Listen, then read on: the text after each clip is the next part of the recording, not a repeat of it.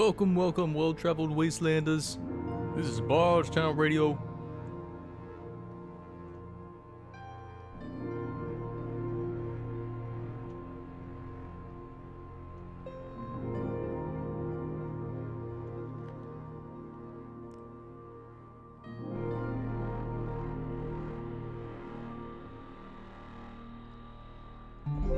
I think for the next game we're gonna have a radio host called Small Sad Sam.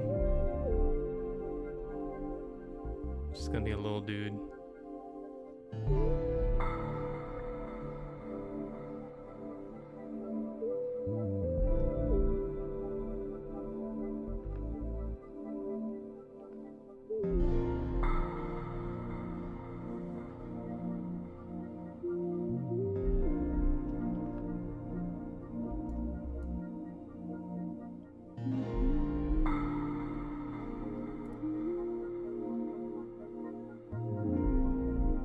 Hello, everyone.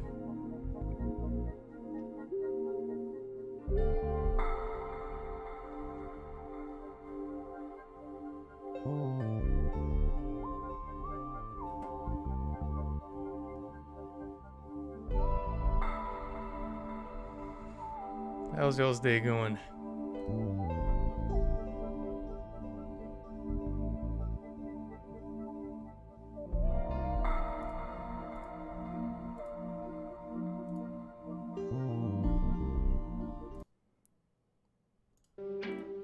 Let's get some slightly more happy music going.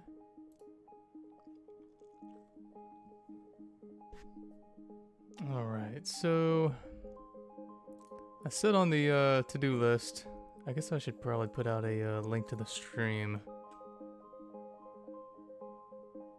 That would probably be a good idea.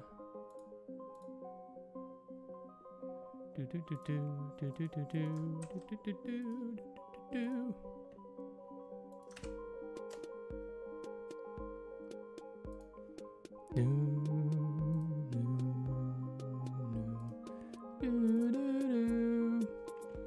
Alright, so I think this is the first time that I'm actually showing off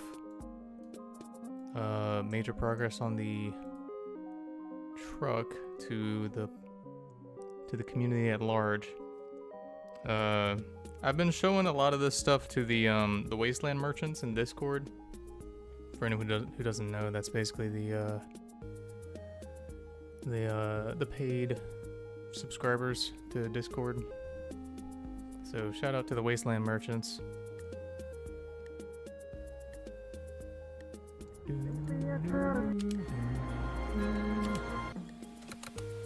Alright, let's I guess I'm gonna go ahead and show off the Wasteland truck. Who here owns the Super Box, by the way? This is what we got. Wasteland truck.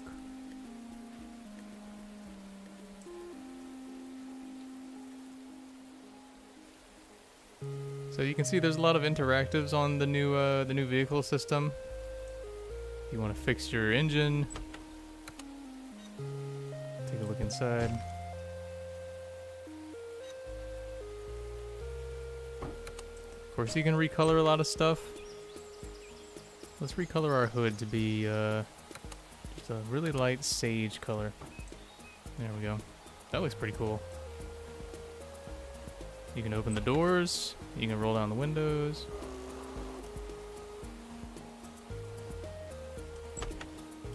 And of course, you can take a seat in the back if you want. There's one thing I gotta fix, which is when you jump out of the seat, the truck kind of does a little lurch thing. So I gotta fix that. But why don't let's take a ride in this truck.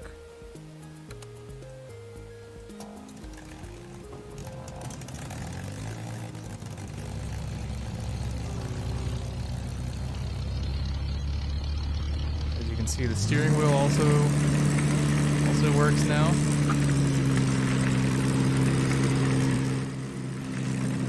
That's the exhaust of a fusion engine right there. Just straight up flames, superheated air shooting out.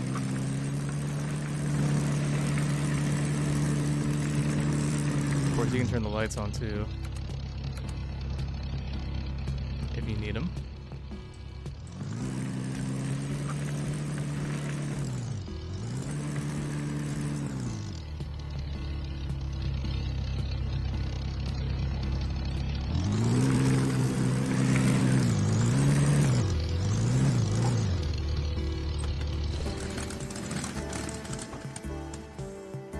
Looking pretty cool, I think. Let's take a look at the customize, I guess. Oop, I gotta fix that. Oh, okay. So we got a small bug here.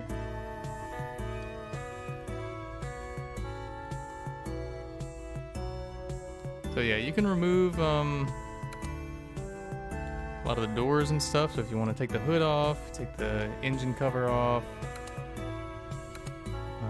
Let's say we want to take that piece off the front. You can see that it highlights what you're looking at.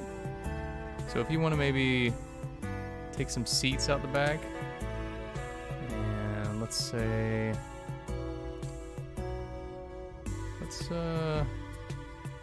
let's remove this one too. Yep, now let's put a crate back there. And then another one up here, and then just for the hell of it, I guess we'll take the door off the back. And of course you can also remove the doors on the cabin.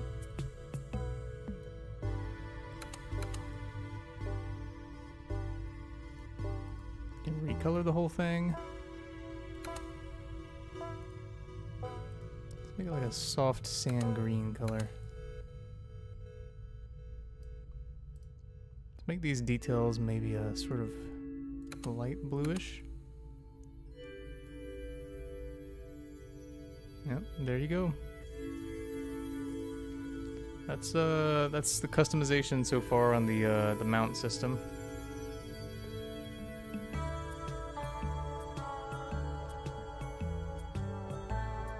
Now, the bug I was talking about a second ago was the fact that the truck that I spawned in, all of these attachments on the truck are showing up, even though those attachments are on the vehicle I was using in the game. So I gotta make it so that those attachments don't show up.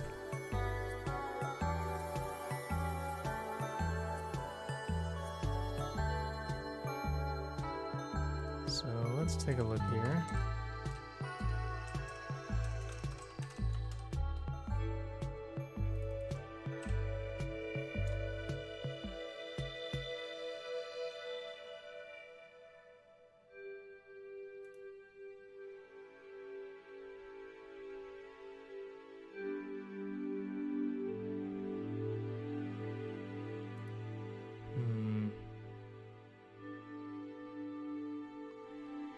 Let's see, so how do we want to do this?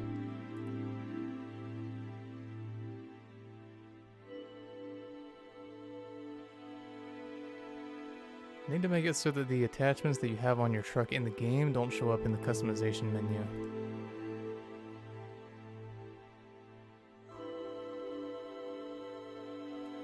It's I guess we'll just say if item is descendant of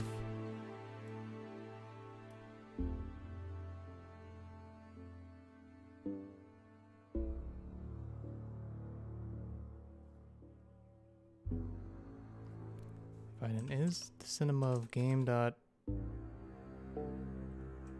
mount. Hold on. Let's take a look here.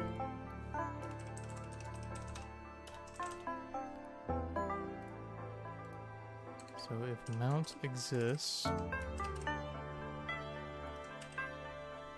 mount that.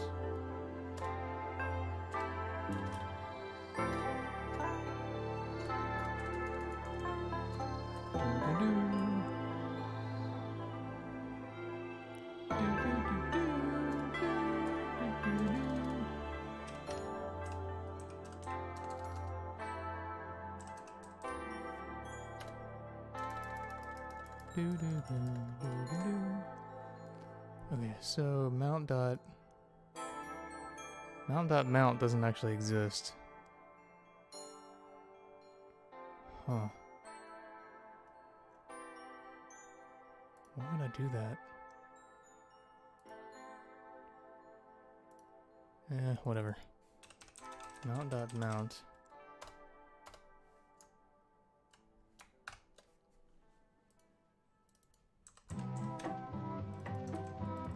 Seat dot parent dot parent.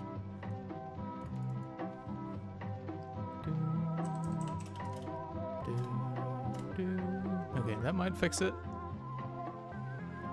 Savior's asking, is pop-up shop still a thing yet? Still a thing yet? Some strange phrasing. Yes, it'll be a thing. Hopefully during the stream we can actually get around to work on that.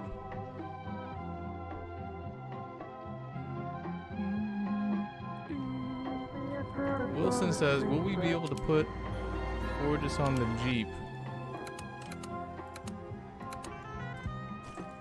Of course. I don't know why that wouldn't be a feature.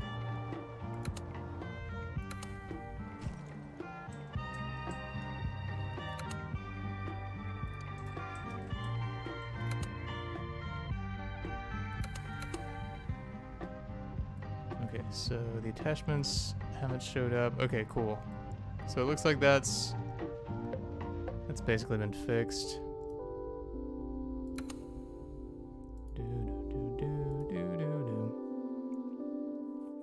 Now I think what I gotta do is make it so that the when you spawn in a truck, need to make all of the parts inside of it, all the attach points and the attachment parts. I need to make it so that your mouse isn't obstructed by those. Yeah, here we go. Item.can query equals false. Can touch. I'm a little confused on this one. Okay, so that might do the trick. Alright, so what's next on my to-do list?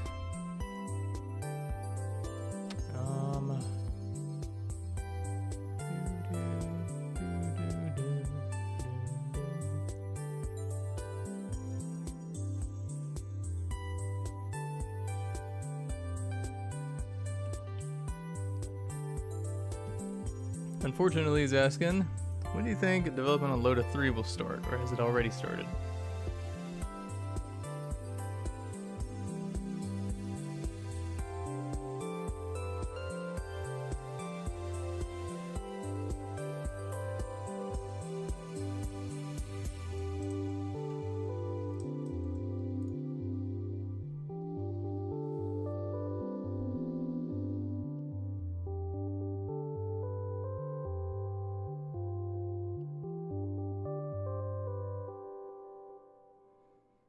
Siri says, hey Chad, just checking into the stream, how's it going?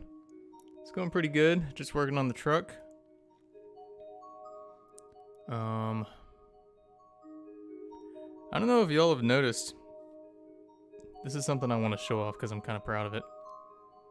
Also, Ole, thank you so much for donating $1.20. Hello, I cannot read that. I need to I need to translate that. I'm so sorry.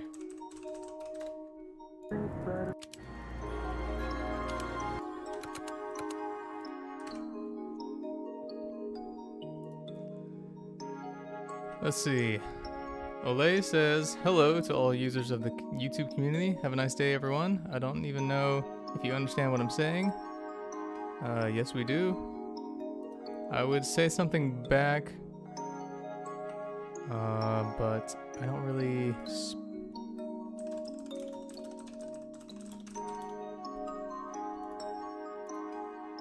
Okay, here you go. Here you go, Ole.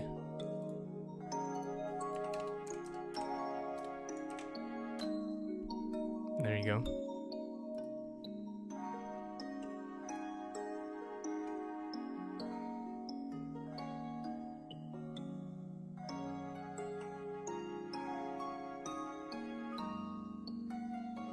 Richard says, could you make it so that your character is frozen in place for 1 second upon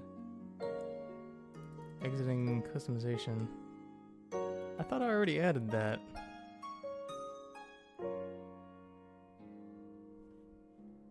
I thought I already added that.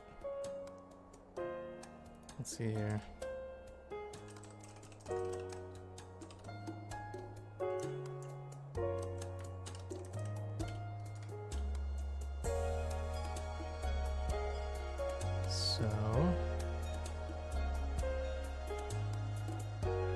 Yeah, that's already there. Your primary part is anchored for 1 second, and then it goes away. Or at least I think.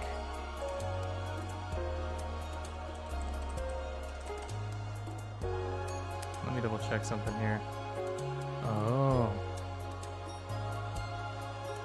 Huh.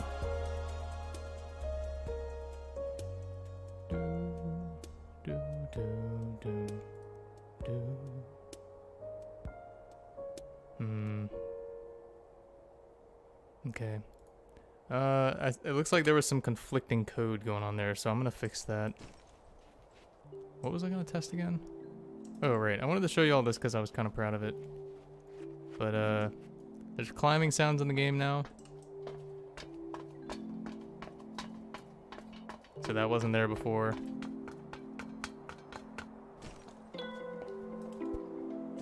Also, there's some new water sounds. So like this sort of trudging through water sound wasn't there before.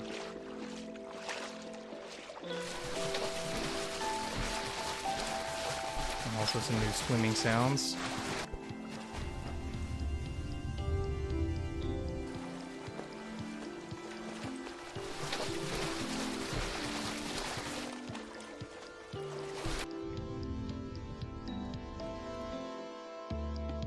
Anyway, just a little more immersive than it was before.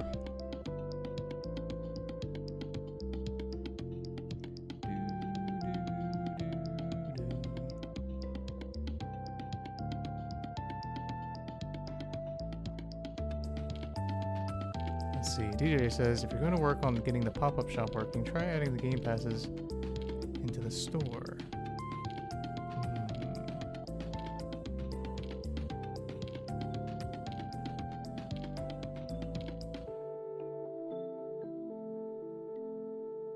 To get that fully functional, but we'll see. So for now, I'm gonna fix this anchoring thing. So this definitely has to be server side. So what I'm gonna do is test on spawn. I thought I already fixed this, but I guess there was some conflict going on. Okay, so now what this should do is, if you ever fall through the world, like when you're getting out of customization or something, or you're teleporting into a new area, that shouldn't happen anymore. You shouldn't fall through the world.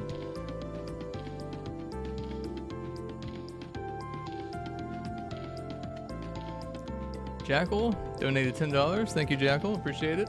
Says, yo, it's me, the barkeep from Black Mountain. Cassieja Menderla. Pretty sure that's how you say your name. How are things, homie? Or, no, wait, that was the Colombian Spanish pronunciation. Things are going well, thank you. I'm glad I got to see your restaurant in the game. It was a nice build.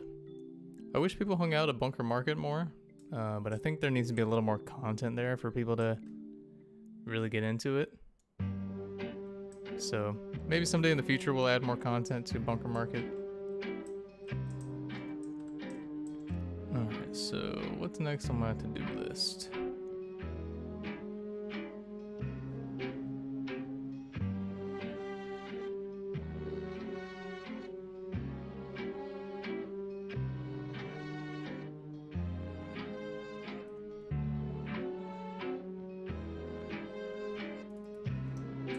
We have someone.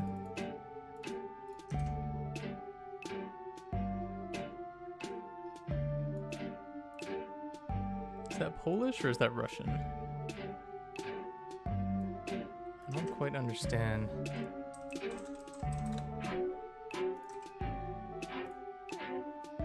Oh, it's Bulgarian. We have someone speaking Bulgarian in the chat. Alright. I would show y'all a sneak peek at the tools, the super tools, but we just I don't have that studio open right now. So maybe a little later in the stream we can show off some of that. But for now, let's see what's next on the to-do list. Fix layered clothing. Okay. That one's gonna be a little hard because let me show y'all what I'm dealing with actually, so you can understand what's going on.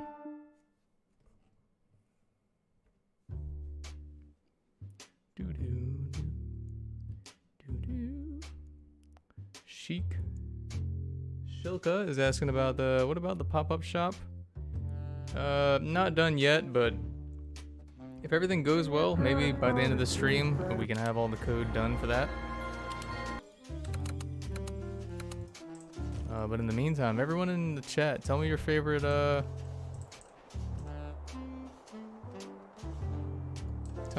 crustacean.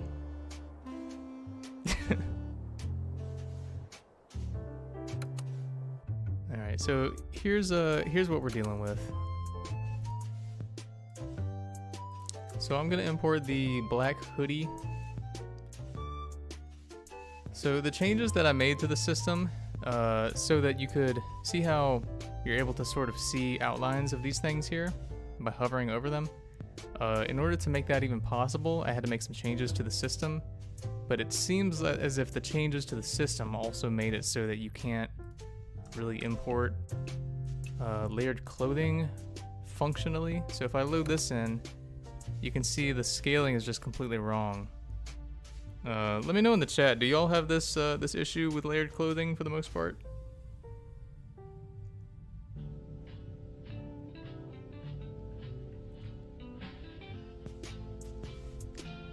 No one has said crawdad.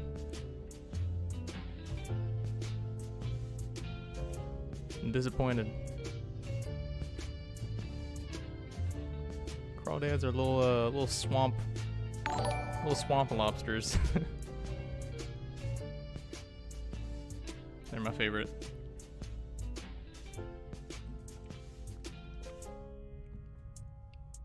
Used to have a ton of them around where I lived growing up. They just chill in the ditch with their little mud towers.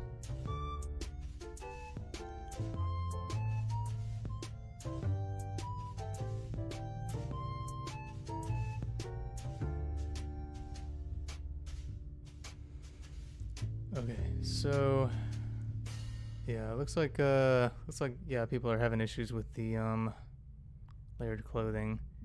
Gearman donated €2 and said ... Gearman, what are you doing here? You're not supposed to be out of containment this early in the year.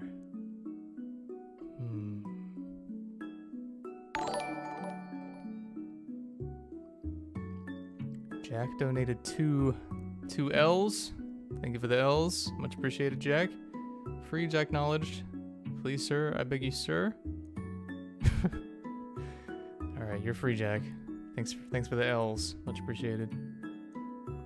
And then Lone Gutierrez donated $2 and says, is the biomass becoming an issue lore-wise? Not sure what you mean. I don't think it's an issue, but what do you mean? Let me know in the chat. Benji donated $5. Thank you all for your donations. Much appreciated. Hey, thanks for looking into this after bringing it up to you in DMs. Peacock mantis shrimp is the best crustacean? What? Peacock mantis shrimp. Ooh, that is a pretty one.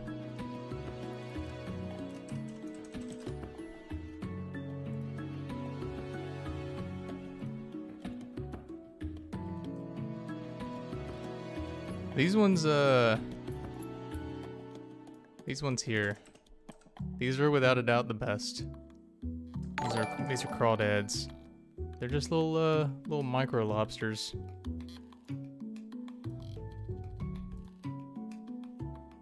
In my opinion, that is. So, anyway, going back to this issue, let me show y'all what I'm dealing with here. So you got the shirt sort of imports, but it doesn't actually scale to you. So I'll try to show you what's happening here. So if we do this little weird thing where we take the shirt out of the folder and put it under the character. Okay, nothing happens. Hold on. I think it's actually the part itself. So if I take the part out and then put it in the character.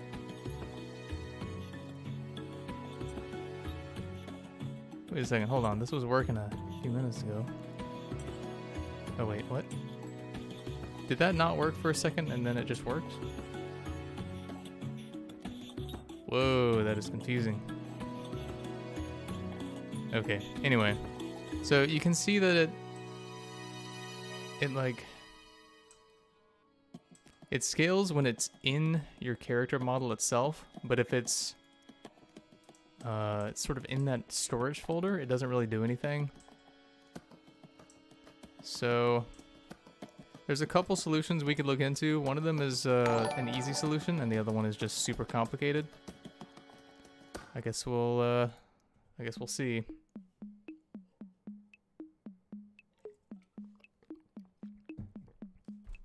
Hopefully the simple one actually works.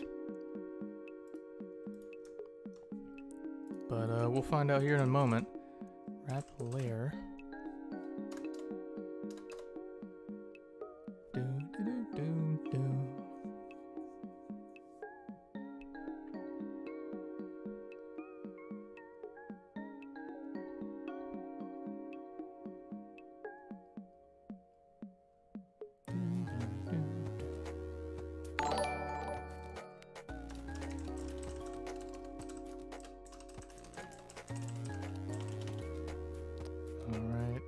I need y'all to pray for me so we can see if this simple solution actually works.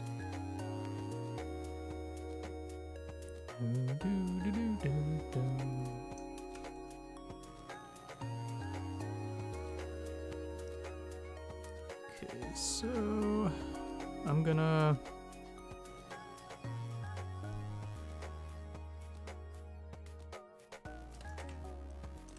parent equals.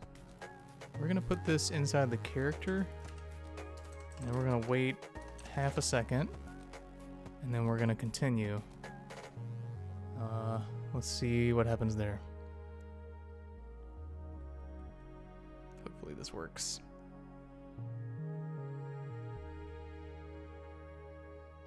Let's see. So Gearman donated €5. Says, I'm behind you.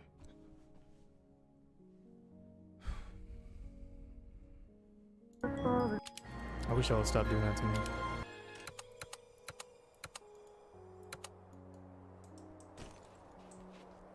Thank you for the Euro Gear, man. Lone Gutierrez donated $5 and says, so there's biomass added in Black Mountain. Is it going to become a problem, like story-wise? Oh, that's what you mean. That remains to be seen. I think for now you can kind of just roleplay it however you want. Like if you want to take some friends down there and then just kind of roleplay going through the area, escaping Eldritch, or just like I don't know. I mean it's just there. Like you can do whatever you want with it for now.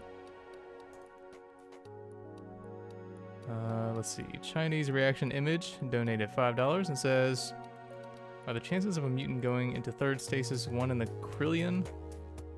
I wouldn't say that high. Or sorry, that low. It's probably... not gonna give exact numbers, I guess, because any exact number I give could be wrong later.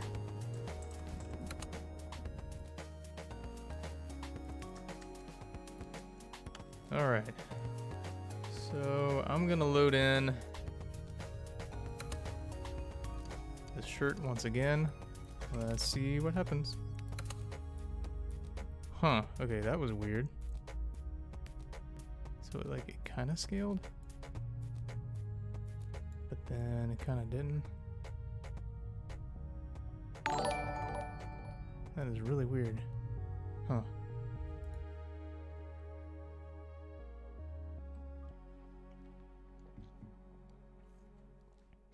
So I guess our only option is to do the hard solution.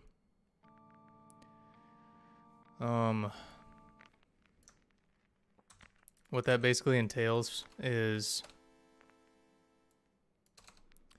if you're importing a layered clothing piece, I'm gonna have to make it so that the layered clothing goes straight into your character, and then you have a reference object over here that just sort of, like, this is the rig that you manipulate. It's just like an invisible part. And then any changes made to this part get automatically applied to the clothing that you're wearing. So the clothing is not actually in your rigs, but it's kind of like being manipulated. Not a solution I was hoping to have to code in, but it seems like people kind of enjoy using layered clothing, so...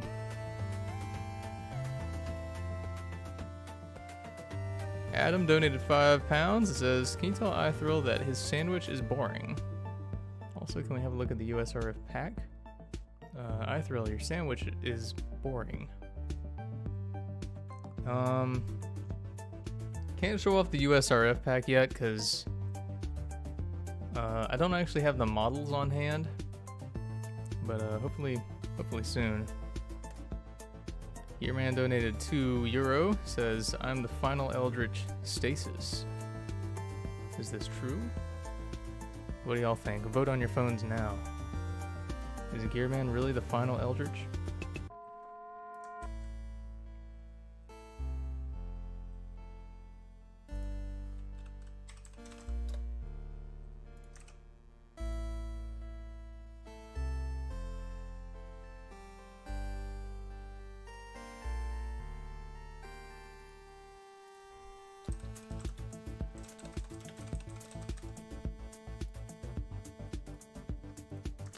Alright, someone said something in Hebrew, so I'm gonna respond to them.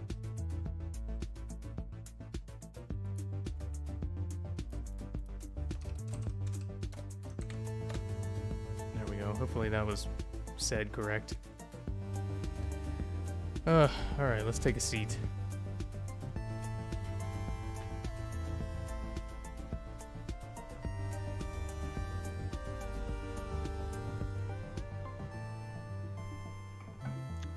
Some hardcore coding to do.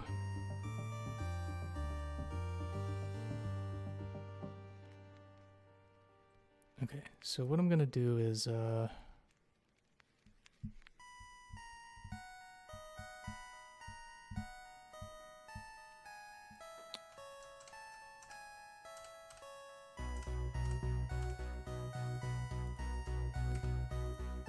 let's see. So if it is in fact, if it's layered clothing, then what we're gonna do is we're gonna say, we're gonna set the parent to be the character so that it gets automatically scaled.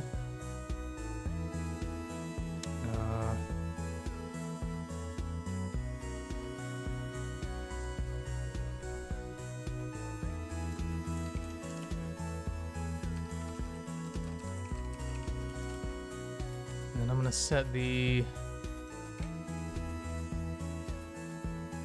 so that's the reference object.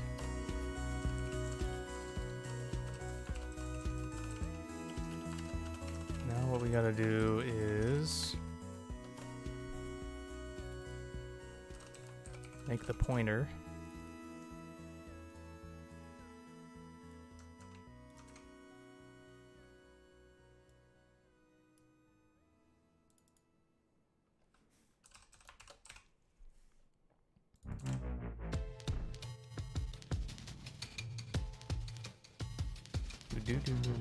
Do.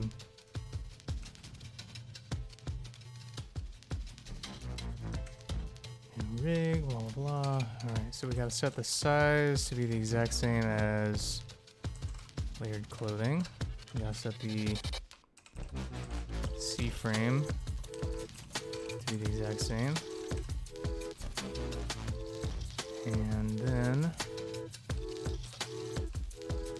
so we're setting the parent there.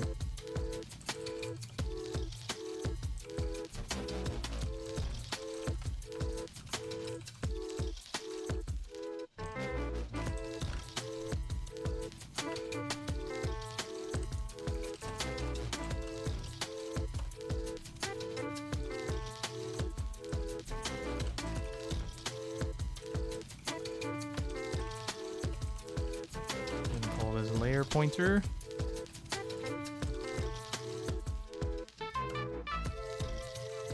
Set this to be that. And now we're gonna put this inside of the new rig.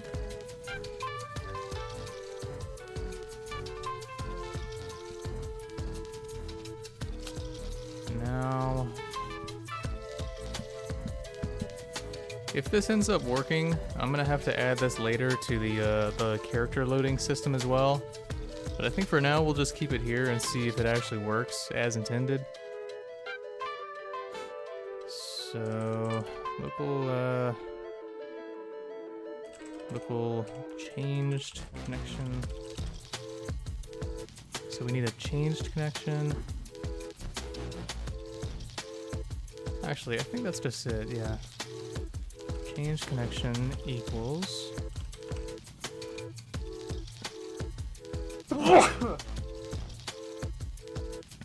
sorry about that.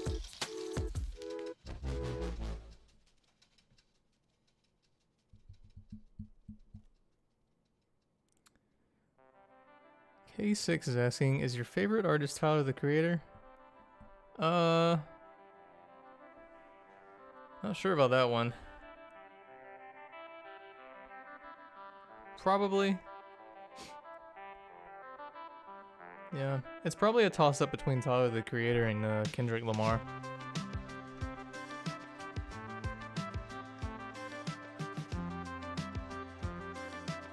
I listen to both of them quite a lot.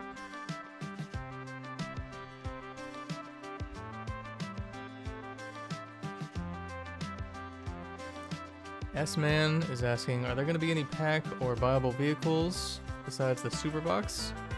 Yeah, definitely. There's gonna be other vehicles later.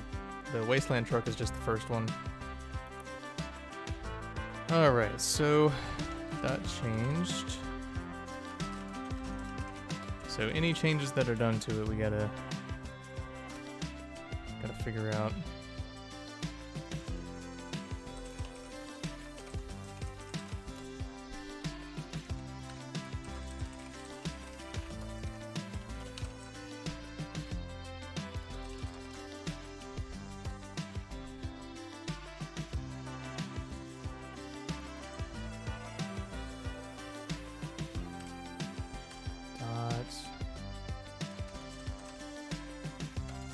Size equals... I don't know if this will actually work.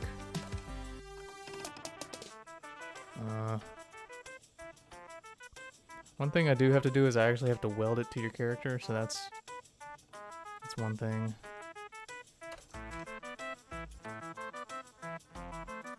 Yep, new rig, weld it to your character.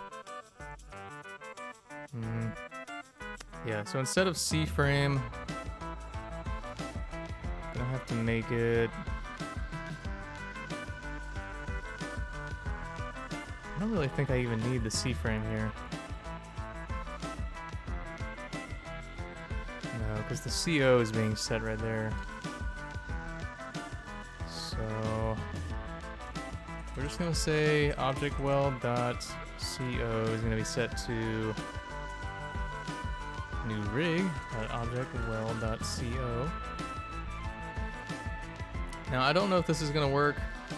I'm hoping it does. Layered clothing is such a weird system to have to work with.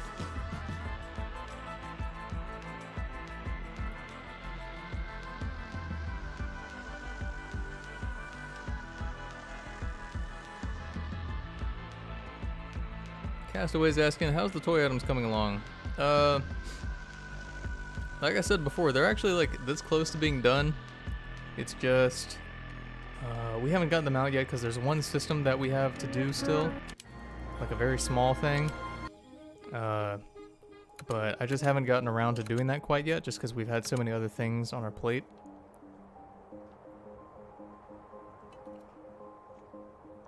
So, yeah, hopefully pretty soon, because it's very close to being ready. Alright, so let's go ahead and import this again. I really hope this works.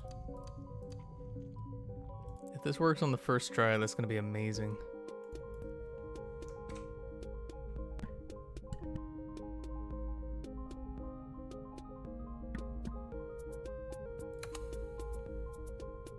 Ooh.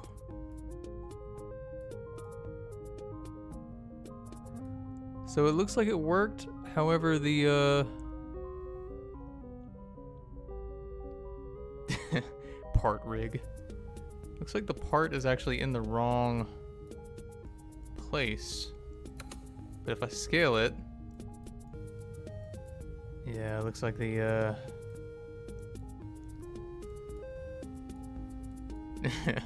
looks like the thing doesn't scale with it. So we got a few things to fix here.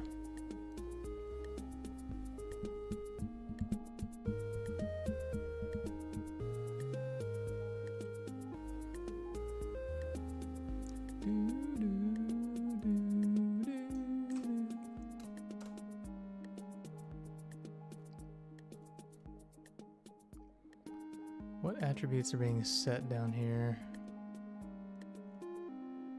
So we got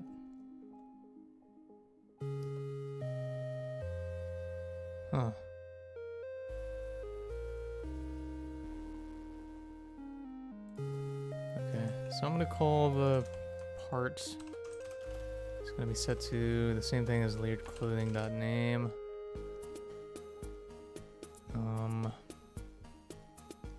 So it's not in the correct position, that's a problem.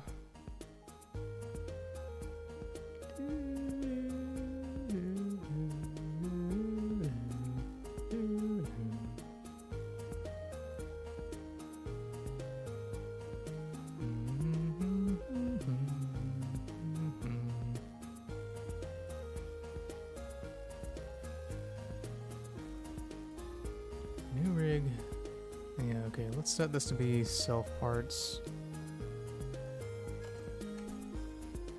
No, you know what? We'll come back to that one. So, obviously we want it to be transparent, that's the thing.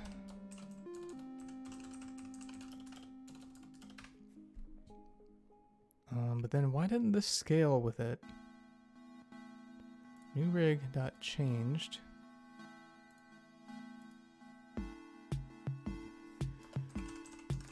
Print changed.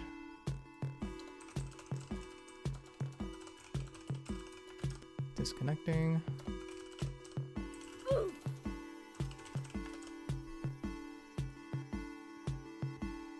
Brother Noob donated $1 and says, as I consume pretzel, how are the stream donation items coming along? So maybe by the end of the stream we can try to get the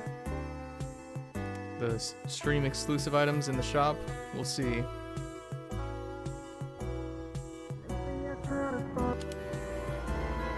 Hello Sharky, welcome to the stream.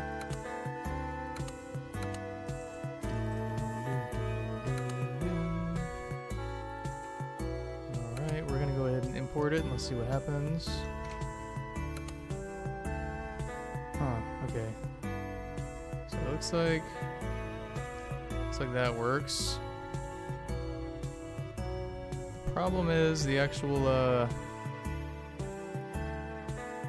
looks like the part that you need to edit, the fake part, the pointer, that doesn't show up. So maybe if I try to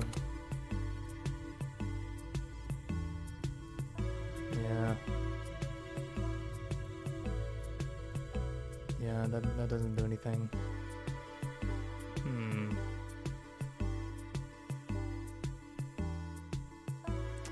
Because is it's not registering any of these changes for some reason.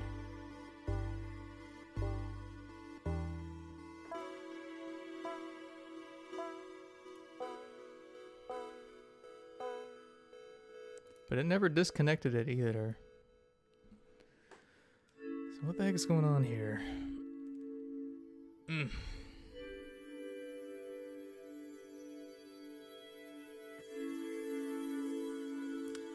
Layered clothing.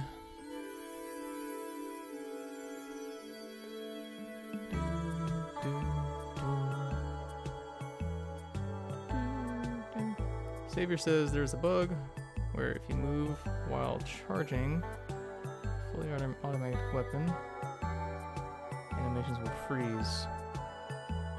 Huh. I'm guessing you mean like when you're chambering?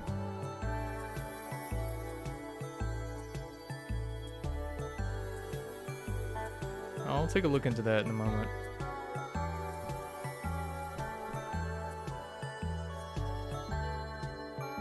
So I really don't understand why this isn't,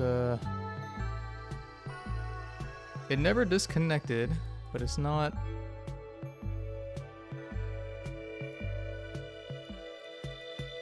And new rig is definitely... Huh.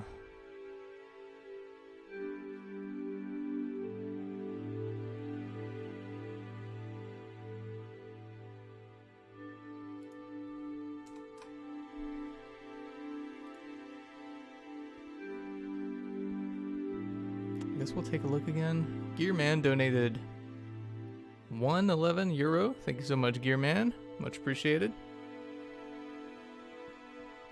Thrill says, can you take back what you said earlier about my sandwich?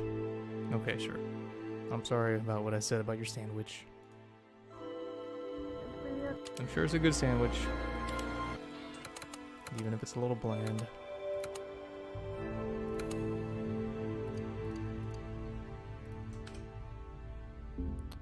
Alright, so if we plug this in, so we got the part there. That's fine.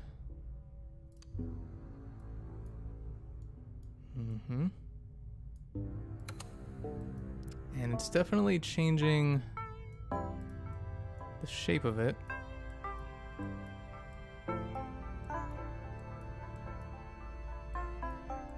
But it's not registering that change.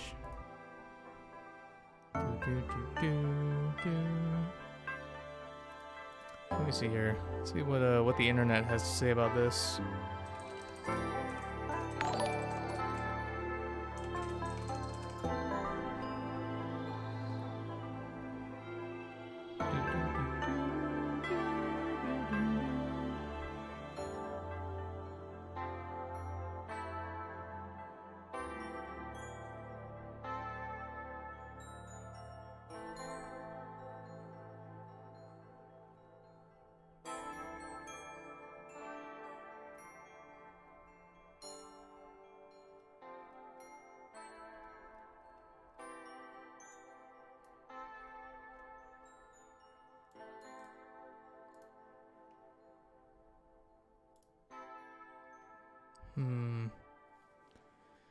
Adam donated £5. It says, do not take back what you said about the sandwich. It sucks. I'm gonna let y'all argue about it. Y'all go outside and fight it out.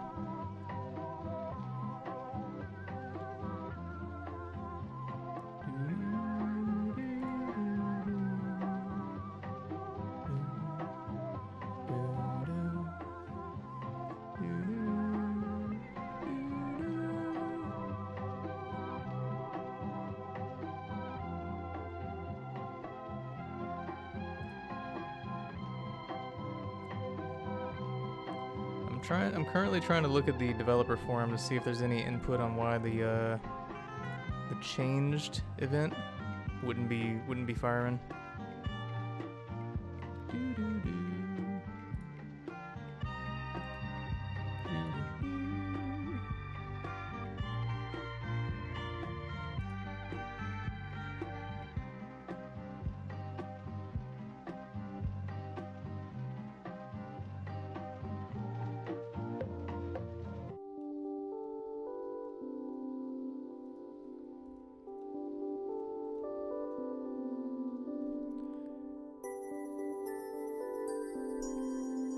Get property change signal. Let's see about that. Get property changed signal.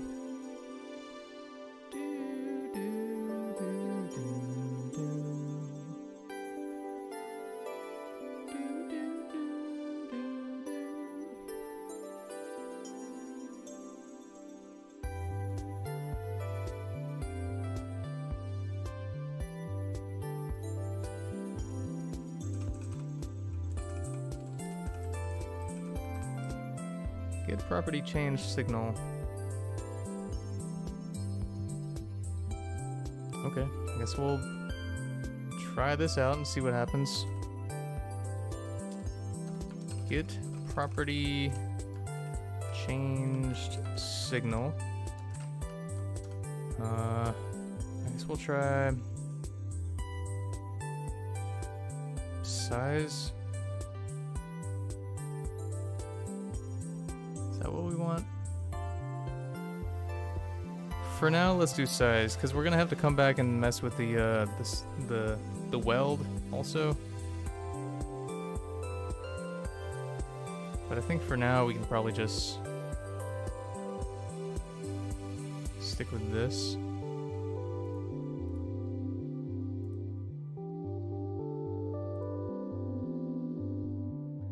Adam Kick says, when you are customizing, you make something slim and you go into the weld thing and scale it down, it gets insanely big. Huh. Not sure why it would do that. Could be the limitation of we have like a minimum size you can make things, I'm pretty sure. Captain Caroline donated $2 and says, iThrill eats boring sandwiches, don't listen. Why do y'all hate iThrill sandwiches so much?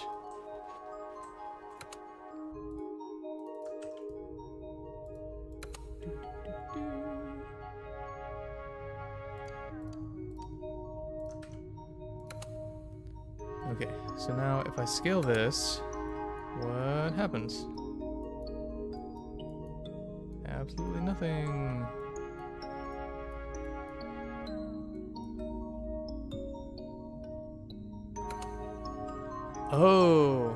Oh, wait, it only actually applies like when you stop.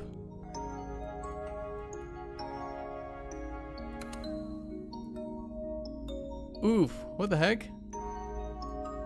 Oh my god. What? Is this what your character looks like when you're wearing the layered clothing? Oh my god.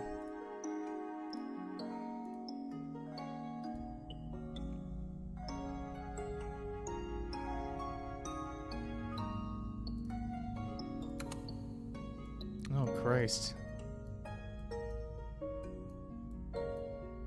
Well, and the question is, do I even want people to be able to change this? Because, like, this doesn't look good.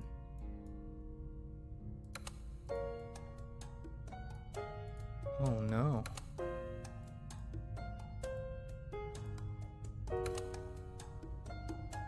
Oh god.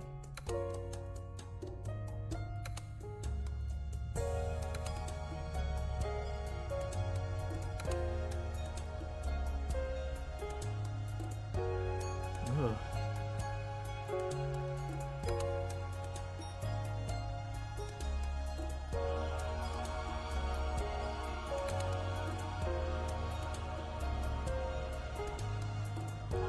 Sharky says, yeah, layered clothing is mega broken.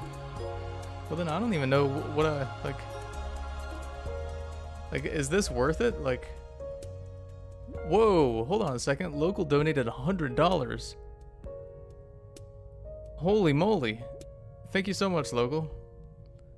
My brother and Lord, the reason why people don't like iThrill sandwiches is because they don't understand the quality of simplicity. Keep up the good work. Wow. Thank you so much, Local. Really appreciate that.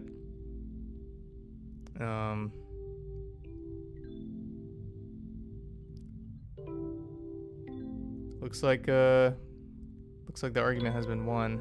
Simplicity. There's a quality to simplicity.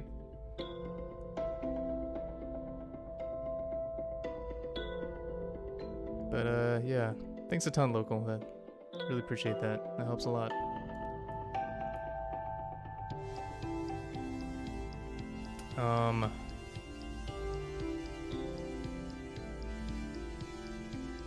So then, if we're talking about layered clothing, I really don't know what to do. Because I could allow players to scale this stuff and move it around. But like, it feels like it's only meant to go on your character in one specific way. And I don't know, if I scale my character, does it move with me? Okay, it looks like it does. Sort of.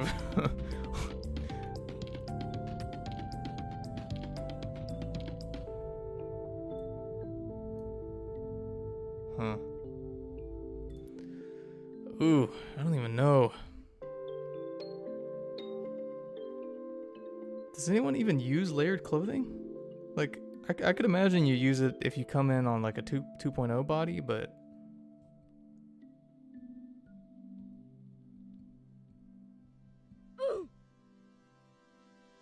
I don't know what to do with this one. Because it wouldn't be a problem except for the fact that...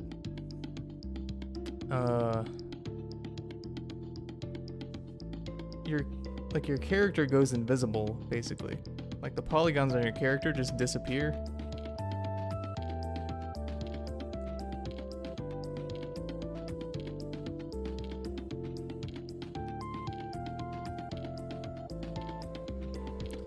Honeydew Sage donated $3 and says, I think iThrill sandwiches are just fine, and you guys are just haters. Copy and paste this message. Alright, thank you Honeydew Sage for the $3. Much appreciated.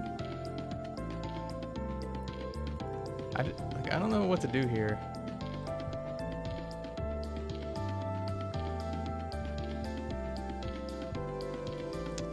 I'm just gonna comment this out for now, because this is a much bigger thing to address than I thought it was. I think we'll just come back to that one later. It would be fine except for your character becoming see-through.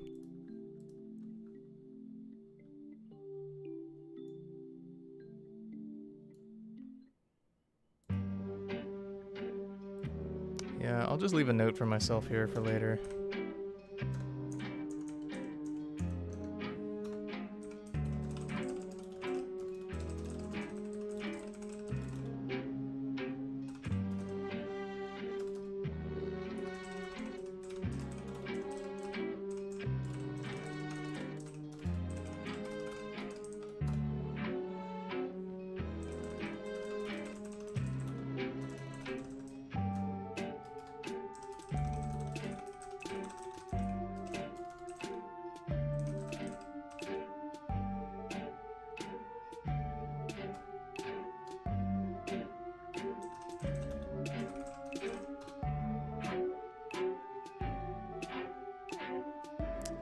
Yeah, maybe when I come back to this later, what I could do is just make it so that, like, if you have a layered clothing you're trying to edit, you just can't change the size, translation, rotation, but like you can change the color and texture and all that. I guess that would be the decent solution. Server rejected commit due to internal error. Oh, that's fun. Okay, I guess we're not saving the code then. Sharky says, fix the USRF shirt. Okay, do you happen to have a link to the shirt? If so, could you DM it to me, Sharky? I have some code set aside to do that specifically.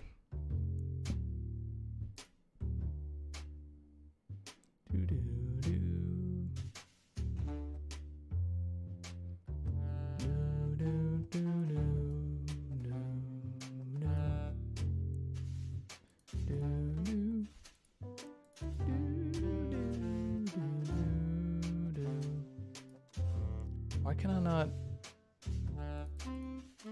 I just want to move this note file. God dang it.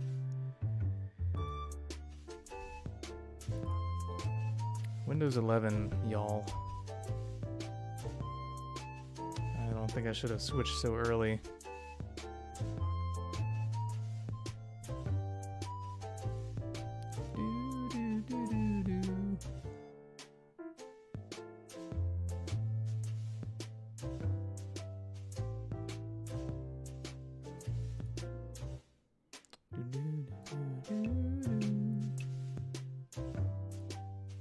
Waiting for the USRF shirt link from Sharky.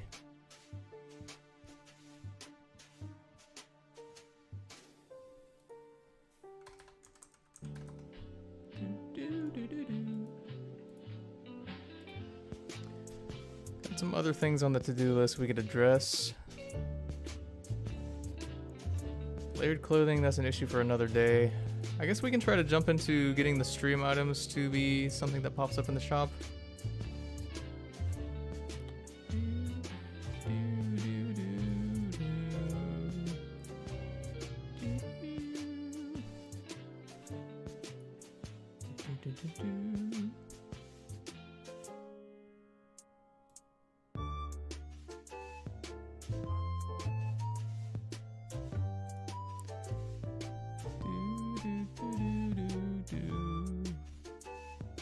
Kermit says the pre-made kit for Coalition doesn't save properly. That should actually be fixed in... I actually just patched it this morning, so it's not in the game yet, but it is fixed.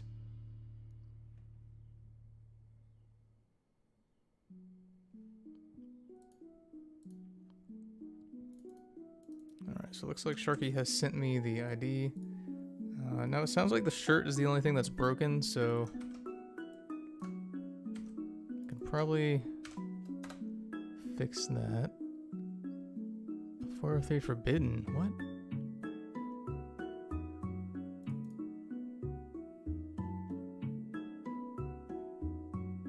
Are you sure this is a shirt ID? Sharky, is this the ID of the shirt texture itself, or is this the ID of the shirt on the website? Because those are different IDs. I'm not sure which one you've sent me.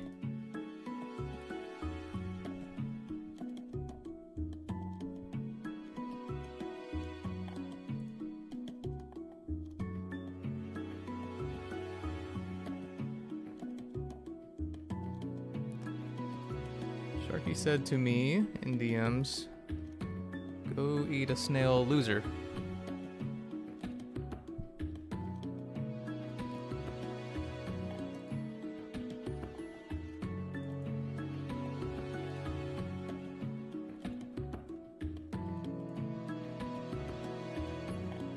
Oh, DJ said the shirt and pants are on the stone. Okay, he was trying to send messages to us through the ether the whole time. Thanks, DJ. Okay, so I guess it is just the IDs for the shirt texture. Wait, so hasn't this already been fixed then? Or no? Is it only the shirt that needs to be fixed?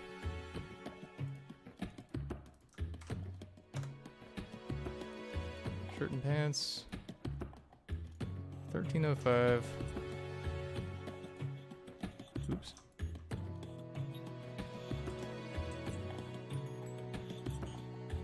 Okay. Thanks, DJ. Looks like DJ is going to be doing a Loda event. Both are broken. Okay. Got it. Well, we'll just, Whoa, wait a second.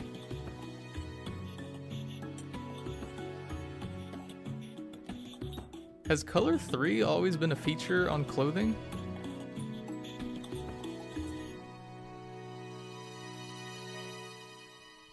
Wait, what?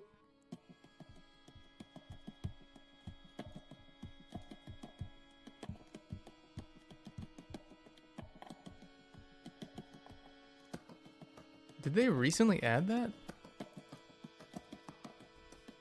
I don't remember that being a thing.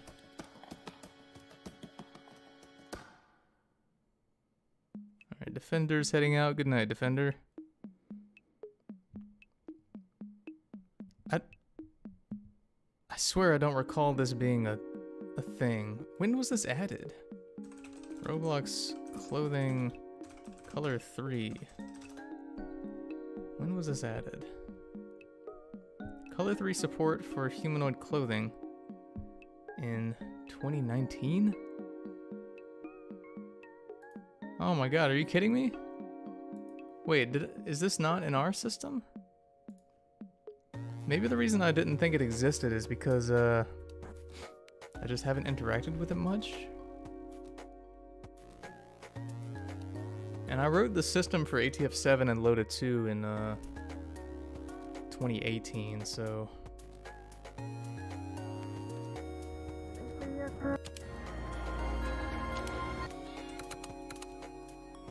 Let's see here.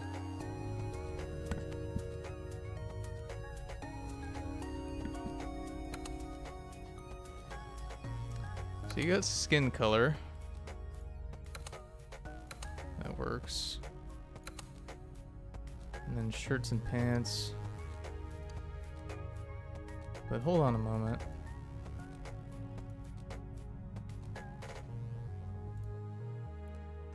If I go to my character and let's select these shirt and pants, color 3. Oh my god, you can change the color 3? Whoa!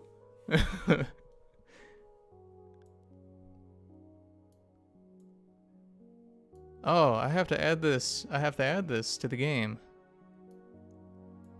How is this not already in the game? That is so cool.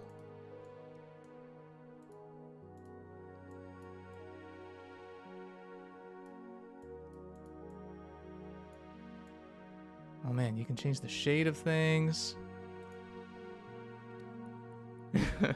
New feature unlocked. Alright, let's add this. Let's go! I think the way that I've programmed our coloring system, this should actually be pretty simple to add, I mean. So, it looks like we're gonna have to add it under basics because that's where clothing is. Oops.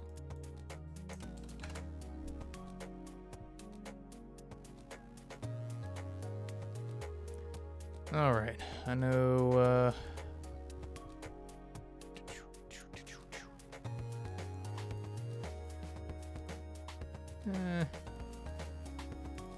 you know what? We're just gonna throw these buttons somewhere down here.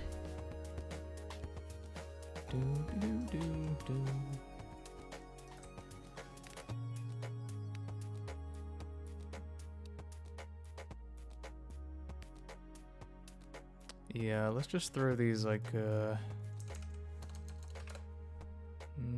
not there.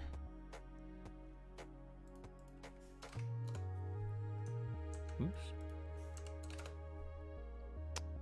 Okie dokie. Let's see, this goes to 0.2. So we're gonna need this at 0.8, I think. 0.8. This is so exciting. I didn't know we had a new feature that was just gonna drop on us. Wait, why did that not position?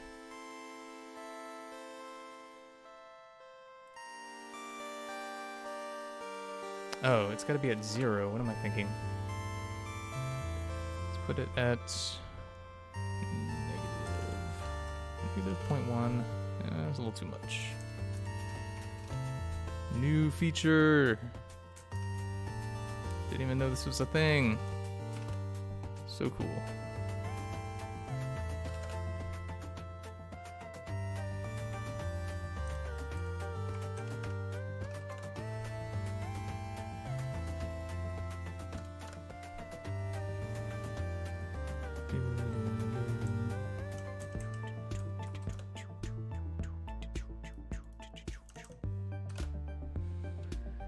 Alright, let's get our colors.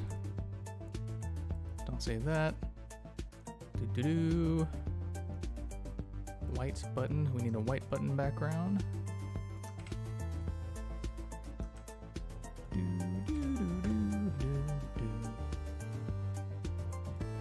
Set pants color. Pants color.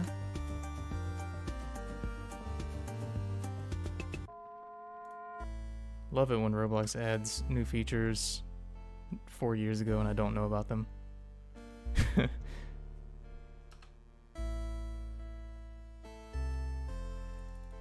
Set pants color.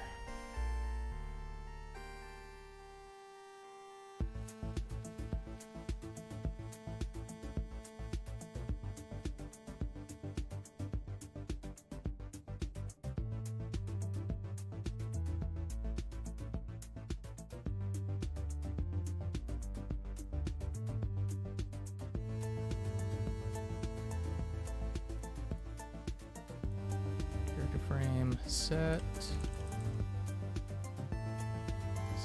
pants color. Should be pretty easy.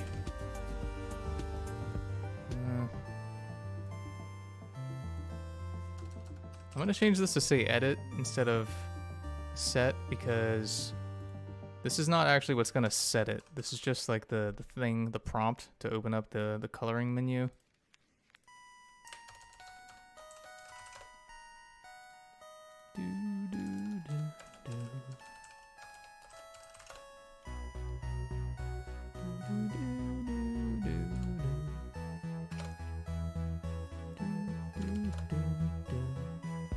Set. Oh, this is so exciting.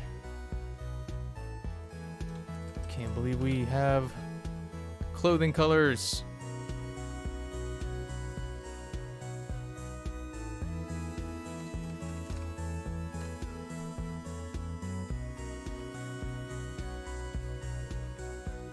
Alright, so what are we gonna do? Now we need to say set name. We gotta go down here. Set name.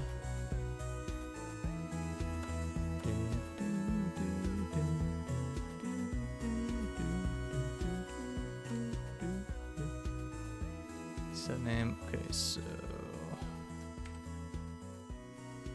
yeah, so nothing official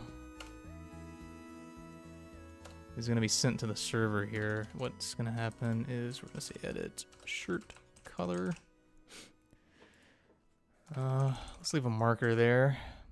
Let's see. What is we got the color frame, object in use. Object in use value. Display. All right.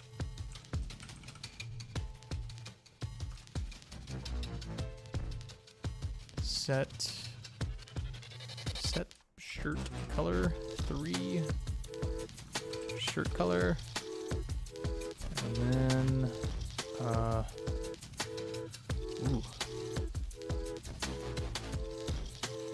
I guess I gotta say module.character find first child, which is a shirt. Now was it? Oh yeah, it was supposed to be the color 3. Color 3. Okie dokie.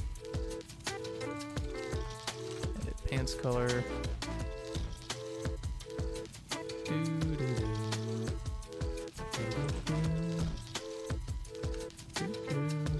Okay, so that should work.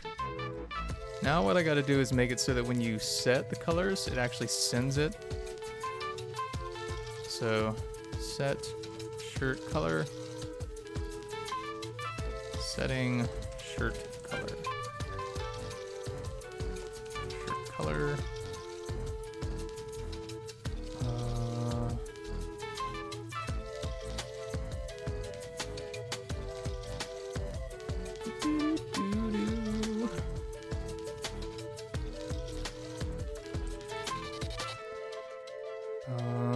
Let's see here.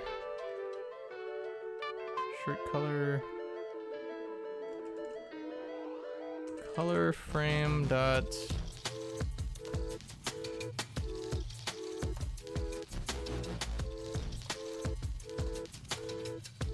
am I doing here? I need to grab the actual color that's being spit out of the color frame. Do. Aha, here we go. Oh, wait a second. Object in use. I guess that is, no, you know what? Yeah, here's what we need. Okay. I don't think hat color is actually a thing that you can change. Unfortunately, that's not my choice.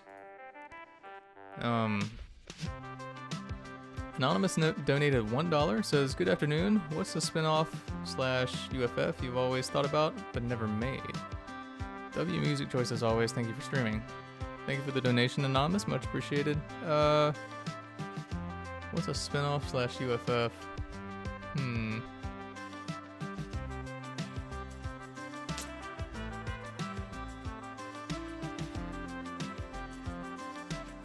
There isn't really one.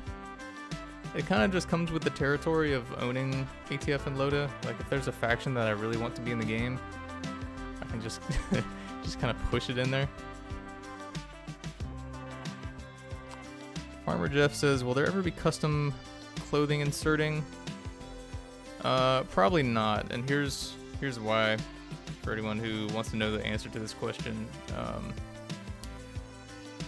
So on the topic of like inserting accessories, the people who make accessories, like the UGC creators on Roblox, their accessories are usable in all Roblox games. So they make money off those accessories in, like, for the website. In terms of clothing creators, it ends up being the case that a lot of the people who make clothing for like Wasteland specifically make those bits of clothing for After the Flash or Loda. So like, yeah, like a lot of the people who make clothing for these Wasteland scenarios, they're part of the community. So if we ended up making a free clothing inserter tool, it would sort of, any money that they would make off of their clothing that they worked on, it would go away, because people would stop buying it if you could just sort of insert it freely.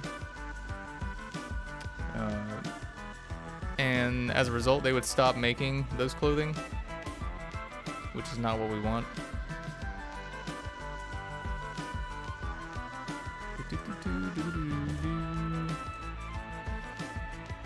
So yeah, just the way it goes.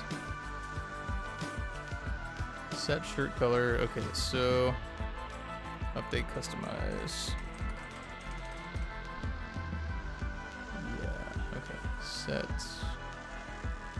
shirt, set pants. Set, where's set skin color? Okay. Yep, set shirt.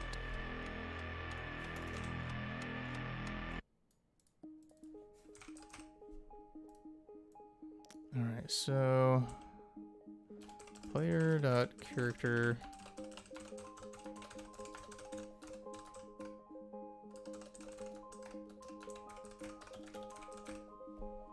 that should do the trick. Let's see if this actually works. Sharky says minor mistake, check DMs. Oh lord. What have you done?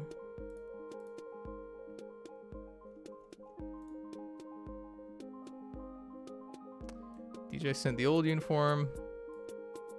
Wasn't that was the ID that I just had in the game, pretty sure. Maybe it was the wrong asset. But I'll import it. Give me a moment. Let's see if shirt recoloring works. Set shirt color. Okay, so I gotta make it so that it removes everything that's underneath.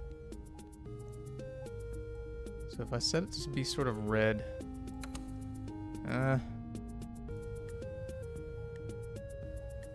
it looks like it didn't work. Alright, while we're here, let's go ahead and take care of that shirt and pants thing.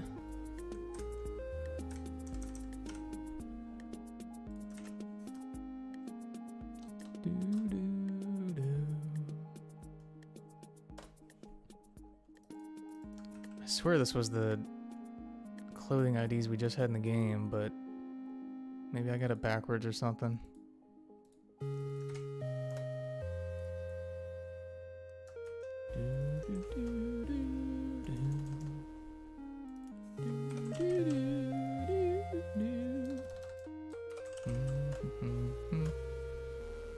Okay. Pants, pants, pants, pants, pants. Alright, that should be good to go. Die, USRF soldier. Kapow.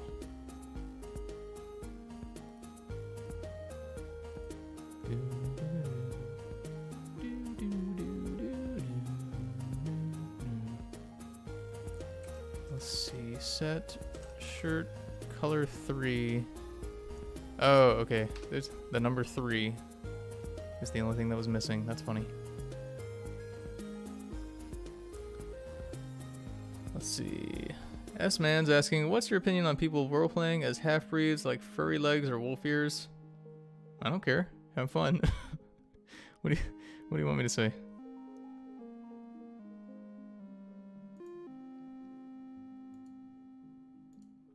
If you see someone in the game dressed like sort of as a furry and they're not really bothering you, like they're not in your face or anything, I don't see what the problem is. Just ignore them.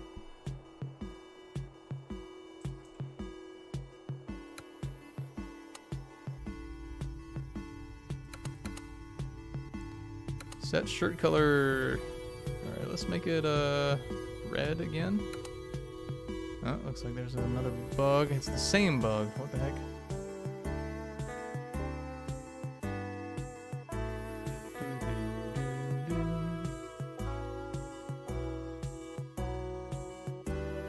Lil Whippet says, is the truck gonna drop before the end of this month?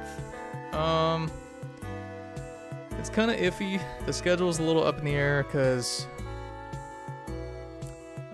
I got a lot of things I gotta do before the beginning of, before like in the first week of May, and I've also got some things I gotta do before the end of this month. Just a bunch of real life errands and events I gotta do, so not too sure. Hopefully I can have it out before May, but it remains to be seen. Alright, now let's see here. Set shirt color 3. Customize color. Oh, that's stupid.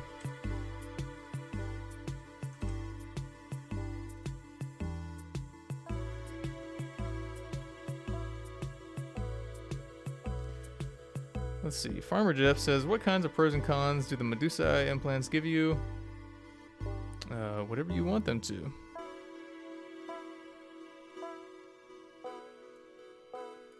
That's the lovely part of ATF. If you want to make it so that your Medusa implants can literally see through walls, go for it. But keep in mind that other people can void you if they want.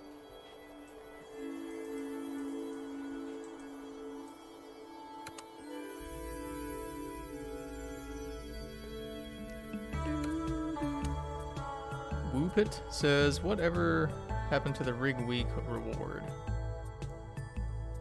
It's a complicated issue.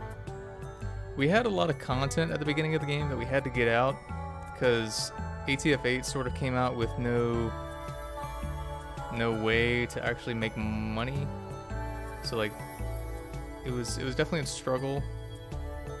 Particularly the first year or so of ATF 8 was a matter of us like trying to push out as much content as possible while also not really making anything off the game. Thankfully that's changing now,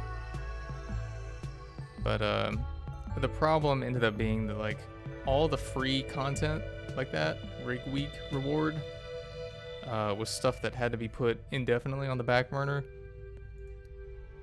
because we had to, you know, we gotta make money, gotta pay the bills.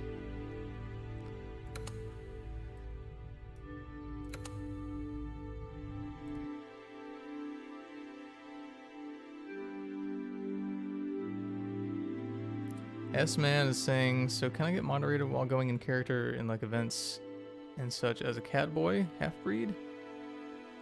I would say there's some stipulations. So it's like, the rules say if you want to be that, you can be that. But if other players don't like that and they don't want to roleplay with you, they're under no obligation to roleplay with you. So like, if you want to do that and other people are willing to roleplay with you, I would say go for it. It's completely fine. But yeah, they're under no obligations to roleplay with you, and if they don't like the goofy character design, they're more than welcome to not engage with you.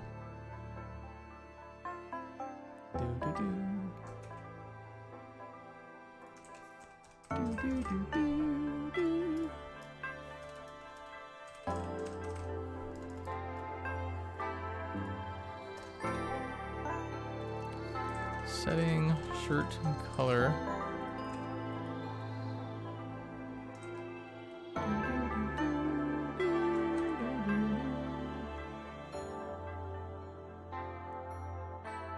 Alright, so let's see here. Setting shirt color.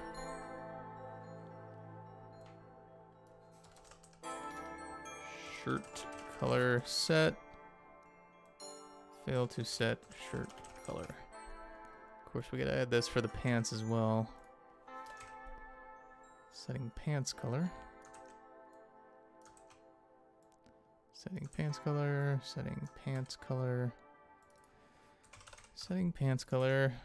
Pants color set. Fail to set pants color.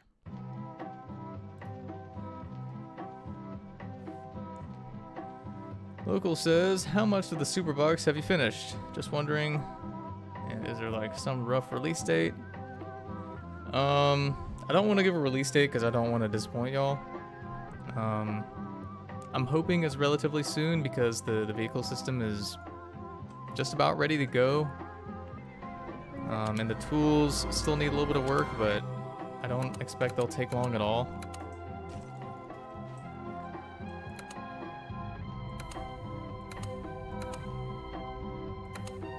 Alright, let's see. Set shirt color, gonna set it to red. Ah, crap.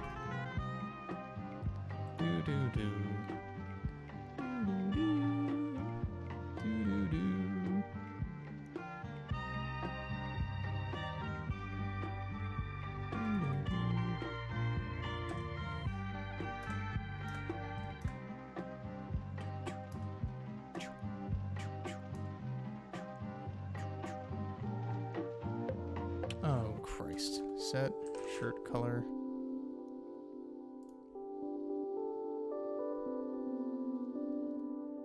Log says we don't we don't need a release date, King. Keep working hard. Thank you. Much appreciated. Don't listen to people who say an update is a certain day because it's all up in the air. I don't want y'all to get disappointed by something being delayed because a lot of times what happens is it's kind of like digging a tunnel, honestly.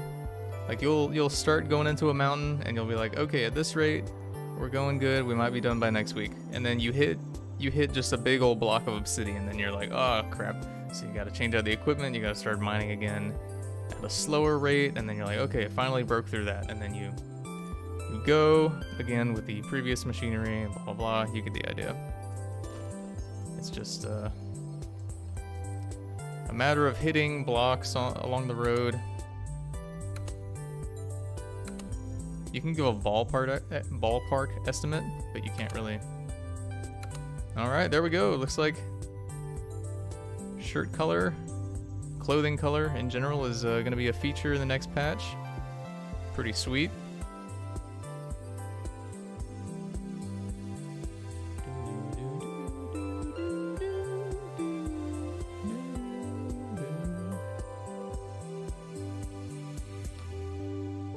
Set shirt color. Okay, so now what we got to do is make it so that the buttons that are underneath don't get conflicted with. So I'm gonna have to say, gonna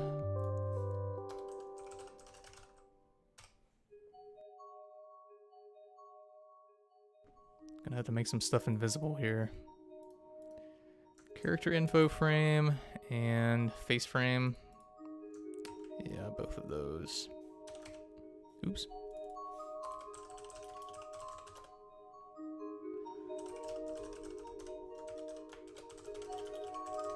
Of course, I got the line of objects here wrong. Okay, so that's good to go. Set shirt color. Gotta do this with set pants color also. Now let's see.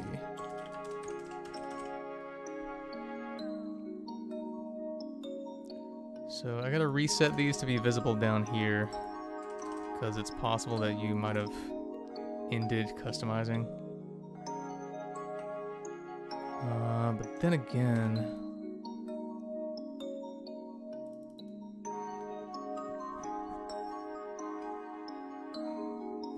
I need to do some testing here to see what happens when...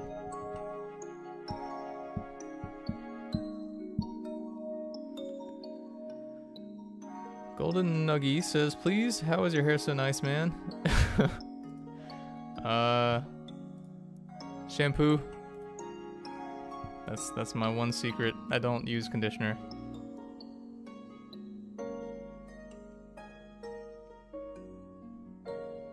Also, don't wash your hair more than once every 2 or 3 days. You're killing your hair by doing that.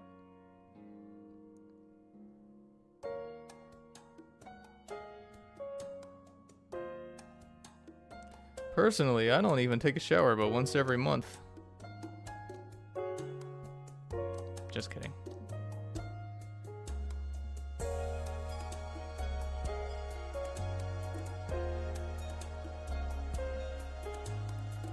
Onyx says, what's your opinion on the current state of Eldritch Mutants? Some people feel like they're CRP tools, while others think they're fine as is. I want to know your opinion.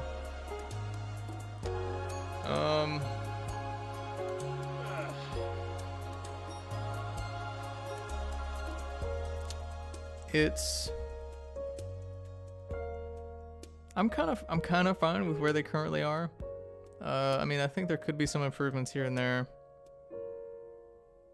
but for the most part, I feel like they're pretty solid. Like, you're allowed to play them at entry level.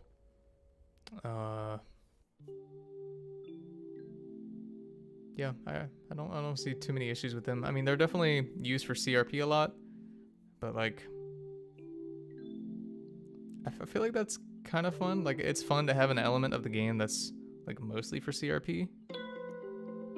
I mean, you can use Eldritch for stuff other than CRP, but like, they're there with some good features for CRP if you want to use them that way.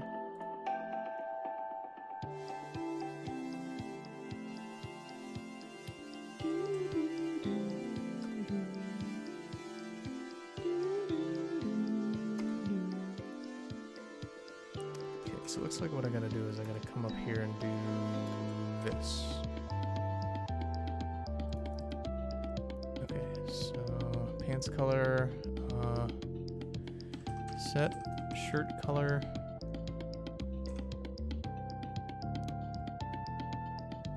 Set shirt color 3. Okay, yeah, so that function doesn't exist yet. Set pants color 3.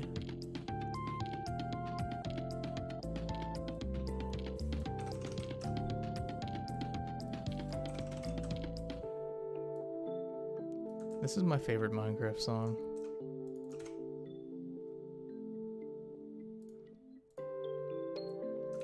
And then we gotta just add this one and then we're done. That's pretty awesome. So after, I don't know, what was that, 30 minutes? 30 minutes of work, you can now change the color of shirts and pants.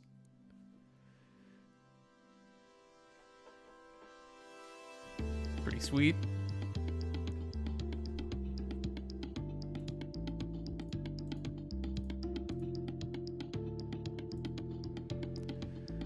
Alright, so I'm gonna take a break just for like 5 or 10 minutes, and then when we come back, I think what we're gonna do is we're gonna try to start digging into the system needed to get stream items into the game, like in the pop-up shop. So stay tuned. I will be diving into that in about 10 minutes.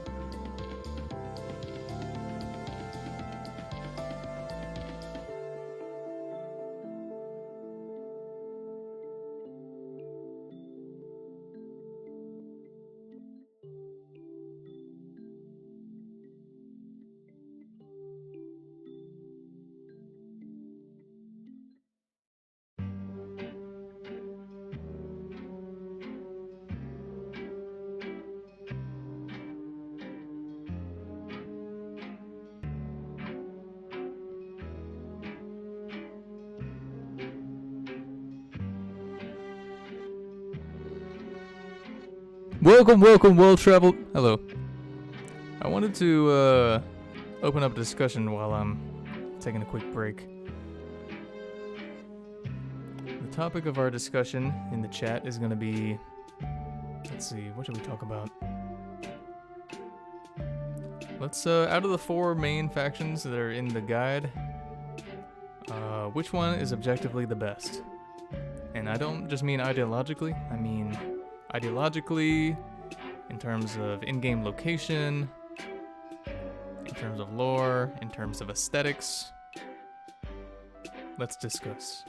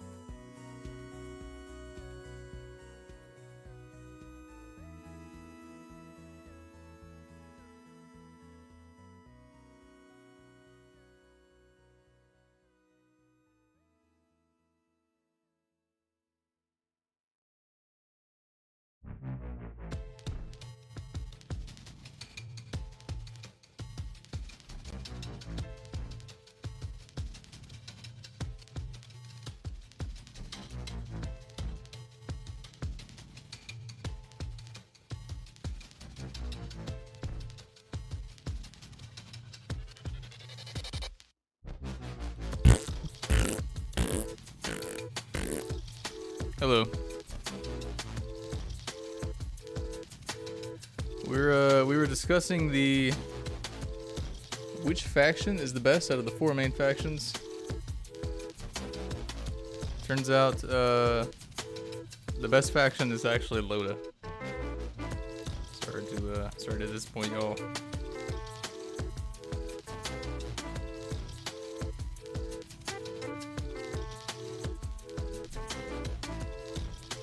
Loda.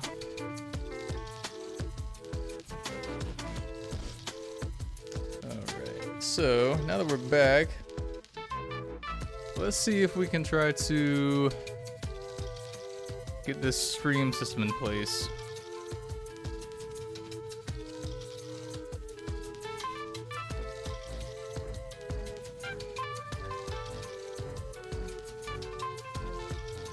Actually, you know what? I kind of want to see what's going on in the game. Why don't we just take a little look?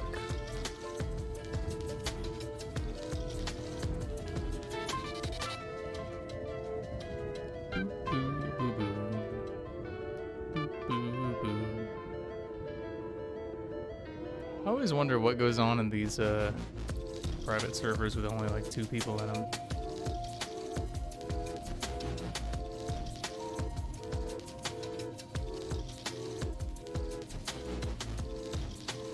Do we have any servers that are not full? Bunker Market roleplay. That sounds fun. Oh, I'm number 2 in line. Dang it.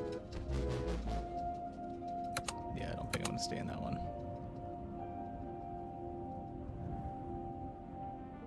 Alumni Campus. You're number 1 in line. Heck yeah. Let's see if I can get in.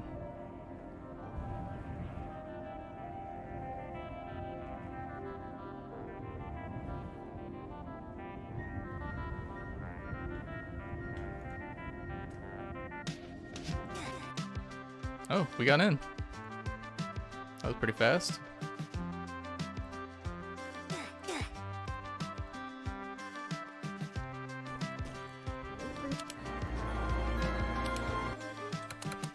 Oop. I'm gonna need to go invisible.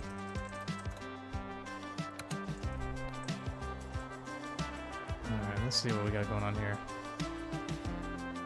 Okay, so this one, yeah, it looks like there is some alumni campus business afoot. Although there are some people out in the middle of the ocean, or the lake rather. I'm kind of curious what they were up to. Let's go take a look.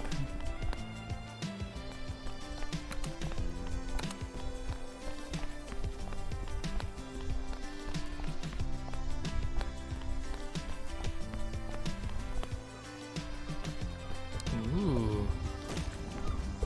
Some kind of structure out here.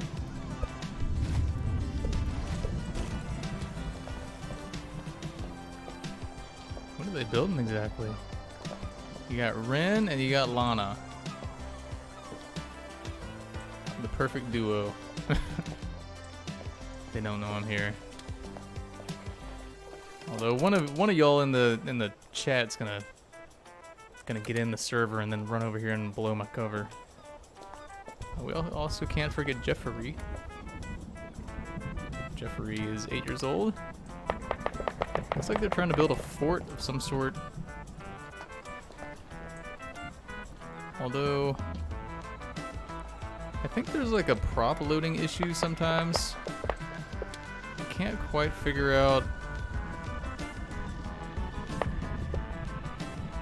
what exactly is causing that. It just seems like some of the props just don't load in sometimes. I'm guessing y'all see that sometimes too. Like sometimes it looks like there should be a prop somewhere, but there's just not.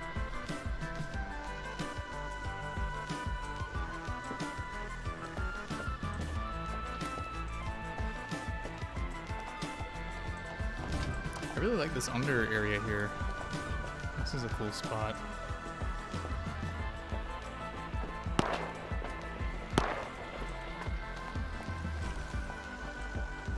Yep, here comes one person to blow my cover.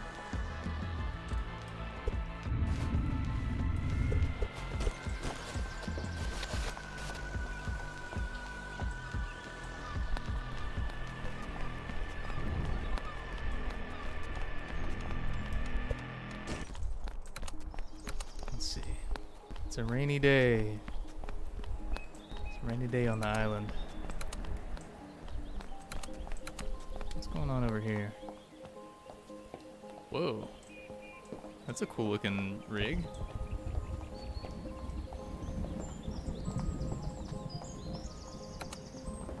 Oh, come on, who is this? Just running around ruining the scenario. Banana Justice OG is here.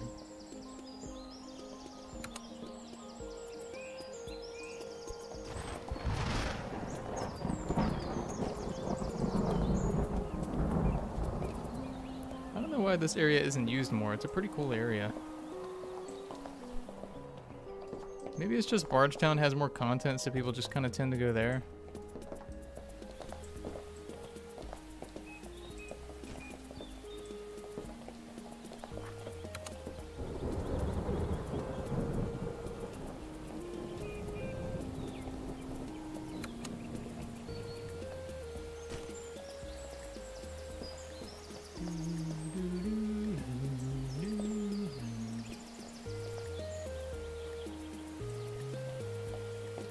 People doing here? They about to have a fight? Looks like they are. You disgust me.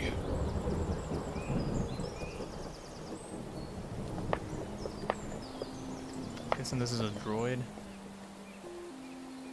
Oh no, it's some kind of suit. Looks like a ATF-8 kind of SEAL suit.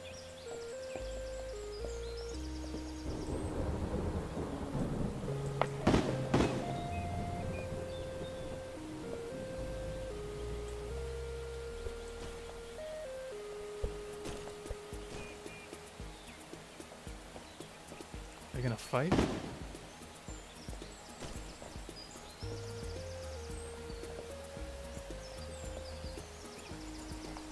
SS Man says, can a droid have a human brain? I think that would technically be a cyborg at that point, not a droid. But I mean, yeah, I don't see why not.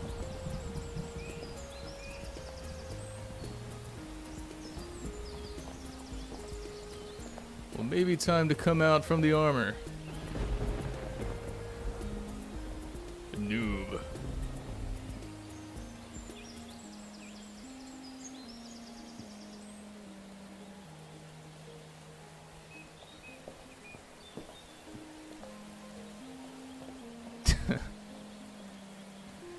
We're watching Ironclad. You better win this fight.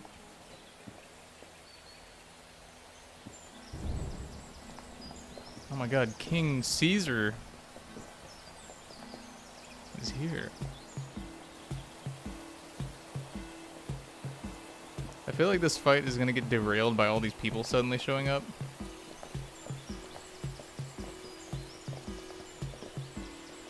Oh, looks like the armor's coming off.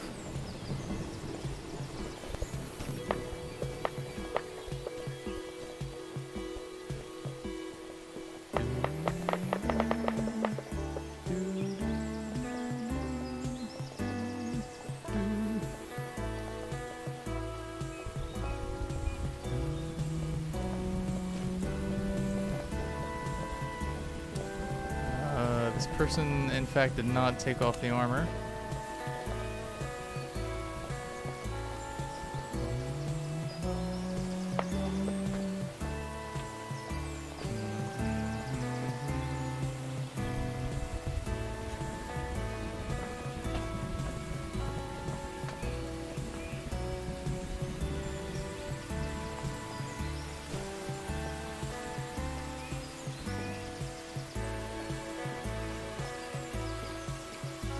perpetual state of awkwardness as literally nobody talks. Yeah, I'm wondering what's the... Okay, the back would open up. Alright, so it looks like the guy's stepping out. Yeah, that's right. You're a noob.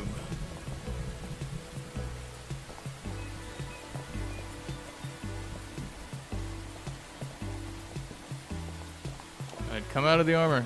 This kind of feels like a Dragon Ball Z fight where one person wants to fight and the other person's like, I'm going to kill you. I'm now approaching you. Alright, so they're out of the armor.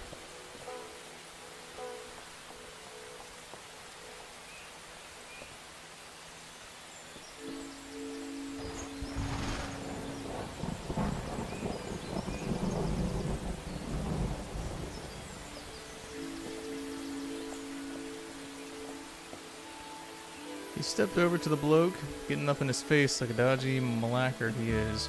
Noob, he once more stated. I don't know if anyone in this day and age actually know what a noob is. He now rolled for intimidation. Let's see if it works. He got an 11. I don't think that worked.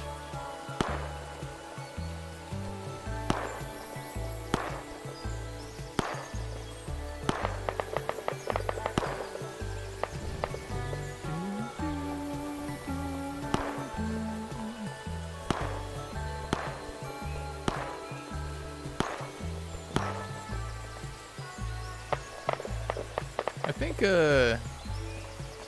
think good old Raxan 84 here maybe has a WPM of 20.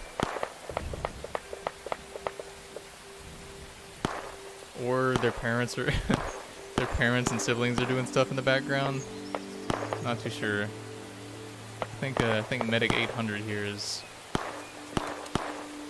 very much in the moment, whereas I think Raxan has some split attention. Or they're just a really slow typer, who knows.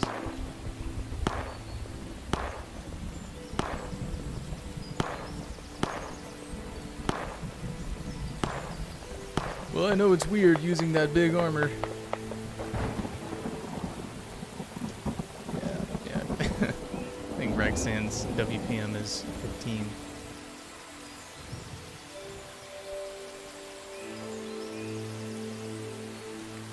Golden says, I do have a serious question. Now, I had an account with all the safes, then got locked out of it around last year. Anything I can do about it? For the sake of, as much as I would like to transfer people's items between their accounts, I can't really do it because if I did it for one person, I would have to do it for everyone who asks, and because that's the only thing that would be fair. And if I started doing it for everyone that asked, it would be a gigantic time sink. Like that would take up like a quarter to a third of my day every day, just transferring people's items. It's just we don't have the resources to do it, unfortunately.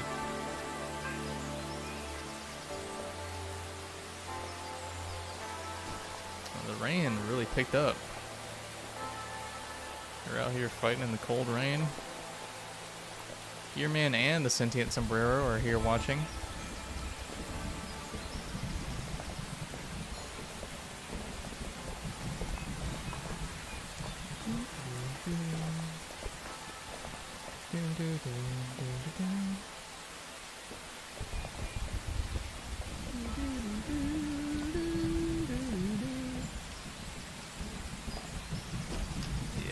I think Ragsan's WPM is just too low to be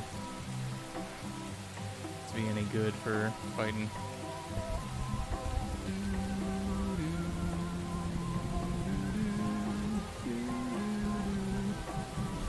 We could do something fun real quick if y'all want to. So, just a quick backstory. I have this character named Marco, who was living in a little village on the top of Mount Cutter maybe a month or two ago. And then we were tricked. Me and a party, me and a party at Mount Cutter were going down to scavenge and sell some materials at Bunker Market, but we were tricked by the people who were watching over Cutter, the top of Mount Cutter. So we ended up losing the entirety of Cutter Town to this band of raiders. So the past month or two of development for my character Marco has been just sort of like my character aimlessly wandering the wasteland and trying to make a livelihood because he lost his hometown. So that being said, if y'all want to, what could be fun is we go to the top of Mount Cutter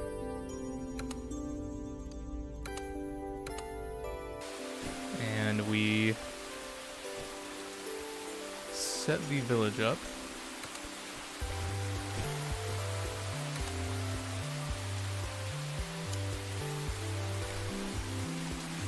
And then, so we set up a village here, and then we have a handful of people who just sort of act out the role of raiders, like one-off characters who are willing to die.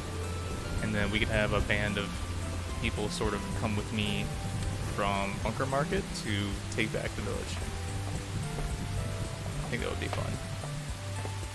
But we need some huts, some shacks up here, and we need maybe like 5 to 10 people who are willing to be raiders and fight for the village.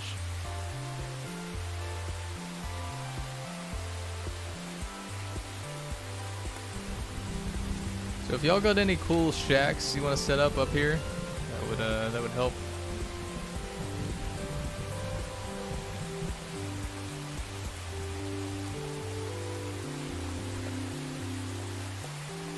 Con Queso has a pretty cool shack. I really like these western frontier, northwestern frontier style shacks. Really cool. Oops. Crap. Ugh, I think I'm stuck. How did that happen? Character name. Okay, so that's not. It's supposed to be the case that when you jump out of a seat, it deletes whatever welds you have. Go in and out of customize. Oh, I don't know why that worked. Thanks, y'all. Alright, so we got some shacks up here now. Thanks for spawning in some shacks, everybody. Oh no, I'm trapped! Better start a fire.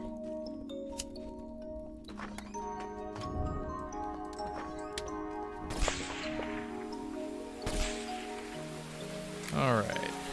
This is a really cool design for a shack too. I like these tall windows that this person put in.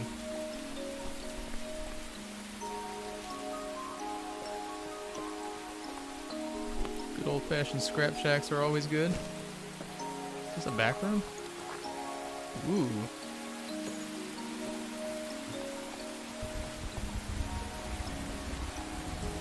Is this an actual dance floor? That's hilarious. Lagiri built it. That's pretty awesome. Maybe once we take back the village, we can have a dance party there. Alright, so... Tick-tock, heavy like a brick truck. Feel like I'm tick-tock.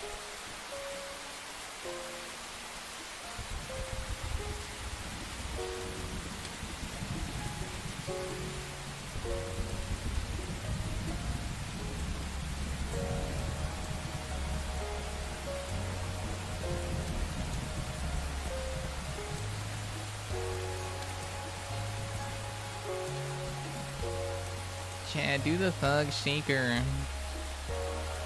Do the thug shaker, Chad.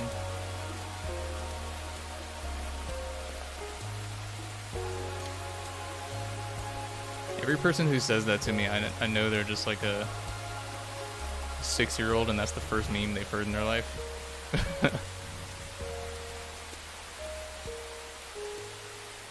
Do the thug shaker. Not clickbait.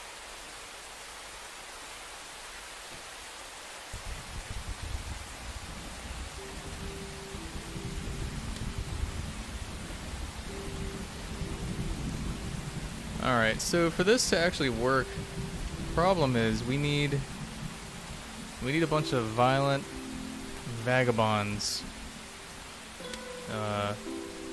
to sort of be up here guarding. Whoa, that's a cool spider morph. Whoa. Really cool, Jack. That is sick.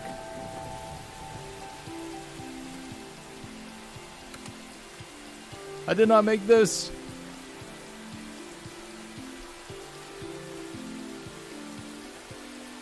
But I'm here to tell you something, Chad. The spider is talking to me. The decals do not save properly. Decals on what?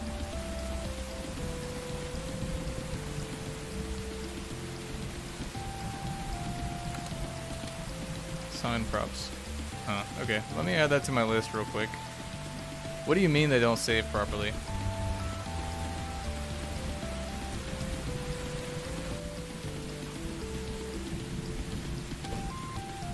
Wait, where'd he go? Did he disappear?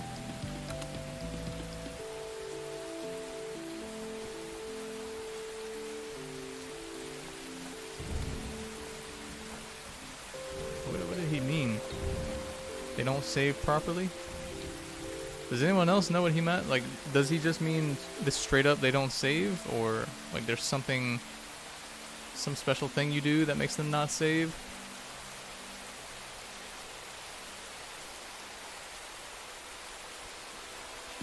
Oh, bug says loading save signs loads them blank. Oh, okay. Alright, I'll fix that.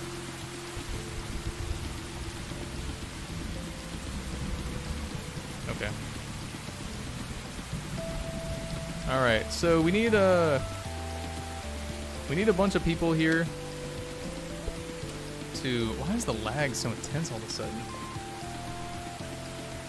Very strange.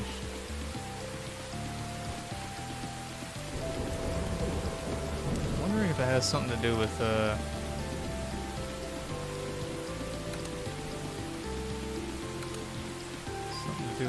atmospheric stuff.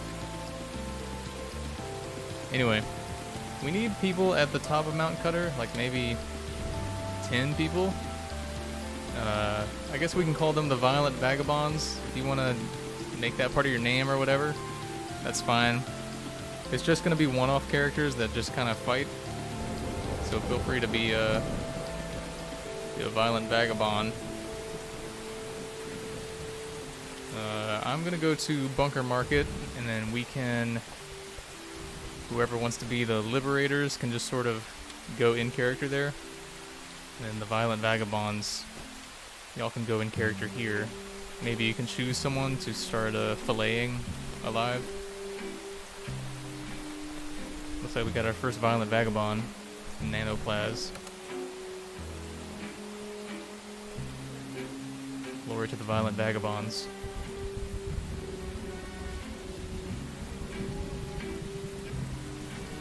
Looks like we got a super mech. I don't know whose team that's on.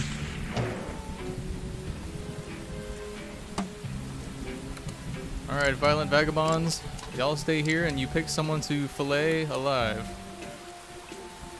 until we appear. I'm gonna go to Bunker Market and we'll get our party going.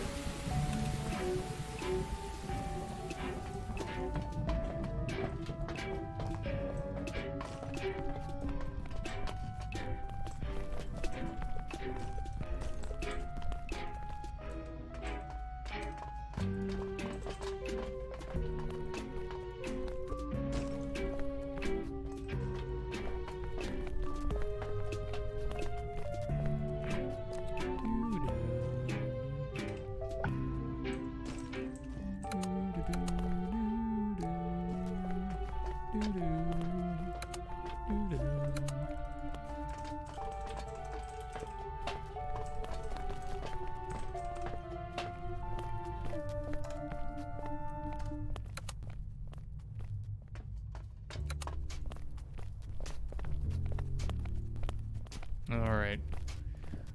We're going in character. Violent vagabonds.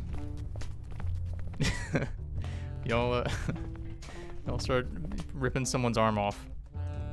We'll be there in a few minutes. Tick tock, heavy like a brink truck.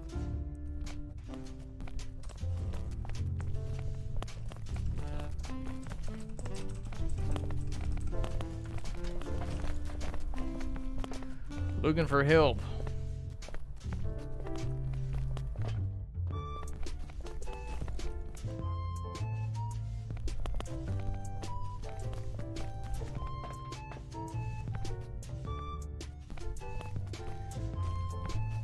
Let's see, the fireman comes over and says, "You need help?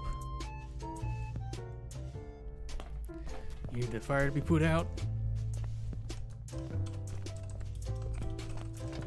No, no fire.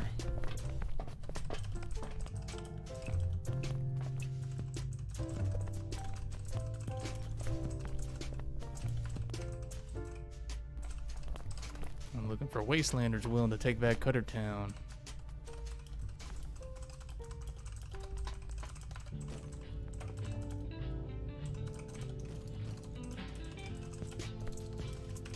It was taken by the violent vagabonds about 2 months ago.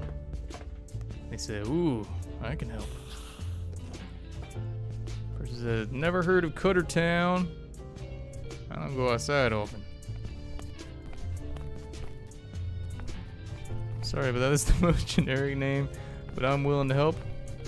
Alright, well, just for saying that, I'm gonna make your voice whenever you talk, it's gonna be just like a Pyro from TF2. Tick-tock.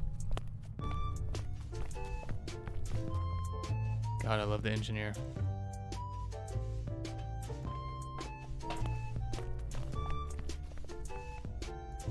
What's the price, buddy? Let's see, what's the price?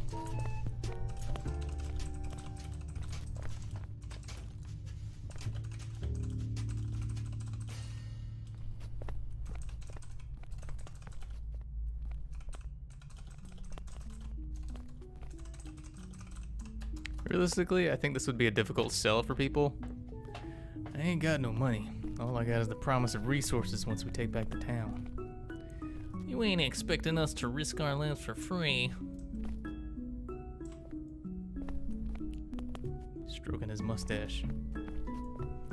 Alright, says the Pyro.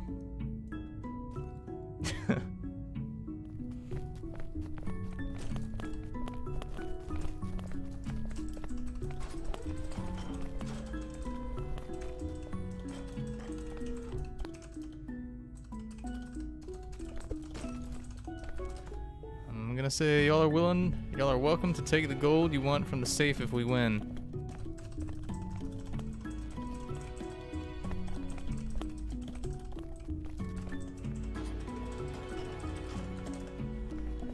There was a safe up there, the vagabonds took it.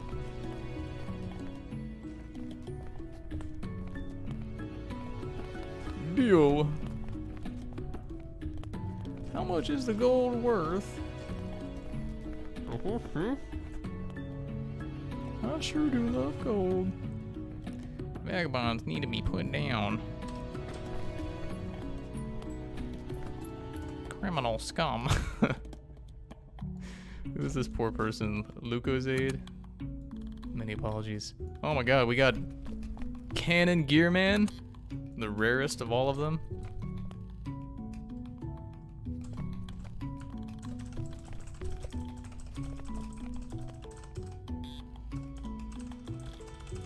I'm gonna say we'll have to split the gold evenly. There ain't much.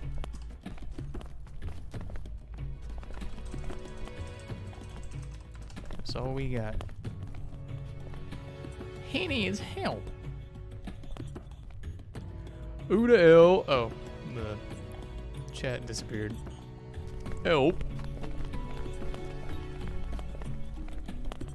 Man, there's some incredible lag going on right now.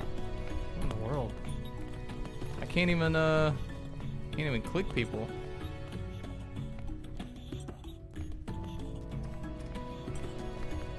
Do I need to reset or something? Oh my god. weird.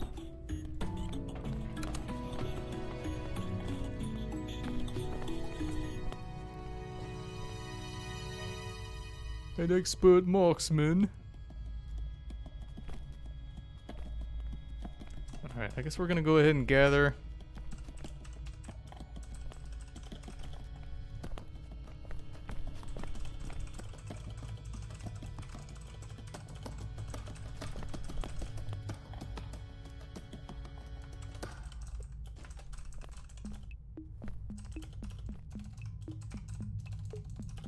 Let's say, if you're willing to come along for a fight, bring a gun, and meet by the bunker entrance in 2 hours. I'm gonna say get some rest until then. This person says, how many vagabond boys you said?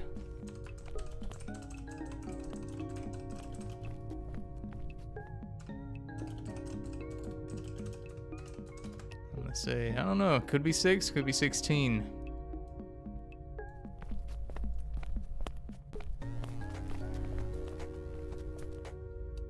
Who are they again?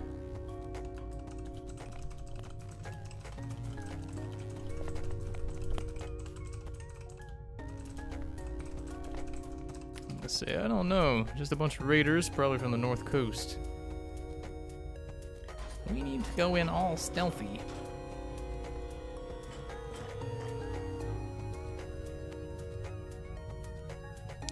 Alright, looks like we got a bunch of people on board. Y'all wait here. I'm gonna go check up on the violent vagabonds and see what our situation is looking like over there.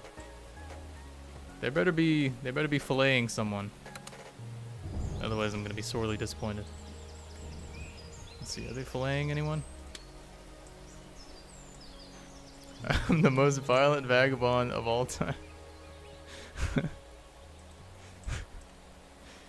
You're getting filleted! Oh no! Lana is getting filleted. Oh, poor Lana. Lana, I think it's the fact that you didn't change your name to Violent Vagabond. By the way, if your character dies in this, you're definitely free to void it afterwards. You're also free to include it in your character story if you want. Ooh, some good music. Dang, we got a DJ. That's some good 90s type JRPG music. Alright, looks like the Violent Vagabonds are doing their job. Alright.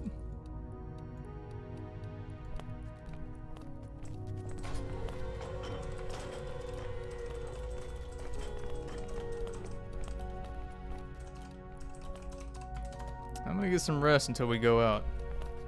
Hold on a second. I also need to see how close are we to sundown. Are we anywhere near sundown? I can't tell.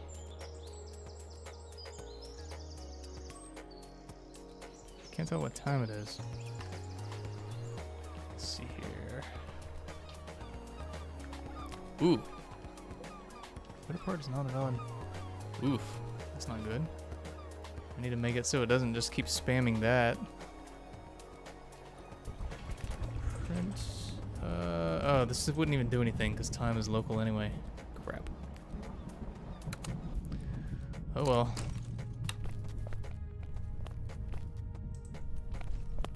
I'm just gonna go downstairs and get some food, I guess.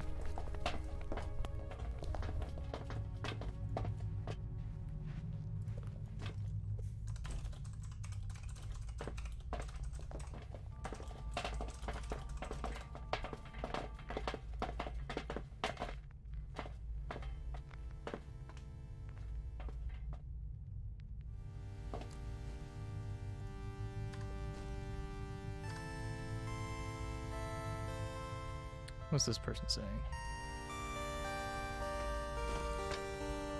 Why kind of folk are these? Are they scary?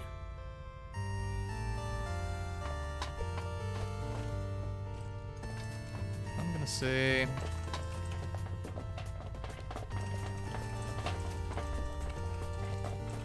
just some raiders, probably from the north coast. First it says, "Hey, chicken wings over here."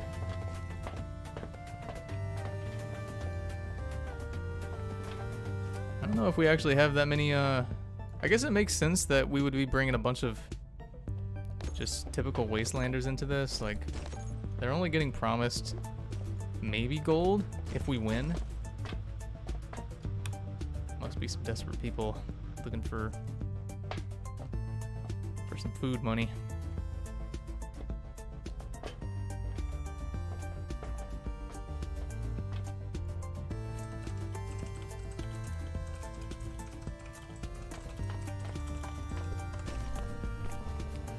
Alright, I finished my soup bowl. I'm gonna go ahead and walk to the front. I guess we can go ahead and start gathering.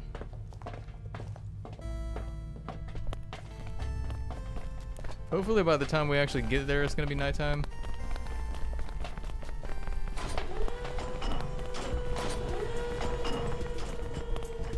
Why? Luco closed the door? That was a little selfish.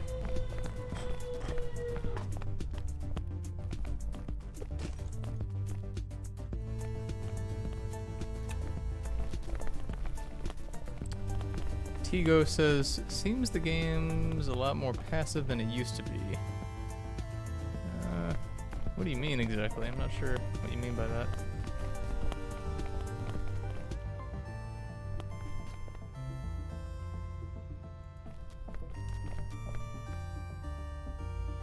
This person says, you ridden some vagabonds? I think that's what they said.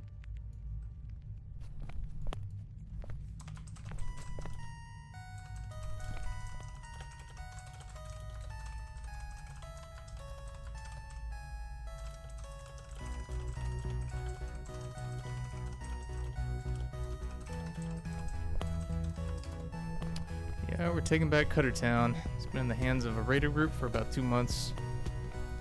First says, I don't know about no we, bro.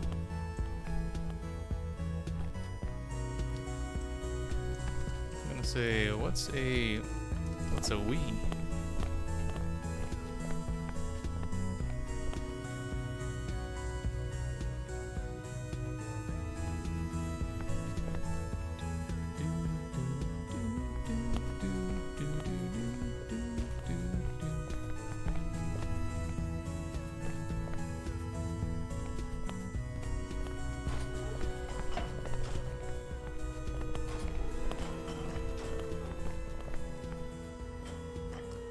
It says, does this town have any intranet? I need to get my birdie... Birdle?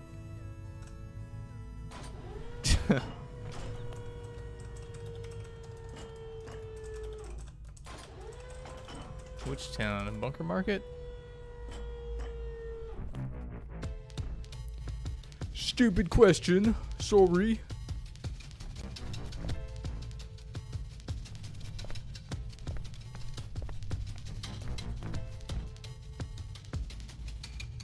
Town the vagabonds are in.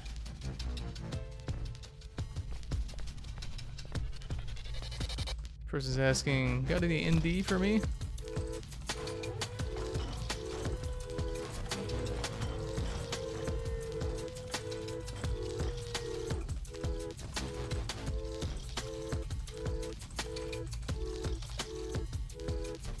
I'm gonna say sorry, no ND, but we do have a safe filled with gold. We can split at the top if we take it back. We do actually have some gold. It's not much, but we had a safe of gold up there. Just gonna pray that the violent vagabonds haven't buried it somewhere.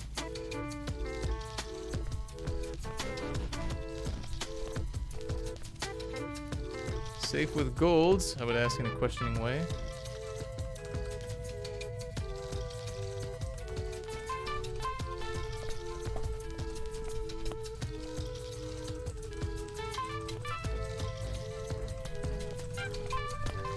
Say it's unlikely they moved it in this time. Did have it buried under the shack that I built, but it's possible they didn't even find it.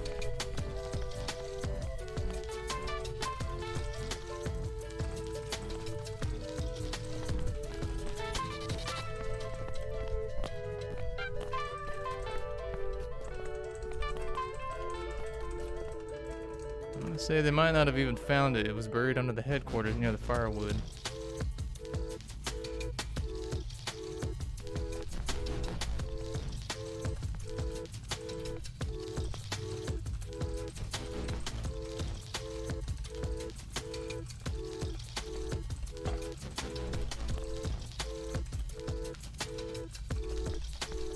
I'm gonna say, let's see if we can scout them out at least. If we can get the drop on them, maybe we can take back Cutter Town.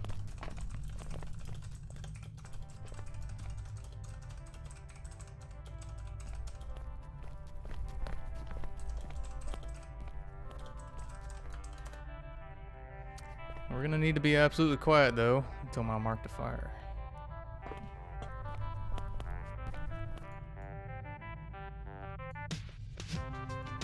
Someone said, Chad, you should get going. The vagabonds are getting hungry.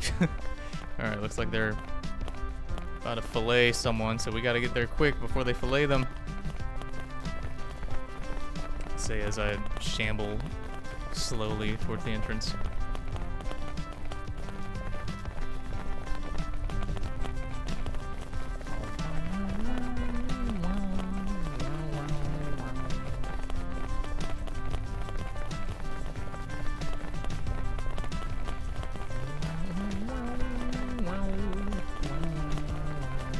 You know what would actually be some good royalty-free music for this? Hold on.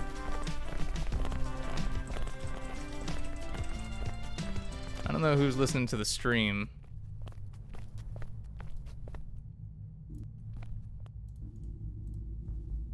Here we go. Good old Minecraft. Minecraft music. Nice and spooky. This is the Nether playlist.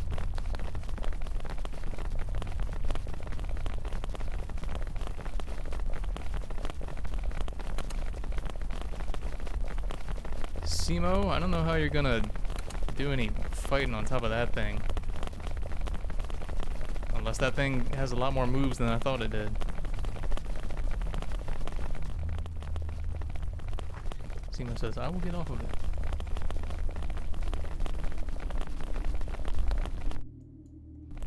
So it looks like we probably got about an equal amount of violent vagabonds versus wastelanders.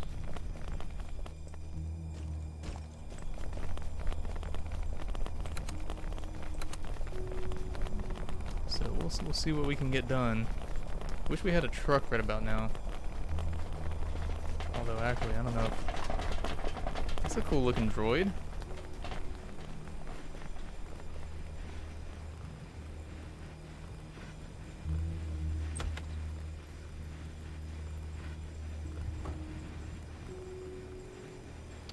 Thankfully it's nighttime now, so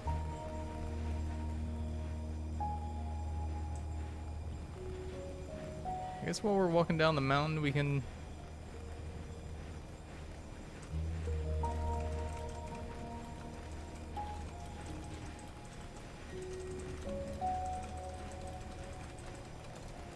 I pipe up. So any of y'all had fighting experience before?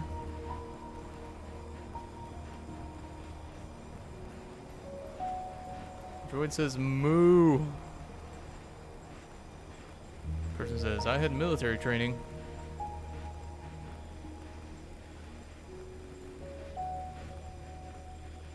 That one's so many. I'm assuming that wasn't in character.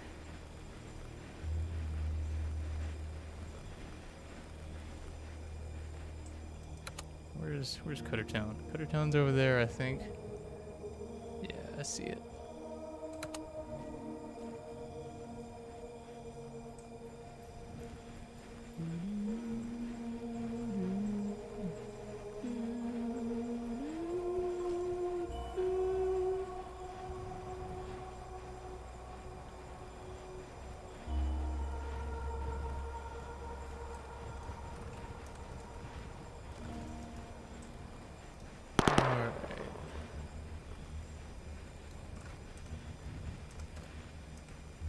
think, we're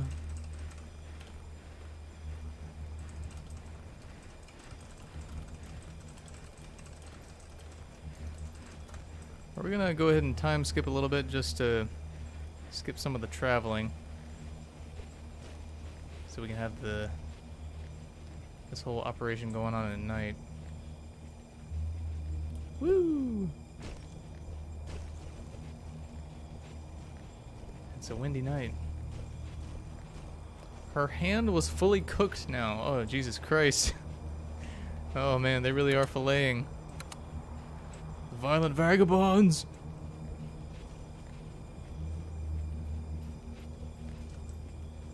Still got the whole crew with me.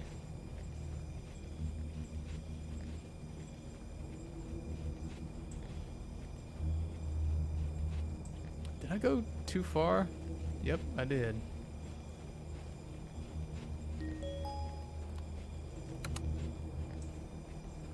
Alright. Time skip over.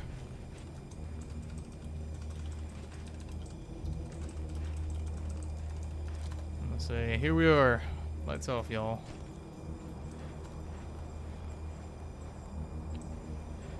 I'm gonna use realistic darkness for this, just cause let's see how it looks. It might be more fun. Hopefully it doesn't get pitch black. Who's that person up there? Is that a guppy?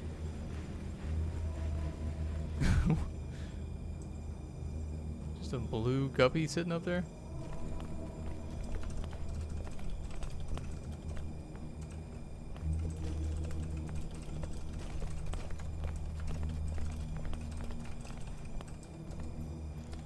I'm slinging some hook and rope to the top. I just know we're gonna have. So their grandiose adventure began. They set off to the mountain to reclaim what was lost. At the foot of the mountain, they stood together. Who the hell just fired a gun? I know for a fact we're gonna have some superheroes who charge ahead, who blow our cover. It's always what happens in these kind of raids.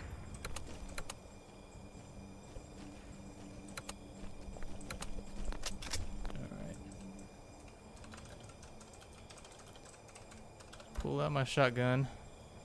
Oh, that was my pistol. That's my wrench. Where the heck's my shotgun? There we go.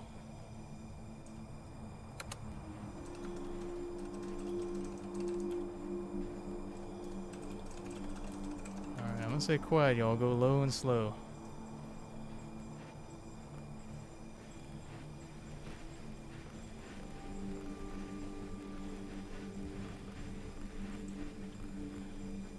I don't see anything yet.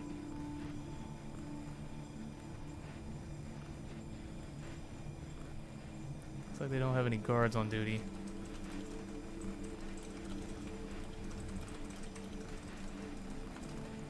No guards on duty right now, it seems.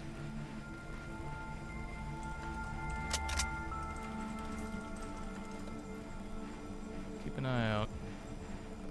Alright, this is going to be the difficult part, because I think this is the top of the mountain right here. But once we manage to get everyone up here, I think we'll be in a slightly better place.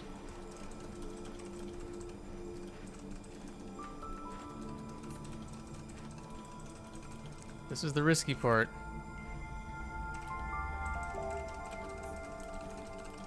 Be quiet and wait for everyone to regroup before moving up.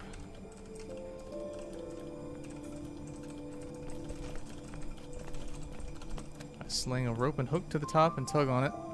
Screams of celebration rang across the top of the mountain, so the vagabonds had their delicious fillet. Oh, as they had their delicious fillet. I hand out 2 more ropes. Alright, let's go ahead and climb up.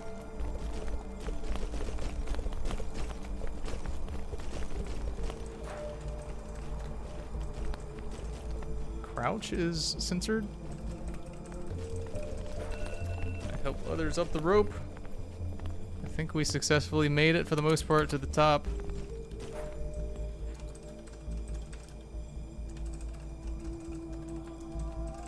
hear the celebrations.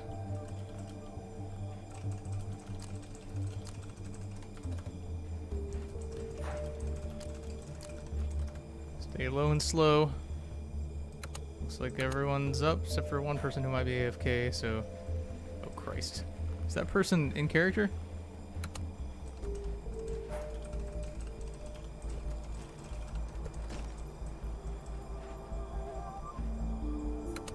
Who is this person? Is this person in character or not? That Finland-Poland person. I'm gonna guess not. I'm gonna avoid it.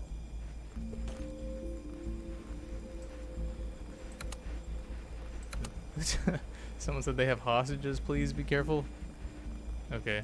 I don't actually, in character, know that they have hostages. So we're just gonna move up for now. Oh, Christ! Oh!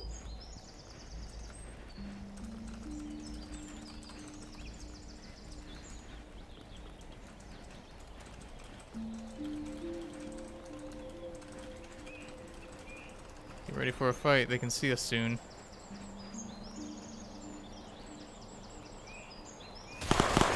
Oh! Oh! Alright. Stealth is off. They're firing.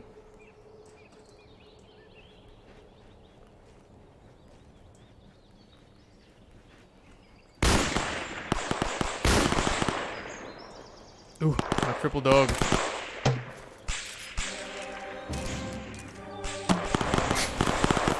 Ooh. Ooh, this would be scary to see these bullets flying over your head like this.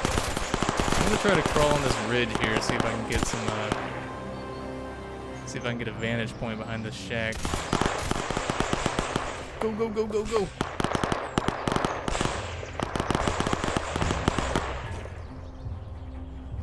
Alright, I'm gonna try not to use metavision in this.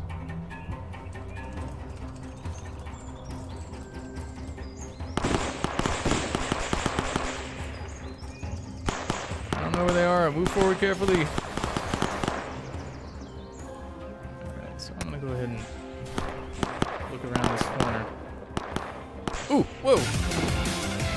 Alright, who's playing that crappy music?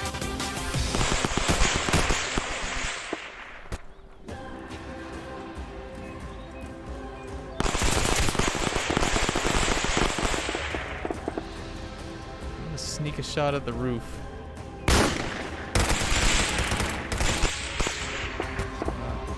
I don't think I made that one.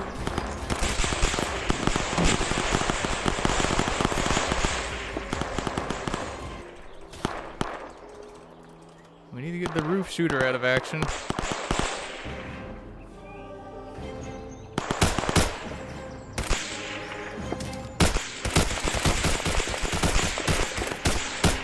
What do you say? I can't see it because he's like gambling around over and over. Now aimed over here, aiming down the sights. He fired 3 shots towards the roof. Ooh. Okay.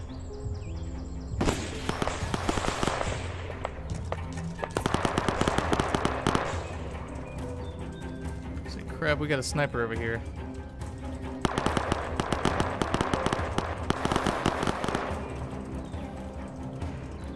I'm gonna say y'all go around the other way and put some fire on the roof.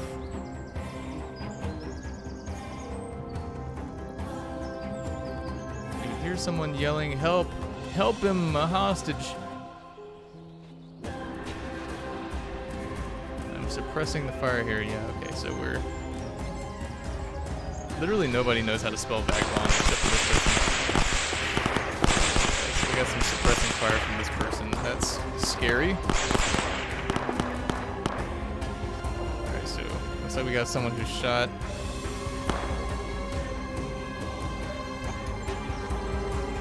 The Gearman cannon.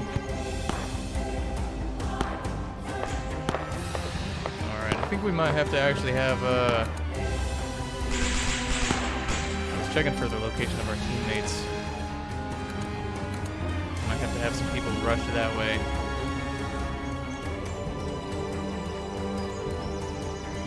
I don't know if we're going to be making much progress around this way with that rooftop sniper. So in character, I can't really see if they're still aiming here.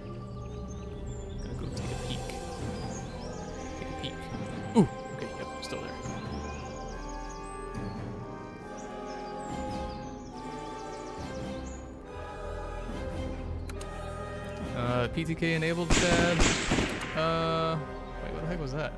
Is that a vagabond? Ooh, okay. I guess we got flanked a little bit. We got blanked.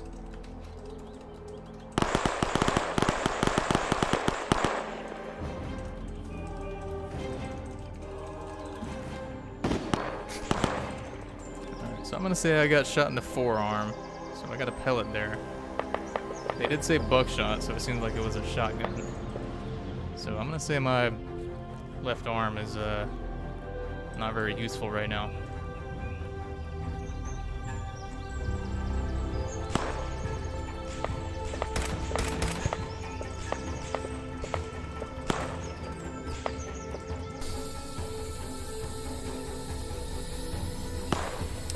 So, we gotta push on the left front here. Someone use smoke.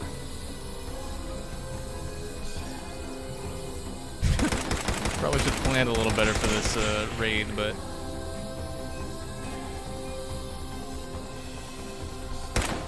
I'm just gonna fire blindly into this bush over here where I think I saw someone firing at me.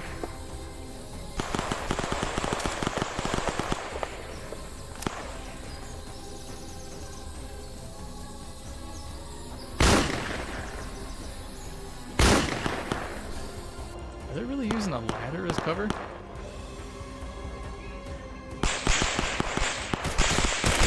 Oh wait, is this one of our allies? Oh, okay. Oops. Avoid that then. I guess in the... Oh Christ, is that a vagabond?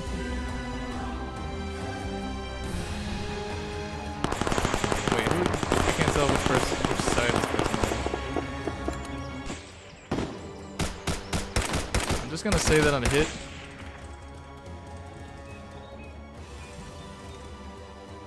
Alright, so I'm gonna say my big toe got blasted clean off. So my shoe has a hole in it with blood coming out.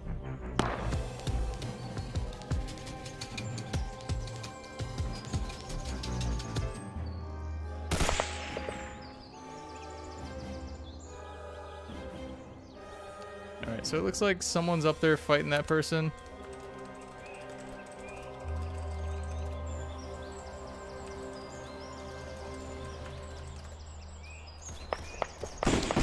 Oh Christ. There's a vagabond. I should have reloaded before doing that.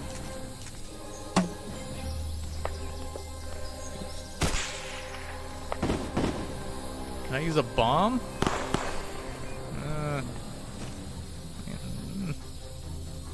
No, not a bomb. Maybe if you have like one grenade.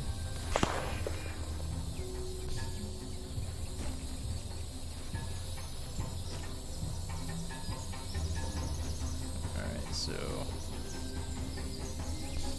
look around this corner here. What do we got?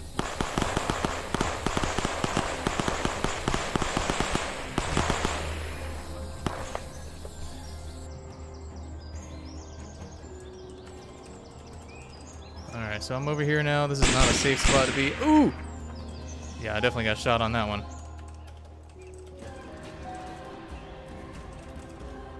What should I say? Let's say it hit my,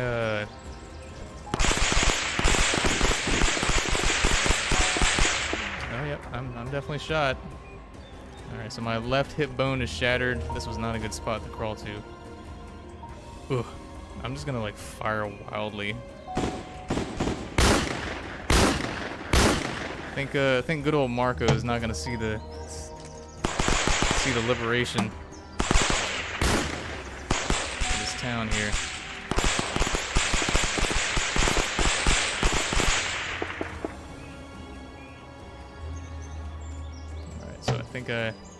I managed to get like one shot off, I think, at this person. So that's pretty good. Though I think I'm basically out of commission here. So I'm gonna say I'm just kind of like laying here bleeding out unless I get some major help very soon.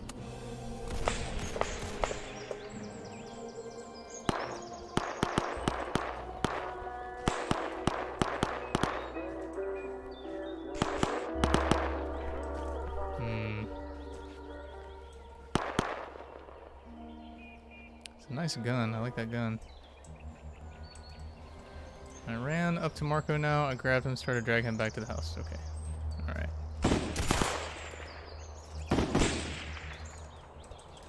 I'm dragged along. Oh crap. We got a vagabond behind us too.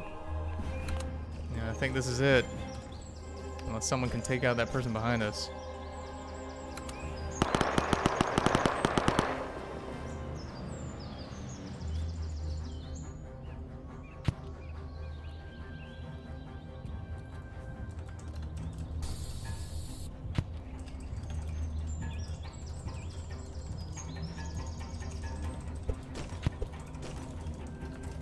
We need to retreat. Let's get going. I think that's the only thing we can do. So I'm gonna say I got like 1 or 2 shots through my torso. So I think I'm. Ooh. Whoa! What the heck happened to my? Why am I so low to the ground? Oh no! What happened here? I hate this bug.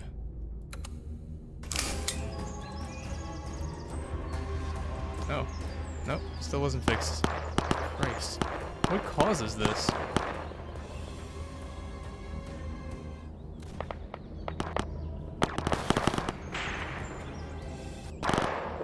That's kind of an annoying bug. What exactly causes that? It seems like if you go prone, use OC.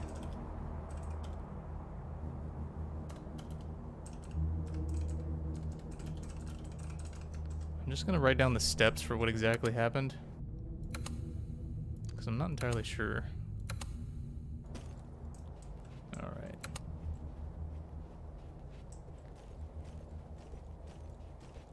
I'm gonna try teleporting back to my squad over here.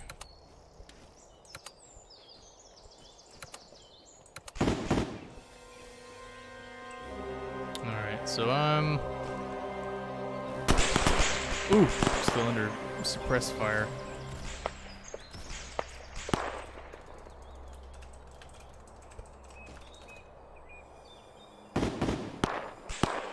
We need a retreat!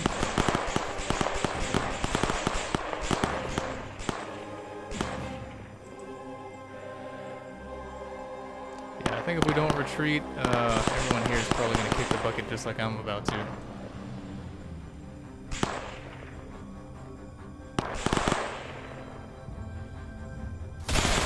Ooh! Yeah, we got them behind us now.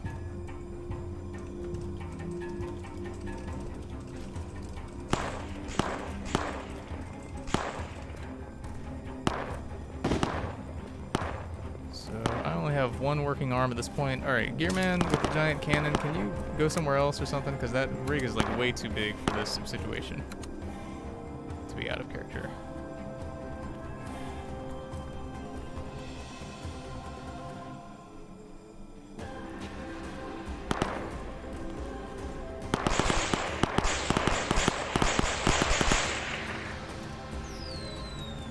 Oh crap, oh crap, get away from them, get away!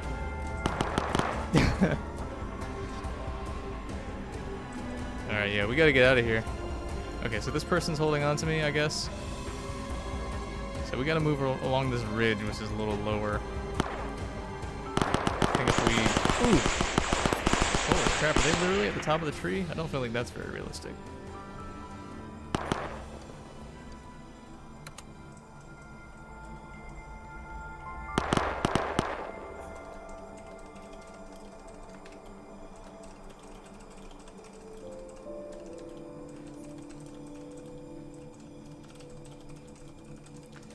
I'm gonna say get out of here.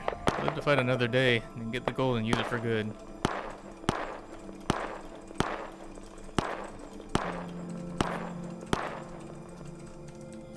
Go back for the gold when you have more strength. I think I got shot enough times where I basically, unless I had gotten medical help like at the top of the mountain, I was basically dead.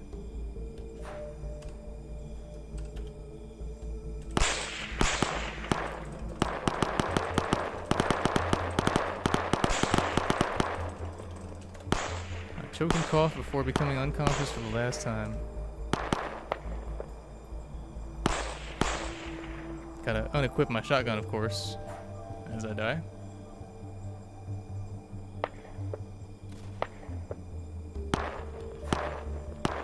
Alright, so Marco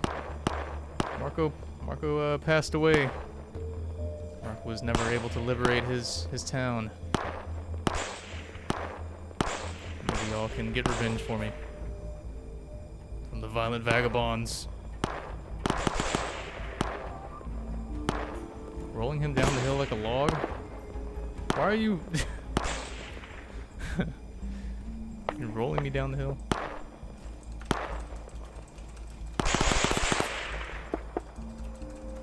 I roll off the side and fall even more.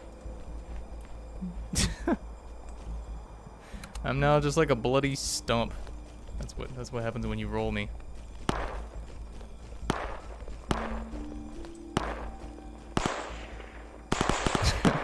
Didn't mean that actually. Holy Christ, who is like holding on to the top of the tree and just like firing?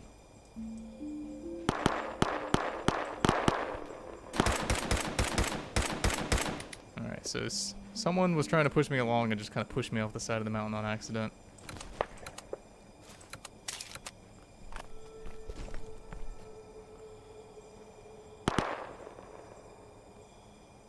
Sam says, Chad, I will never remember the time that Marco helped my character James get a safe place in the hotel video you made.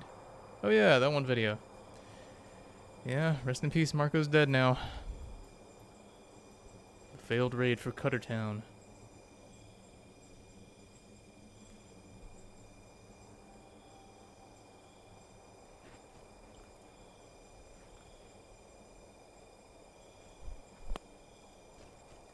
Why is my man jumping off the side of the mountain for a dead body?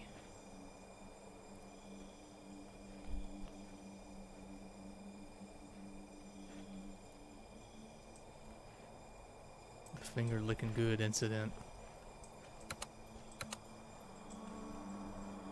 Alright, well I hope these survivors are able to make it back to Bunker Market safely. I did say, I said to one or two people where the safe was that had some gold in it. So if they are able to get back up there, I think they might be able to get it someday. But I don't think the violent vagabonds are able to find it because it's kind of in a weird spot.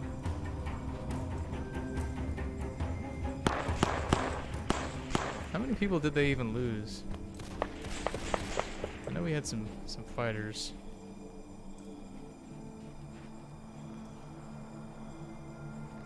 Are these people that got captured? I think these people got captured. Or wait, no, they're still... Are they cornered up here at the top of the... Oh, Christ. That's not good. The violent vagabonds!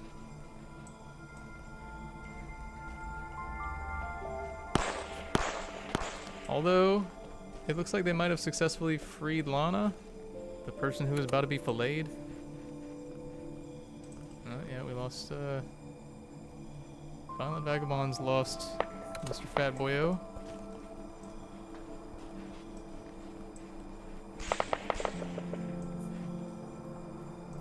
So, it's probable that they have, like, a rope and hook, one of the ones I handed out, so they might be able to get down this cliff face without, breaking literally all their bones.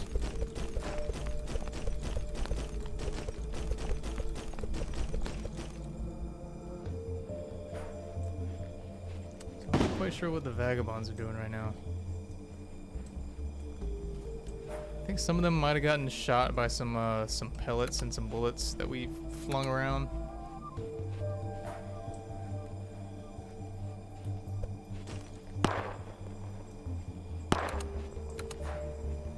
Let's see, what are the survivors doing over here? Don't tell me they're going in for another one. Picking them off one by one? Huh. Okay. I guess they're gonna try a more, I don't know how they're gonna try a more stealthy approach, because we were trying to do that, and they had one person who saw us.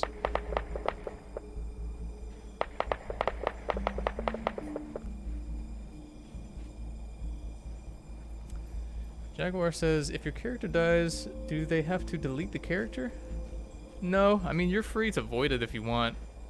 I'm not gonna void it just because I feel like it's a pretty... It's a, I feel like it's a nice ending for Marco. Like, it's a tragic ending for Marco, the character. Died fighting to get Cuttertown back, but it's also maybe some motivation for these people to get Cuttertown back. Thanks for the donation, Gear Man.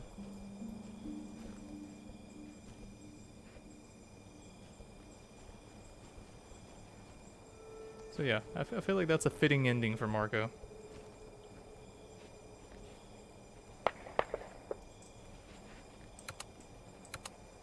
Ooh, it really is dark out here.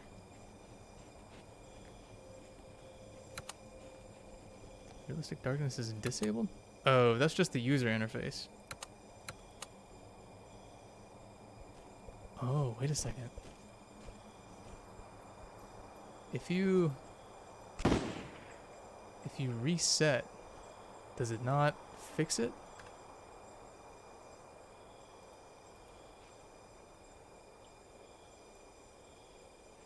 I'm gonna take a picture of this bug here. And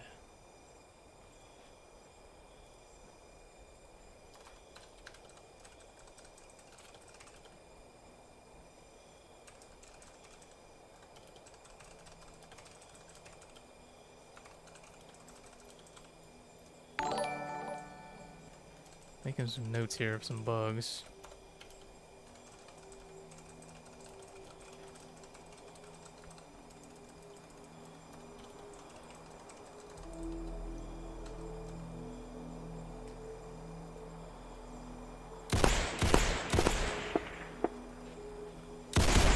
It says, help, I'm under your build hiding. Oh, is that where you are?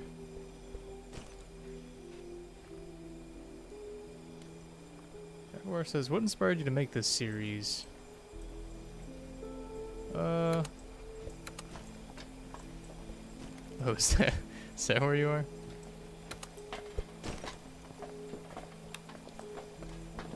I feel like Cuttertown is a fun location. I didn't expect to lose it that one time, like a couple months ago. Stairs were unfortunately collapsed. Oh no. So they had some armed guards up here. I don't think I'm gonna be able to switch it back. I think I might be stuck in realistic darkness for now.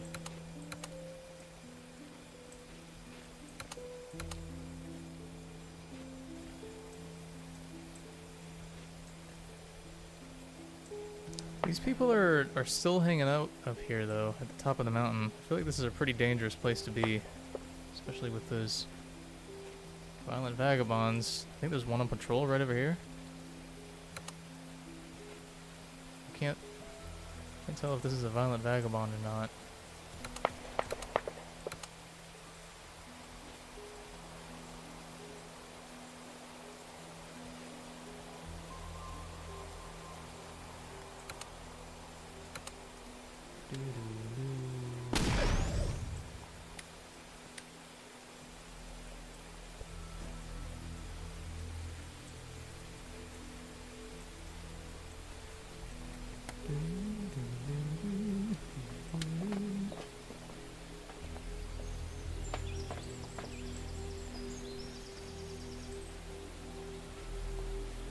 Pretty cool looking shack.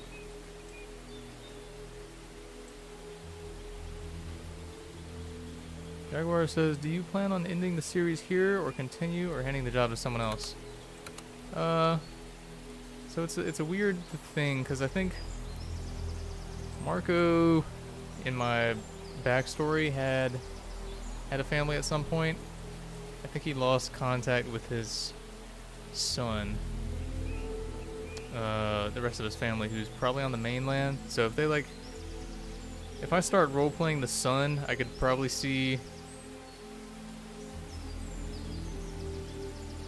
that becoming a continuation. But the son would also have to somehow be told by one of these characters, more than likely, that Marco died trying to get Cuttertown back.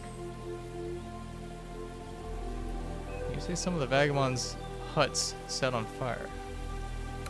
Are you doing that?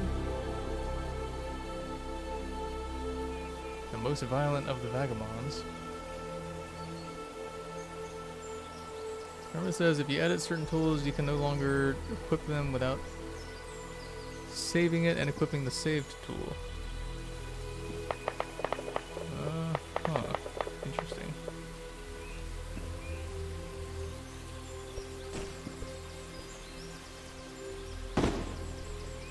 After this raid, I think I'm actually going to take a break for about 2 to 5 minutes. So I gotta take my dog out to the bathroom before it rains here. But this was a fun roleplay. I'm gonna let y'all try to see if you want to go back to Bunker Market or get back Cuttertown, but you're under no obligation to do so. But we'll see if I guess my son character, Marco's son character, would have to go through a whole quest to find this information, and then also hopefully not die getting Cuttertown back. Here's where Marco goes. Into heaven. Just like that.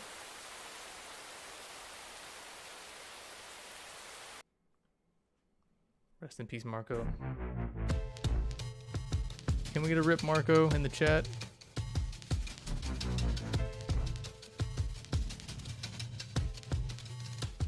Alright, so I'll be back in about 2 to 5 minutes.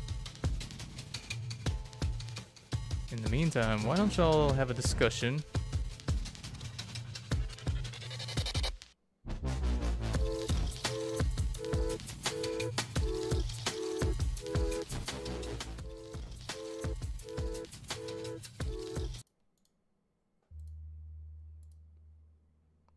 Sorry, I was dealing with some things. Let's have a discussion. What do y'all think is the best type of weapon in the new ATF universe? Conventional bullets or lasers?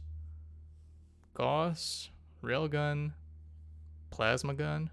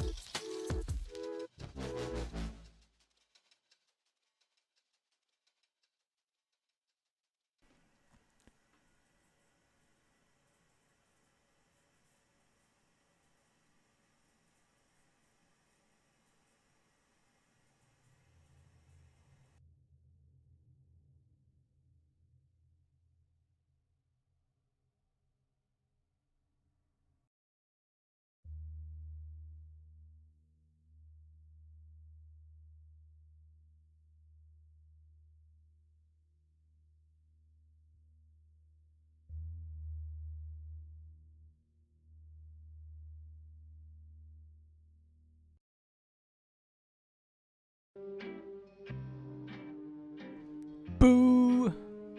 Boo! Boo!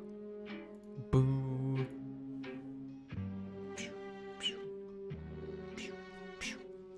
Hello, everyone. Welcome back to the stream.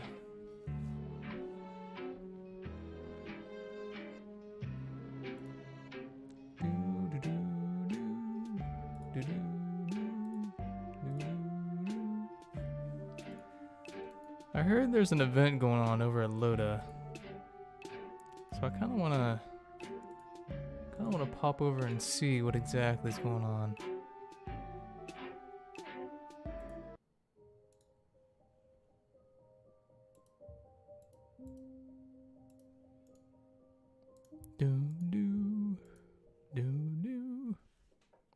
Yeah, this is it. Let's see what's going on here.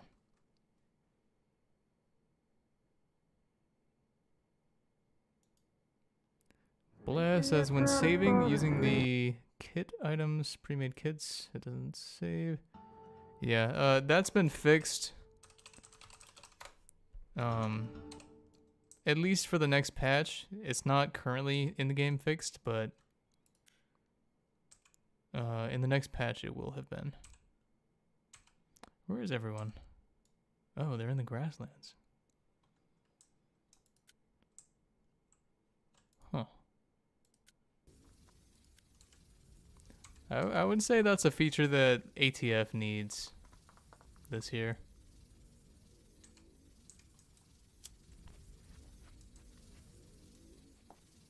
What is going on here?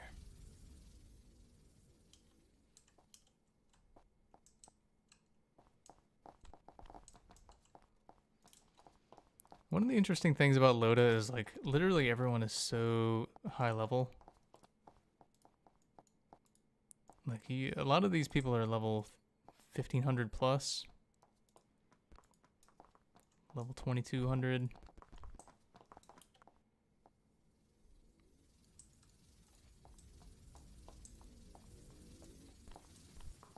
Level 4000.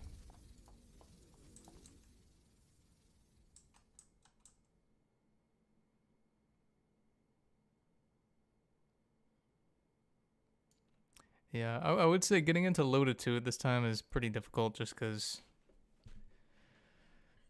the way the game is designed sort of discourages veterans from interacting with newbies, which is kind of not a good thing for a roleplay game. But if you have someone who's already into the game and knows, knows the ropes and they can show you the ropes, then that's probably a decent way to get in. But if you're just a newbie joining sort of alone, it's a pretty difficult prospect. So we got another almost level 4000 here. Yeah, lots of really high levels over at Loda.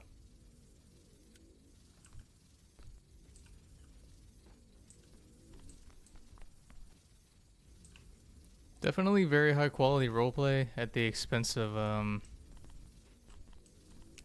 some creativity, honestly.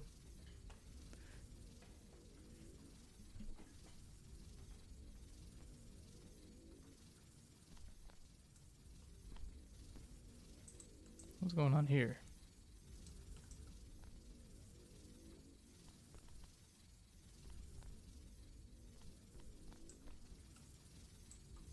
Oh, it's Mario.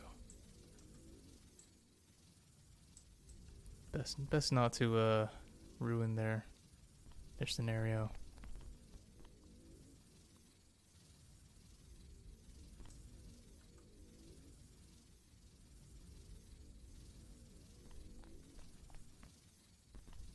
Sounds like some kind of fight already happened. Is this literally a biblically accurate angel?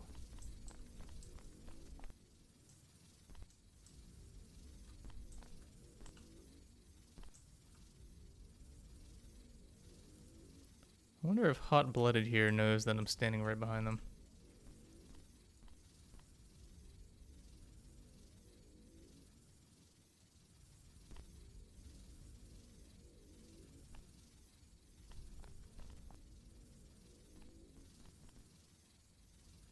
Level 7,000.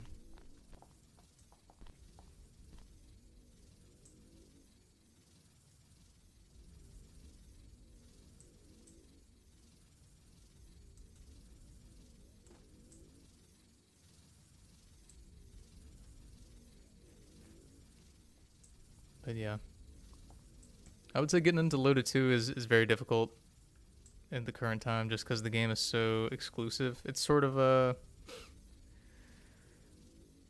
naturally selected itself. Like the way the rules and restrictions are laid out, it makes it so newbies can't really get into the game very easily. So it's sort of self-selected for people who tend to prefer very exclusive private roleplay. I wouldn't say everyone here is like that, but a lot of people are. So again, pretty high quality roleplay at the expense of not many people at all. not many people who want to play, which is a big problem, obviously. So I don't blame you for wanting to wait for Loda 3, but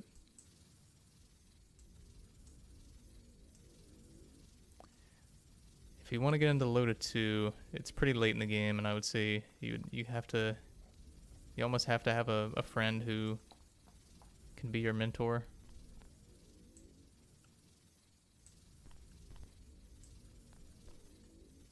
Like a friend who's very experienced with the game. Barge is asking, will Loda 3 run on ATF8's base, like how Loda 2 is? Yeah, every generation of ATF and Loda game uses the same system. So, ATF8 and Loda 3 will use the same system. I'm pretty excited to see what kind of crazy monsters and knight armor people create using the rig system for Loda 3.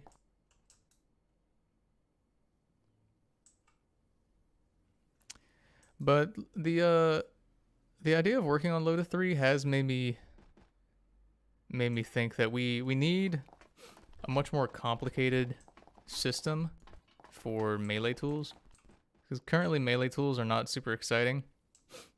They kind of been the same way, honestly, since like the first ATF game, which is just like you can equip it, you can swing it, blah blah blah.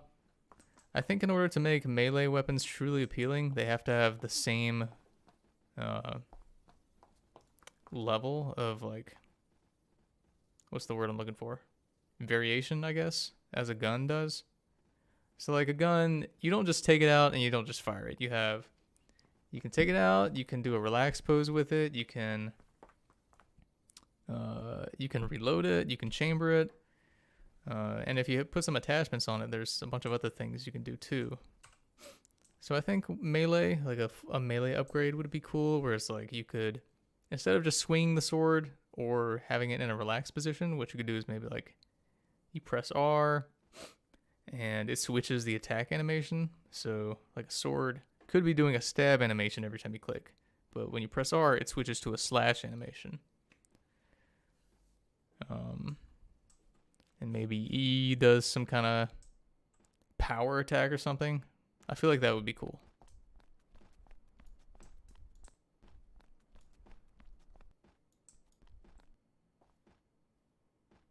That would make melee weapons much more enjoyable.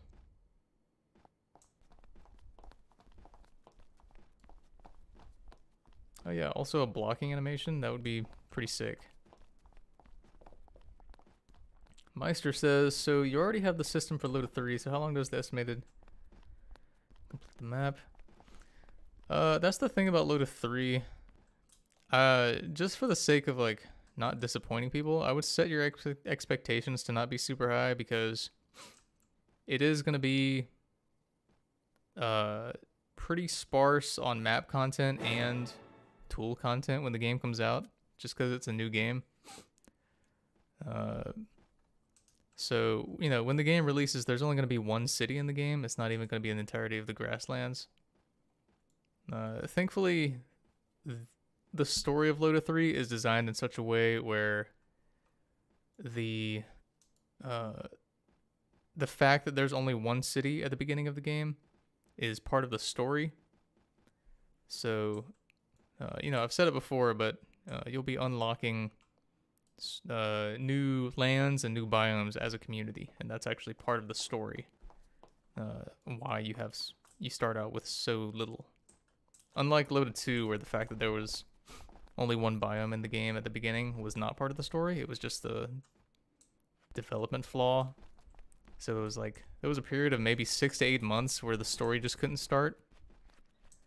We made that same mistake with the beginning of ATF 8 as well. I'm sure some of y'all who have been here for a while remember at the beginning of ATF 8. Actually, until quite recently, I would say there was barely any story stuff going on. Any main story stuff, anyway.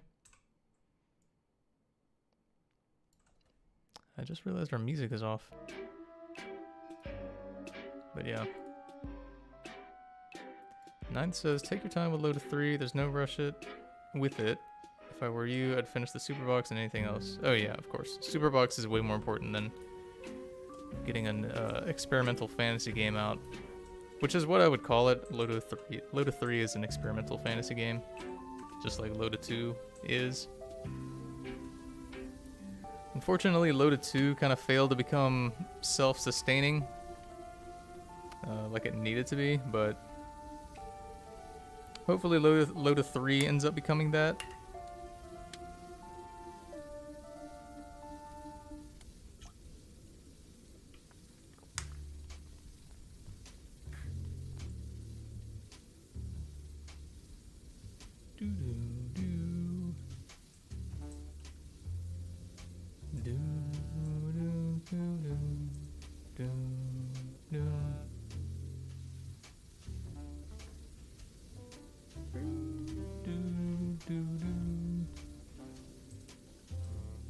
If Loda 3 can end up becoming self-sustaining, by that I mean like it can pay for its own development without having to lean on ATF, then I would say Loda has succeeded as a series. It's just Loda 2 wasn't able to do that. The only reason Loda 2 exists as large as it is because ATF 7 was able to... It made enough money to pay for both games. That's what I would say. Chinese reaction image donated $2. Thank you so much. Says, what is it like to live in Douglas? I do not live in Douglas. I live in the deep south, though.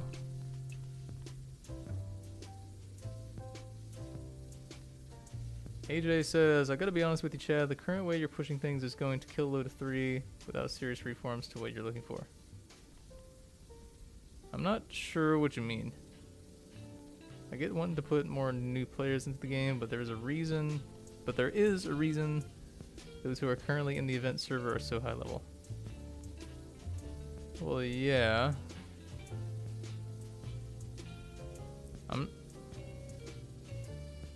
It's not because it's hard to get into Loda. I feel like you kind of shot your own argument down without realizing it. The fact that all these people here are such high levels. Like, you don't see many level 40s, level 120s, level 6s in this server.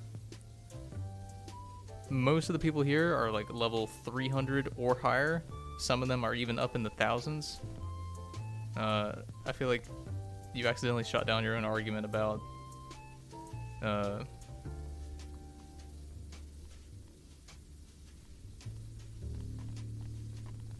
what's this say?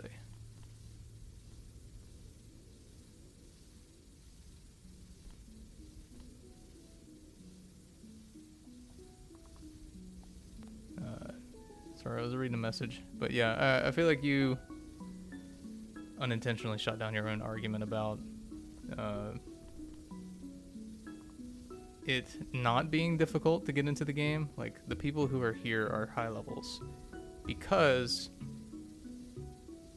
you know, the people who are low level struggle to get into the game.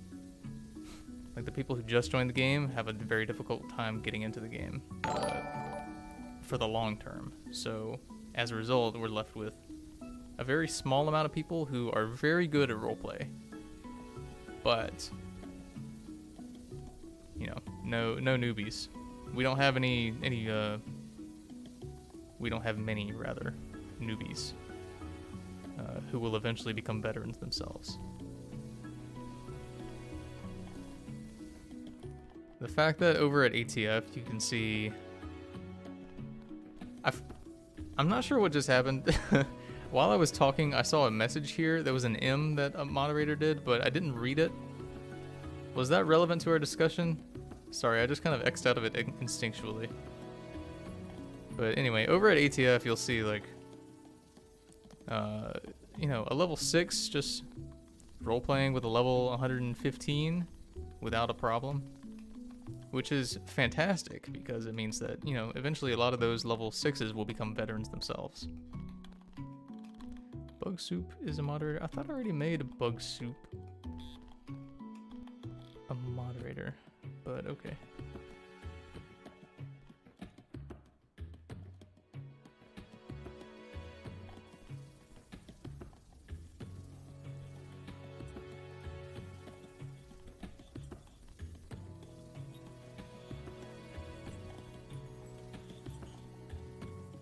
AJ says, I get that, and fixing that problem when it comes to joining the long term is something that should be addressed and fixed, but not in the way you're suggesting to make things freeform.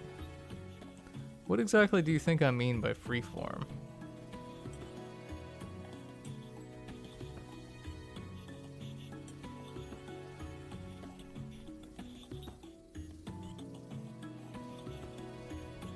Thanks for coming to the short event. I'll be dropping a small synopsis of what happened for everyone else to read. There's nothing else really to happen now in this event. Feel free to use the server to RP if you want. Alright, looks like I guess we missed the bulk of whatever was going on here. JP says, it's kind of hard to get into Loda when you first see everyone with such crazy stuff and you're just there with your squirt gun, strength, hydromancy. Yeah, I mean, that's exactly what I mean. I think someone said everyone in ATF is a glass cannon, which I feel is pretty accurate, where it's like, this is the floor of power right here. Like, this is the weakest character, and this is the strongest character. The difference is so small. Like, the weakest character in a fight with the strongest character, you know, a fist fight, they might lose. But if it was like a real battle to the death, the weakest character could probably still shoot the strongest character. You know, strength in this case also meaning, like, what kind of weapon do you have? Do you have an automatic gun? A well-placed or well-timed shotgun blast from a level 1 could still end a character that's been playing for a year, you know? But, over at Loda, the difference is the power floor is here, and the power ceiling is way up there. You got some characters in the game who can level cities. They're not allowed to, but within the realm of possibility with their lore, their character's lore, they can like level cities with how much magic they have access to, which is not good. There's also like the expanded lore and rule set and restrictions over Loda is so expansive that it becomes a functional problem, that when a veteran sees a newbie standing there, they don't want to interact with them because they think to themselves like, I just came here after school, for example, to roleplay. I want to roleplay being a knight or whatever. I see this newbie standing over there. If I wanted to roleplay with them, I would have to introduce them to all the restrictions, all the lore. I would have to tell them, okay, you can't do this, you can do that, but you can't do this because thing XYZ happened, you know, a year ago. You can do this thing, but you can't do this thing because blah, blah, blah. There's just so many little nuances that the veterans think about, and they're like, I don't really want to take the time to get a newbie into the game because it would require me to become a mentor for them. Which makes sense. Like, I'm not angry with the veterans. It's just the fault of the system itself that things are in that state. You know, once again, every flaw with these games ultimately is on me, because I'm the one who has the ultimate say in these things, but still a big problem. Over at ATF, I would say the problem is, let's run over here to ladders and see what's going on. The problem doesn't exist over at ATF all that much, especially anymore, because what you have is like the expectations of a player, a veteran or a newbie, is low, and there's so few things to know about the game that are like, you need to know this to play the game. The rules and restrictions are very light, so a veteran can look at a newbie standing over there and say like, I see this newbie standing there. Sorry, my throat's dry. The newbie's doing something that's like kind of FRP, but you know, the rules and lore of the game are so light anyway that it doesn't really matter if they're, I don't know, they're role-playing as a Sasquatch. Like, we can just say that they're an Eldritch, and who cares? And so the system over at ATF8 kind of encourages veterans to be able to roleplay with newbies without a problem. And that's why over at ATF you see a lot of middle level people, like people between levels 20 to maybe like 120 or maybe 200. You see a lot of newbies, like level 5s, for example, role-playing with veterans who are like level 300.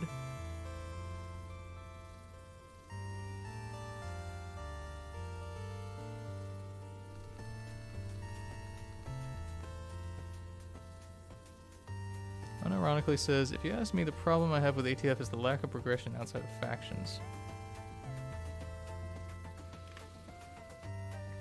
I can see what you mean.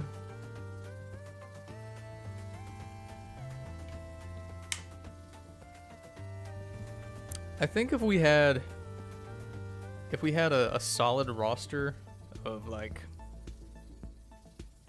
tools in the game that you earn along the way, like at level 5 you get this, level 15 you get this, level 100 you get this. I feel like that wouldn't exactly solve the issue of being a lack of progression, but it would help it a lot. Because like, you know, every few levels you get something free. Oh hey, DJ's here. Hello DJ. I just realized. DJ, you're on stream, you know that, right? That person knows.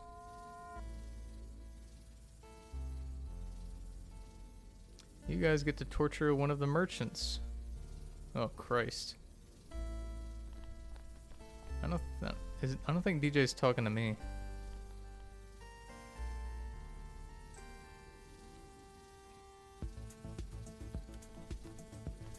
Unironically says, it wouldn't fix the issue I'm on about your character's progression, such as Loda. You have a personal goal to work towards, such as a higher tier of magic or armor.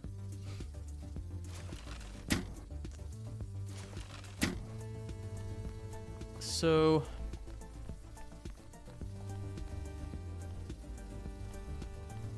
interesting point, I guess.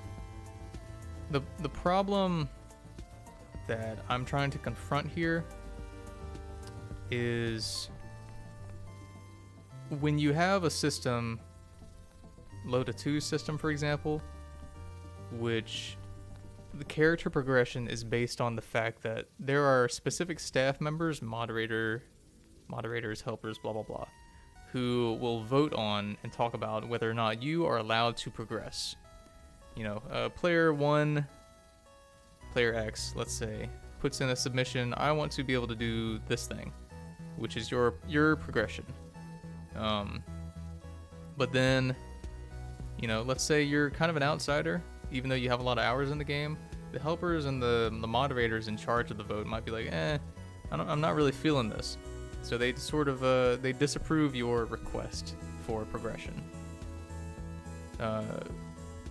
Whereas someone who maybe doesn't have as many hours in the game, and is even a worse role player, maybe someone who is actively hostile a lot, ends up getting approved for something progression related, just because they just so happen to be friends with helpers and moderators. And I feel like progression based on someone actively saying yes or no to you is not something we should be aiming for. I feel like if there's going to be progression in Loda 3 or ATF 8, it needs to be something automated or something that is communal, not something that is top down, if that makes sense.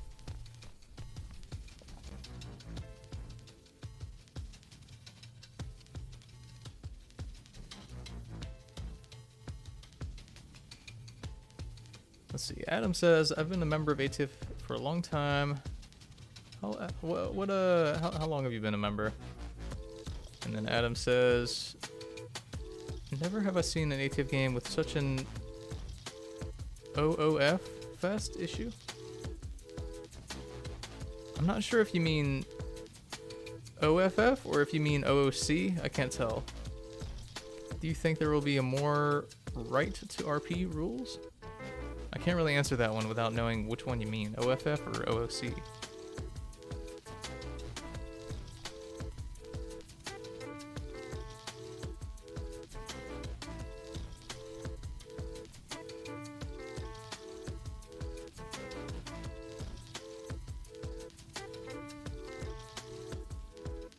Official fan faction. I'm guessing that's what you mean. Okay, Adam meant to say OOC. I see. The first ATF game was Darkness. Yeah, so this has been a problem ever since the beginning of ATF 8, and just to let y'all in on the process of what's been going on there, with ATF 7, I thought the major strength of the game was the fact that there is the advanced menu. The advanced menu, for those of you who don't know, like being able to import hats and accessories from the website, that wasn't always in the game in ATF 7 and Loda 2. That was added later. And it really helped the game because characters were able to sort of become more fleshed out and more interesting. Visually, at least, aesthetically. And I thought that was like a major strength of the game. So I thought with ATF 8, what would work is, or what would be cool, is if I take that system and just expand it. So in ATF 8, you have the rig system, the kit system, which is so expansive. You can do so many things with it. But I neglected to realize, or I didn't realize at the beginning of ATF 8, that one of the major strengths of 7 was not, in fact, the fact that you can have advanced fine-tuning on your character. Although that is a plus. The major advantage of ATF 7 was how quickly you could throw on a good character.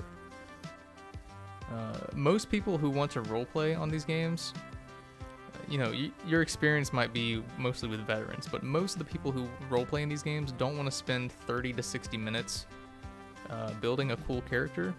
They want to be able to slap something that looks good on in like a minute or two, and then just go play the game. Because that's the point of the game, to roleplay. So you want to like throw something on that looks good and then roleplay.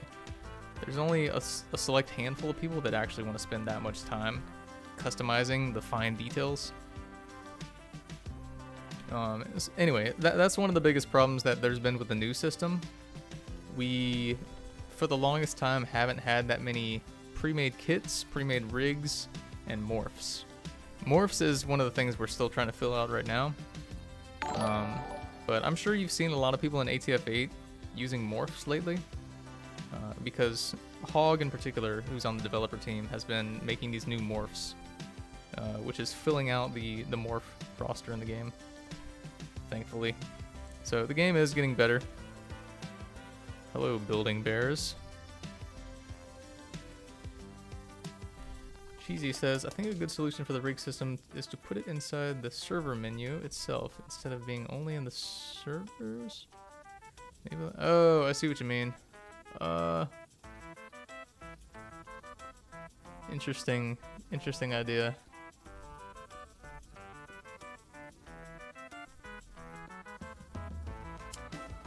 I'd have to think about that one. Interesting idea. It could work. I'd have to think about how that one would affect the game. Skeletor, what do you have to say for yourself?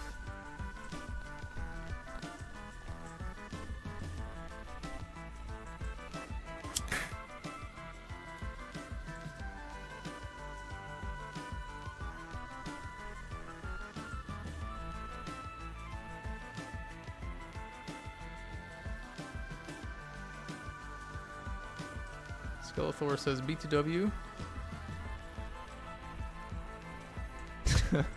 Okay, I guess that's all they have to say. Are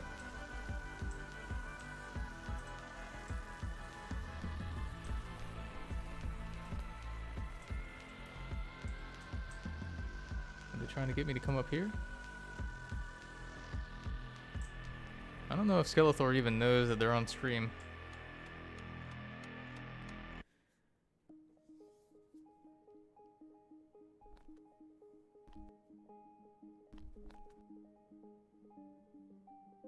Oh, DJ added the mist.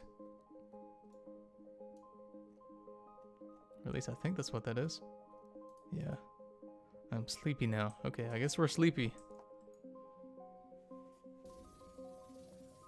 Gamer says, maybe we get a sneak peek of the truck? Yeah, sure, I can do that in a moment. Fate donated $2. Says, I'm not German, Chad. Okay, I believe you. Thank you for the donation. And Manco donated 10. Thank you so much, Manco. Really appreciate it. Thank you for the donation. Let's see. Barch says, will you be adding back the level-based items in ATF 8? I thought it was really neat in 7. Yeah. I mean, we want to. It would be a good way to have a progression in the game. DJ says event's over. Yeah, I saw the announcements earlier. But yeah, we do have plans to add leveled items.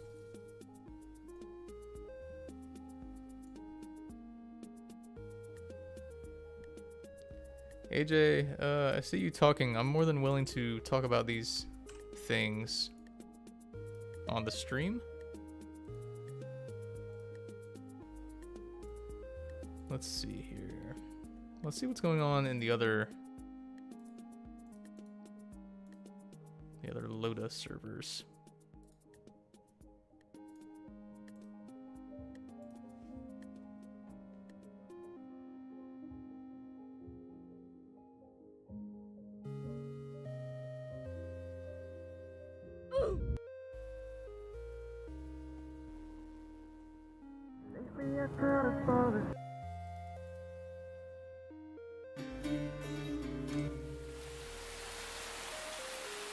E3 is asking, will you ever update the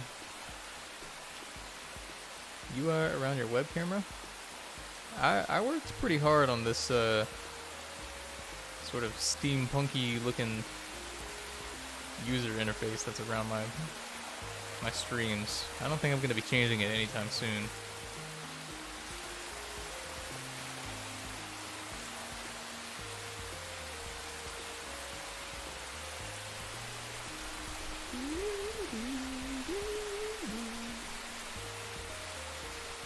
See what we're reading about. Adam says, I like the suggestion Cheesy made, but I believe that would make customization extremely inconvenient. Mixed with the long queue times. Yeah, I mean, it's worth looking into. Angelic says, I think a way to help ease into the lore is maybe in Loda 3 have a little tab of info. Yeah, definitely. The in-game lore and rule guide for ATF 8 has been super helpful.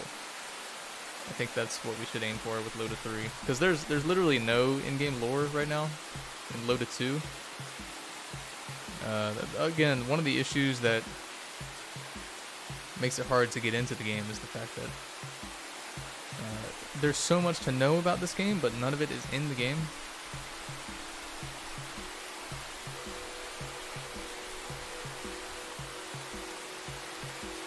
JH says, will we be getting an animated trailer for Wintertide? Yeah, I've had some ideas bouncing around in my head for a long time. It's definitely something that I've wanted to do. And I think there's some good ideas that I would like to execute. Ooh, role playing over here today. That's pretty interesting. Not very often you see something going on over here. Who is this? Nova Mandakar.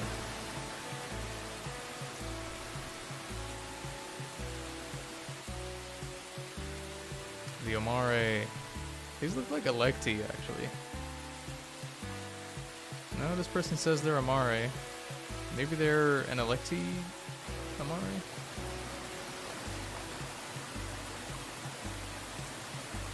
I thought Amare was blue. Yeah, this person's an Amare. I guess the other person was, yeah, like an Electi that just so happened to be part of the Amare kingdom or whatever.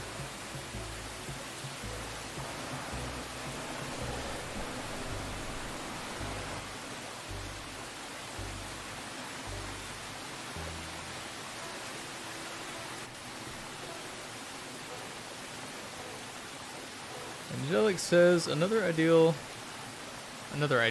Perhaps there can be a model change for characters with more animal-type legs, animations, yeah. We are gonna add dogs at some point, which I think will be pretty fun, because you'll be able to sort of like have these new animations on your character, and you can make yourself invisible and maybe have like a sort of new animation set for Eldritch or whatever, make a robotic dog.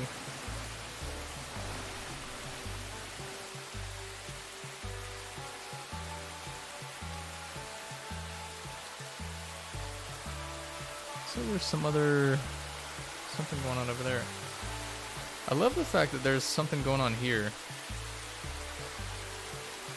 Amare Forest.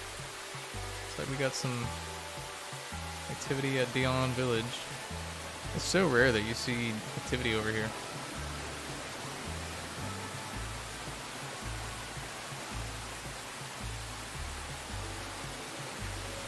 Pretty cool. A level 100 is pretty rare to see on this game. We do have some new people getting into the game, but again, it's just like you kind of have to have a friend who's already really into the game to get into it.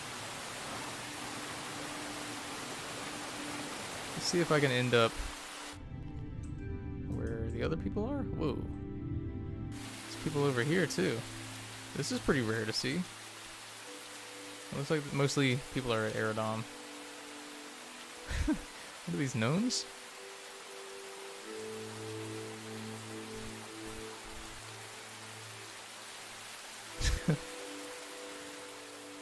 I just accidentally witnessed the gnomes sailing to shore. I guess they're going into town. Marshmallow is asking, how long do you think ATF 8 will last? Last as long as rain, possibly? Realistically, probably like maybe around the same length as ATF 7, give or take a year. Just because I think with the current system, what I'd like to do is not rewrite the entire system for ATF 9, because the systems are getting more and more complex with every game. So rewriting the entire system for ATF 9 would be an absolute nightmare. So I think what I would like to do is at some point in the next 2 or 3 years, just sort of build the map for ATF 9 and take the system from 8 and load 3 and put it onto ATF 9. And you know, maybe at some point in the future, if ATF 9 gets starts getting old, we can look into rewriting the system yet again.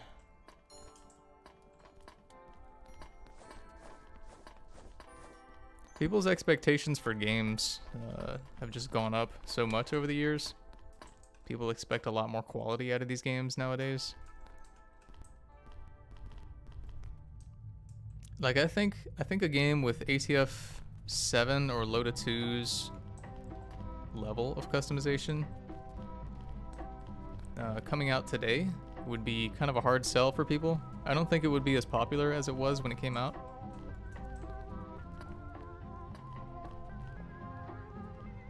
Manco says, since I can talk to you face to face, I was wondering about the ATF-8 Alpha on my old account, but it was banned.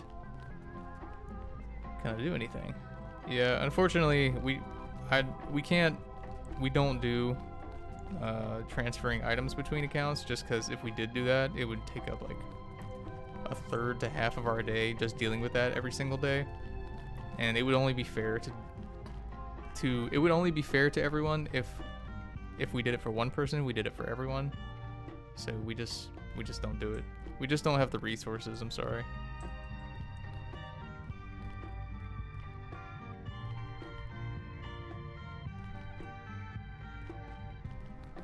JP says, an issue with Loda 2 was the free clothes option being so limited.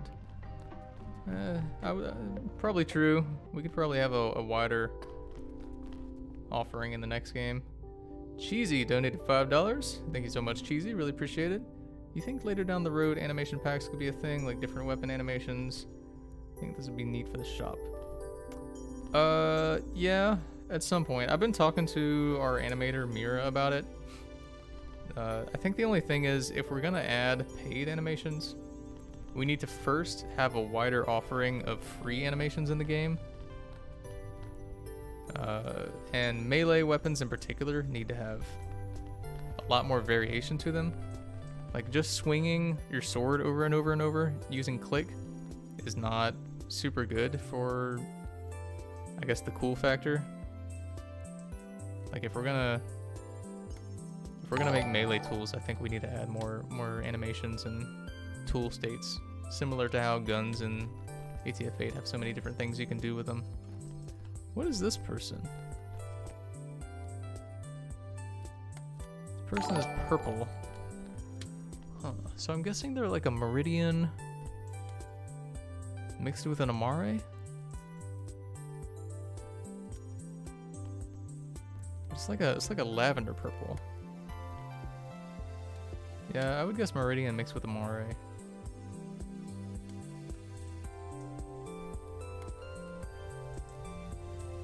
It's the king. A level 2! Holy moly, that's so rare to see on this game. Admiral John is only level 14. Yeah, see, unfortunately the problem is there's so much to know about the game, and it's kind of hard to, like, I'm guessing this level 2 here is getting into the game alone. They don't seem like they have a mentor or a friend like around them. So they're probably gonna have a pretty hard time getting into the game. It's possible that they might just straight up quit the game and never come back because they didn't have a fun experience this first few times they played. The fact that they are a level 2 is interesting. It means that they have put at least 1 hour into the game. So they definitely are interested.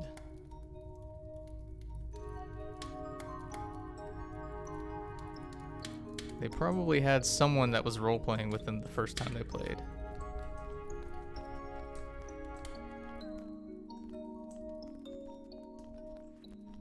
I guess we'll see if we end up seeing that person around more. Devia was their name. Hello, DJ. DJ, what do you have to say to the stream?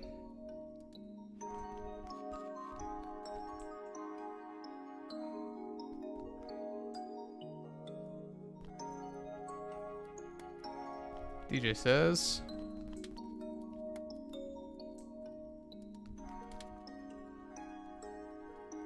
you have a delay. Yeah, I figured watching you run back and forth like that. Let's see, Orange donated $5. Thank you so much, Orange. It says, went back and played Mirage for about 30 minutes and it really showed how much you've outdone yourself with 8. Good stuff. Thank you. Really appreciate that, Orange. It's been a lot of work on 8. So I appreciate that. We still gotta fix, gotta add more morphs and pre-made kits to the game before I would say it's really solid. Derp donated $5. Thank you so much, Derp. Says, Chad, I made Troublemaker, titanium chassis. Chassis, I guess is how you say that. And got guppies high on weed and chrome skulls, ice. Are you proud of the alumni now? Yeah, sounds like they've been doing a lot. Holy moly. Chinese reaction image donated $2. Says, the TOW pack dimensions don't match.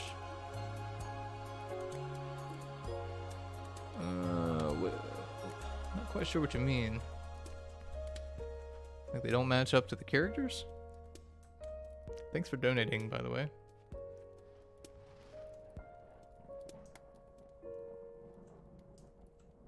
Looks like the gnomes made it successfully to the town.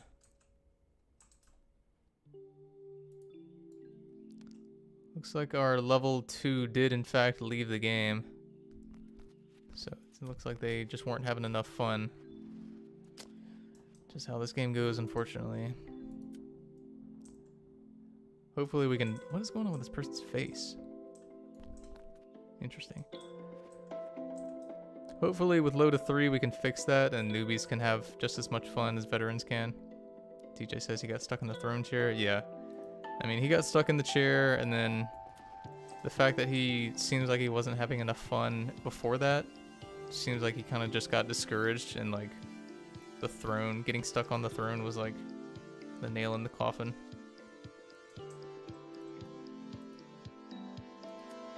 Usually you don't really see in action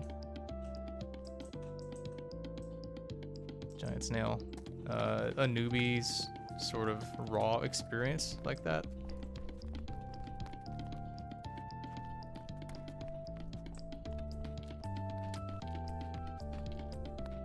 Chinese says the foundations and roofs aren't the same size, so it makes the foundations look weird. Huh. I'll see if I can look into it this afternoon.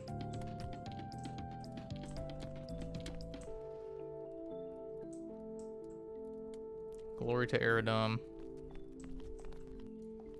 Can I get a glory to Eridom? Anyone who's watching the stream, who's in this server? Let's see if anyone's secretly watching.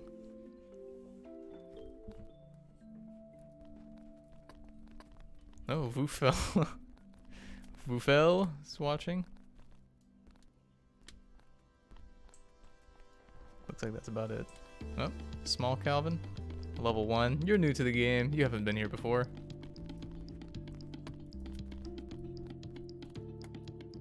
Yeah, but seriously, like, look at like how many level 100 or less do you see here?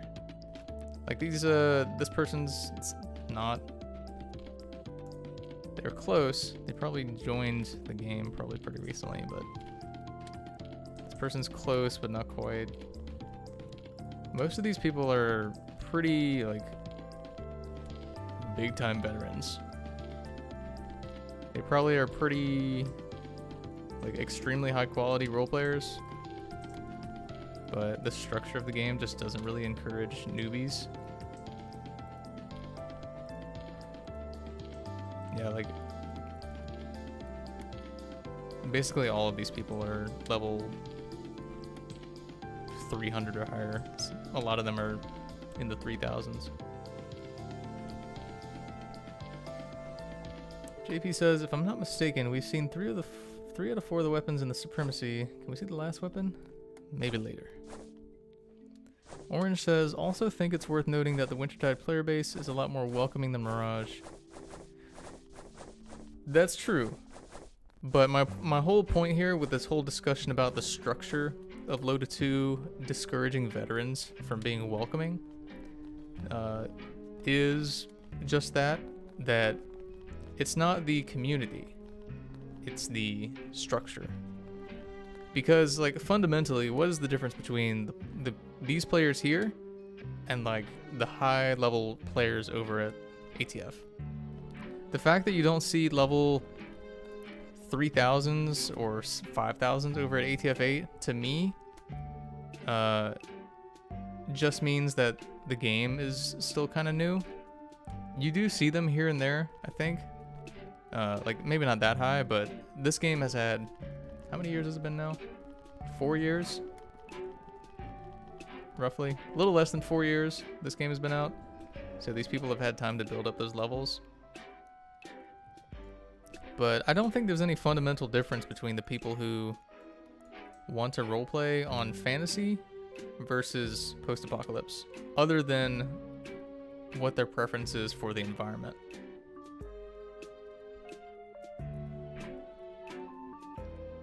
I think the lore is just too expansive. The rules and restrictions are just too much. There's no guide in the game at all. You know, there's a lot to know, and the game doesn't tell you any of it. So I think it just kind of self-selects for people being super high levels, and that's it. Like, if you have a friend that knows the game, you can play. But beyond that, you're going to be completely lost, and no one's going to roleplay with you.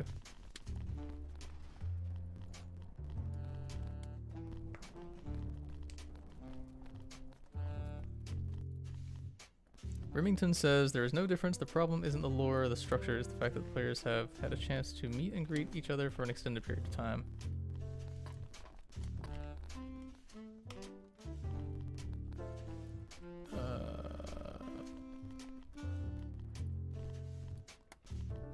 No, I don't think that's true either.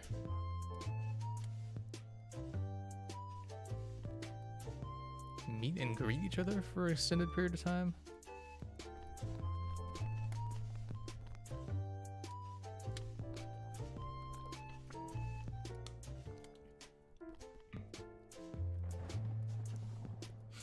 I'm trying to understand your argument, but I'm not able to understand why you would feel that way.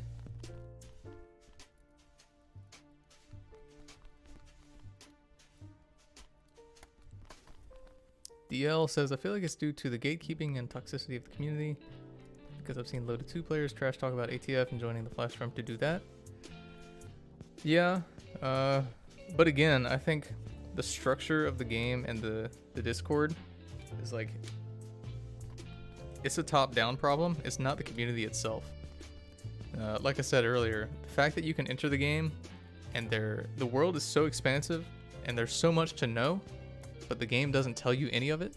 You have to go to, first you have to find Discord, then you have to go to it, and then you have to somehow find all the links and lore that we have, and then you have to read it. That's all the steps that you have to do if you don't have someone who's guiding you over at Loda. And that's the structural problem. That's what encourages the elitism. That's what encourages basically no low levels and all high levels. The gatekeeping is built into the game, and that's an unintentional issue on our part, which again is my fault. Ultimately, I take the blame for all of these issues, but it's a structural problem. It's not the community. Remington says, it's like a new kid coming to school. Let's say there's a lunch table that has people who've been friends since first grade, and now they're in middle school, and the new guy shows up. Yeah, and it's like on top of that, it's like you're not only in school. There's no teacher. You're at the park, and everyone at the park, you're new to the area. Everyone at the park has been playing this one game with a lot of rules for many years, and there's no posts around that tell you how to play this game. In order to play the game with everyone, another kid, has to guide you. And if another kid isn't willing to guide you, you just sit there and are completely alone. And you just feel sad and you leave. And you don't try again because that experience was painful.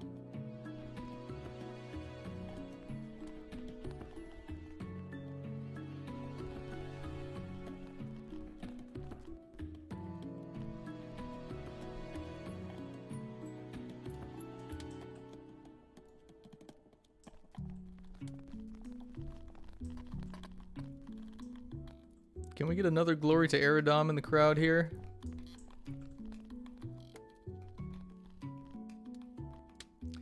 I do love how tight-knit the community is over here at Loda 2.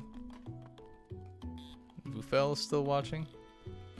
The Royal Rat King, thank you. Small Calvin. Yeah, I do love how tight-knit the community is over here. I just wish... I wish it was able to support itself, the game, but there's just not enough people playing the game for it to be something that we put so much time and energy into. If we want Loda 3 to have as much expansive content, map content, tool content as Loda 3 does, we just have to make the game more inviting for people. And I think people, like the veterans, will have a better time too, because if you think about it, if newbies have a better time getting into the game, if you ever feel like you want to roleplay with some newbies, you'll have that option available to you. If you ever feel like you don't want to deal with newbies and you just want to have like a really dense, high quality roleplay with your friends, you'll still be able to do that as well through private roleplay. Or not restricted private, but just like sort of being off and alone somewhere else with your friends.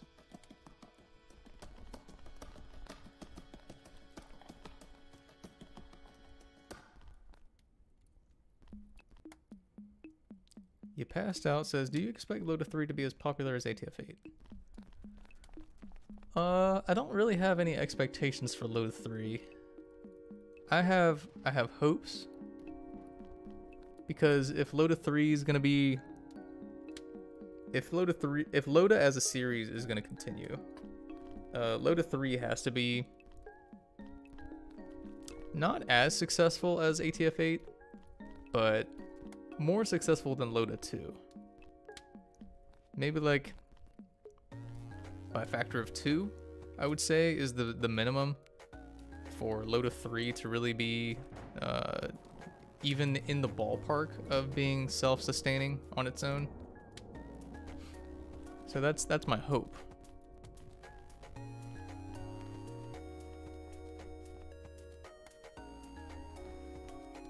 The Marshmallow says, do you think you'll finish the insides of the city in ATF 8? Like the museum, the entire school?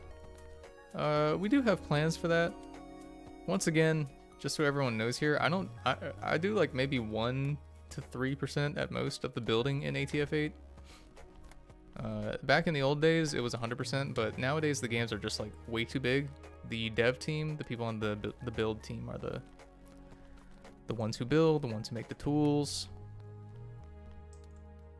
I would say I do like 97, somewhere between 95 and 98% of the coding for the game. But yeah, building's not so much my role anymore. Just so everyone's clear.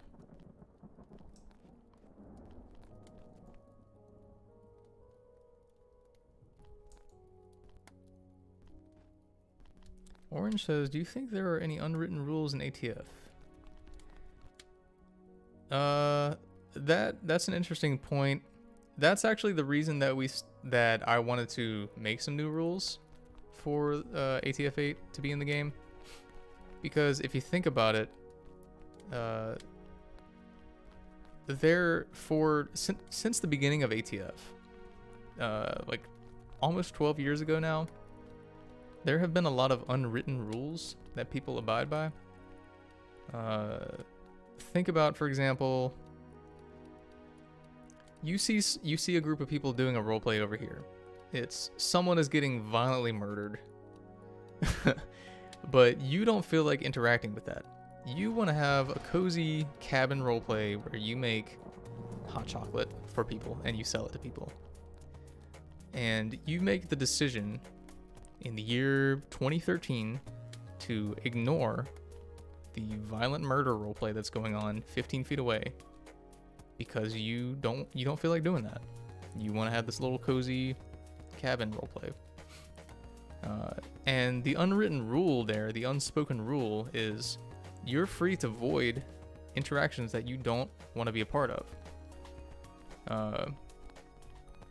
And people who harass you and try to force you into those reactions, like let's say one of those people from the group doing the murder roleplay, let's say they run over to you and just say out of character, hey, you have to roleplay this. We're literally shooting someone in the head over here. You have to react. That, I would say, if they continue after you say no, that's harassment. And those are some unwritten rules that have been in ATF for the past 12 years. But I feel like now, finally, we have in the game a guide that says, this is how the rules are. Like, you don't have to just observe other people interacting to know what those unwritten rules are.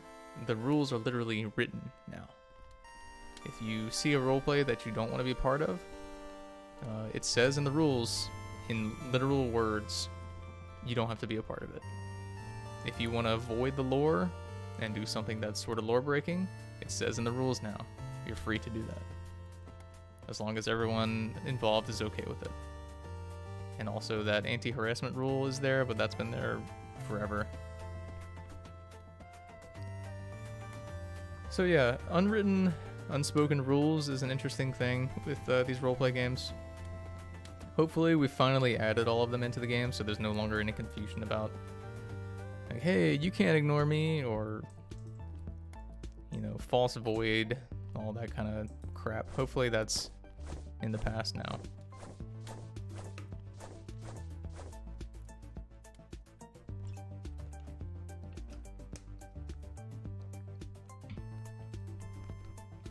Snine donated $5. Thank you so much, Snine. It says, are you aware that Meridian Holoscope irons don't show up outside of the toolbox? Yeah, they don't show up in certain situations. It's been an issue that I've tried to solve. I think since you mentioned it here, I'll try to come back to it soon. It's a very difficult one to solve because I have no idea why it doesn't show up.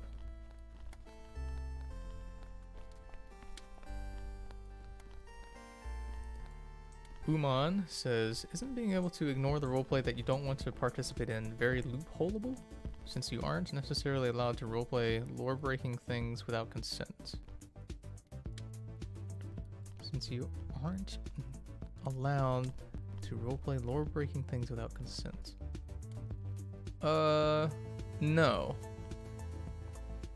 No, not really, because people play these games not to be immersed in a world and have the crap beat out of them for the purpose of immersion. Like, you don't have, boy, I want to be really immersed in this world today, and you come home and you just like join and someone rushes over to you and starts stabbing you in the throat. Like, you don't feel like doing that. You are free to void that interaction because you want to have fun in the game. You don't want to be immersed. That's one of the things I learned about Deep Six, actually. Or learned from Deep Six, rather, is that people don't, like, immersion it's an ingredient in the soup, but it's not the key ingredient. The key ingredient is just having fun. And if you're immersed but you're not having fun, then what's really the point of the immersion?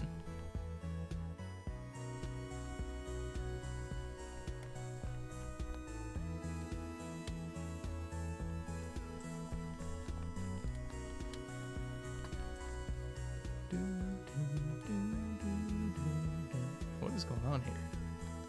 Cease the hostilities or I'll have the hostilities. Sorry, Edgirus. I gave you that voice. I think I just killed him. Oh no. Did I just kill him with that?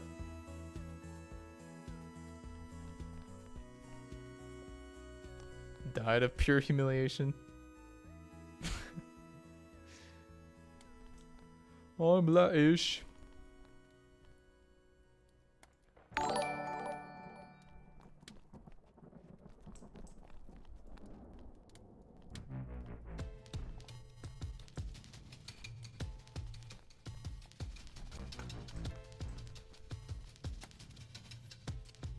It's kind of cool to see an Aerodon roleplay going on.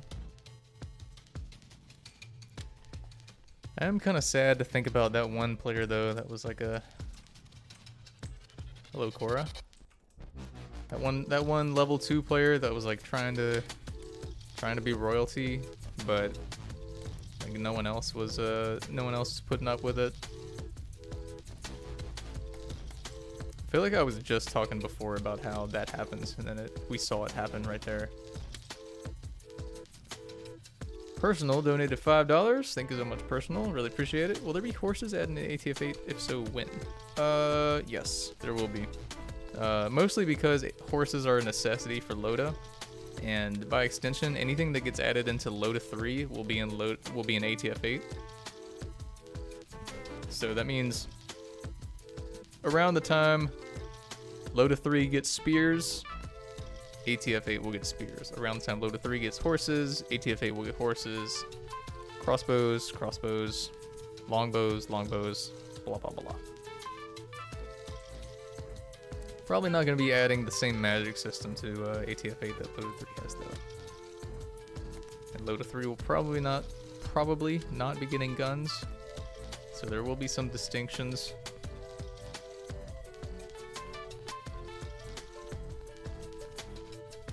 Marshmallow says, don't you think that ATF8 having the same amount of time as Mirage would make it difficult due to the fact that certain cars, possible boats, will be out for a small amount? Small amount of time or money?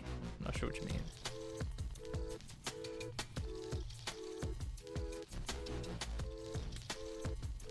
Kermit says, munching on bacon for dinner. How's your week been? It's been good, for the most part.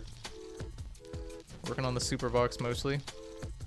I guess in a moment here I can try to show off what we got going with the truck. The super box truck.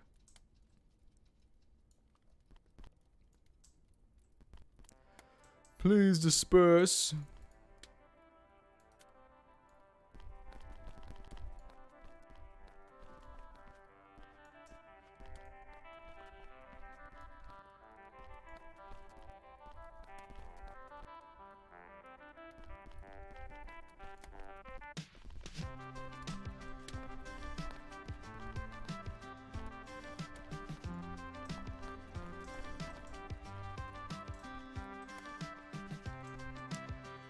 We don't like lights here, okay?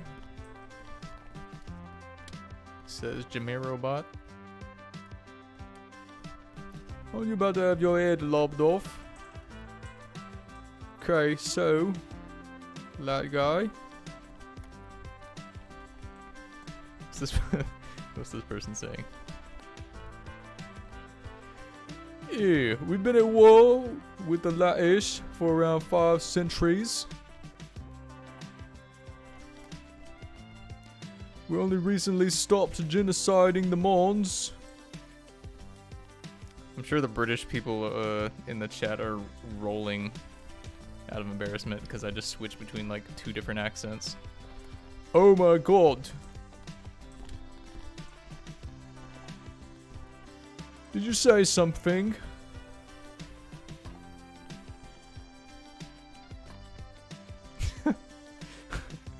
Love you, Jamiro Bot.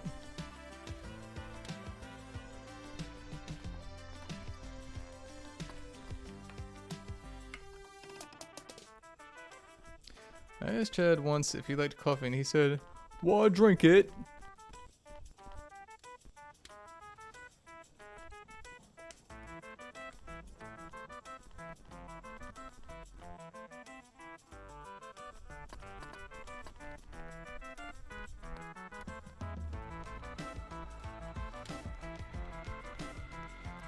Maybe you'll only lose 1 finger, says Pixel. So, anyway.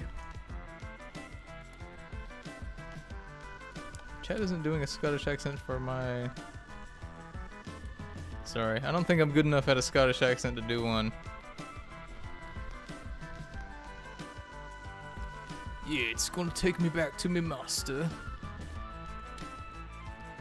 What I'm going to do is arrest you. Turn around.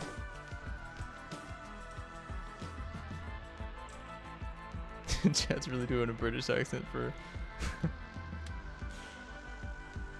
Yeah, these people definitely wouldn't have a British accent. It would be... if this was Latterus, that's probably how they would actually sound. Laurus.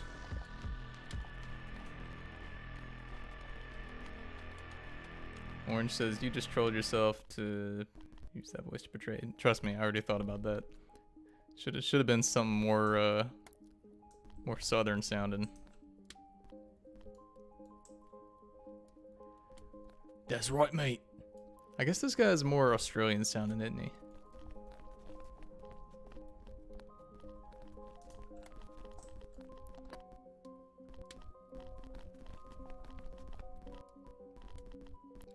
You sing the praises of Laurus. Love you to all my British homies.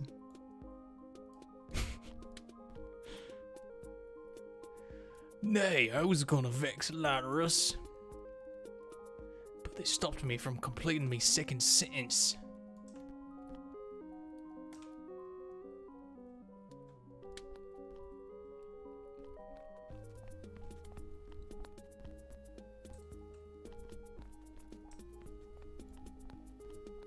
The Drow was inclined not to believe the Mons.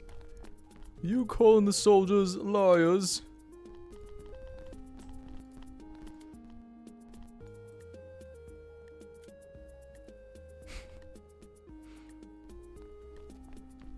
Laurus.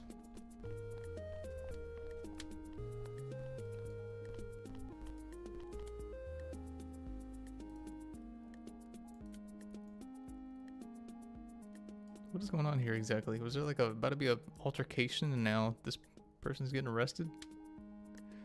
Mons don't have right to attorney.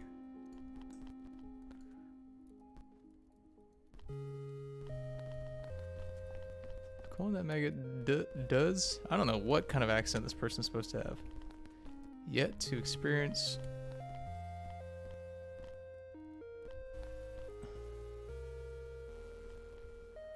I don't know what kind of accent that's supposed to be. I'm guessing it's supposed to be like the accent that I'm doing for the Iridians right now is like the accent this person is literally supposed to have. Which would make sense because I'm guessing this person is La-ish.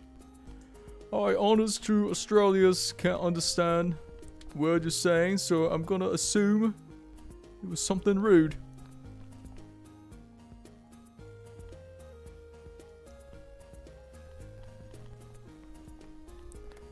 Grab the so-called lawyer. He's invading my personal space. Sorry, that's just how the royalty of Aerodom sounds now.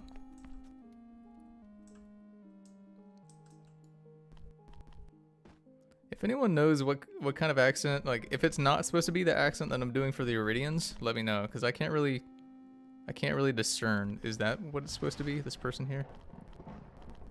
Oh, I'm nobility. Oh, rest in peace, Rat King. Rat King hears me doing the voice for them this whole way. OC is Turkish in origin. I'm not gonna do an attempt at a Turkish accent. I feel like that would not be a good look.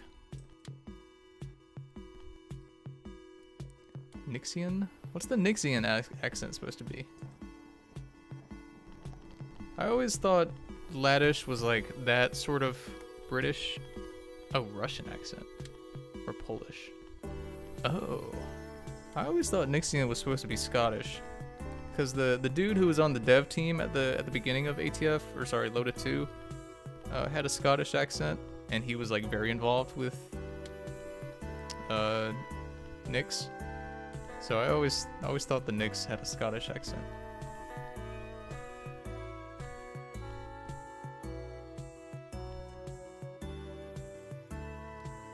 I guess it makes sense that they would have a Russian accent. I don't know why I thought Scottish. Should have shut up the Mons. They can't understand that concept. They're Monic.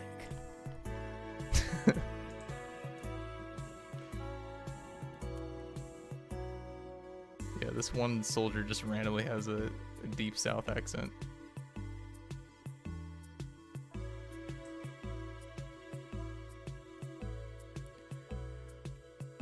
Go do your stuff here. Cool? Cool.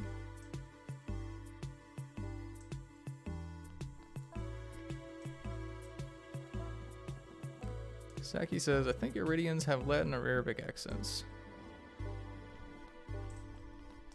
Yeah, that would make sense to me.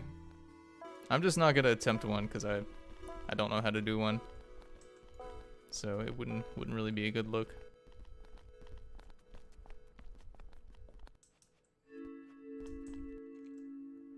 I need to work on my Scottish accent.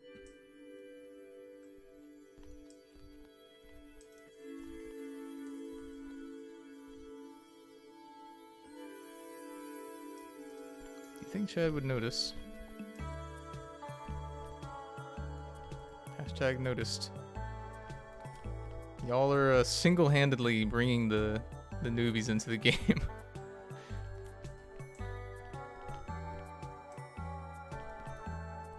Why is this person dressed like this?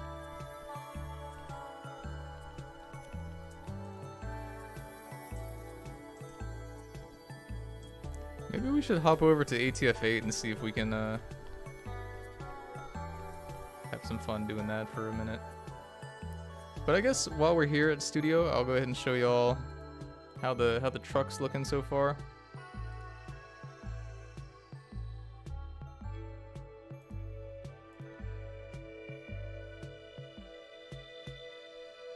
Kermit says, this is stalk random users and talk about Loda.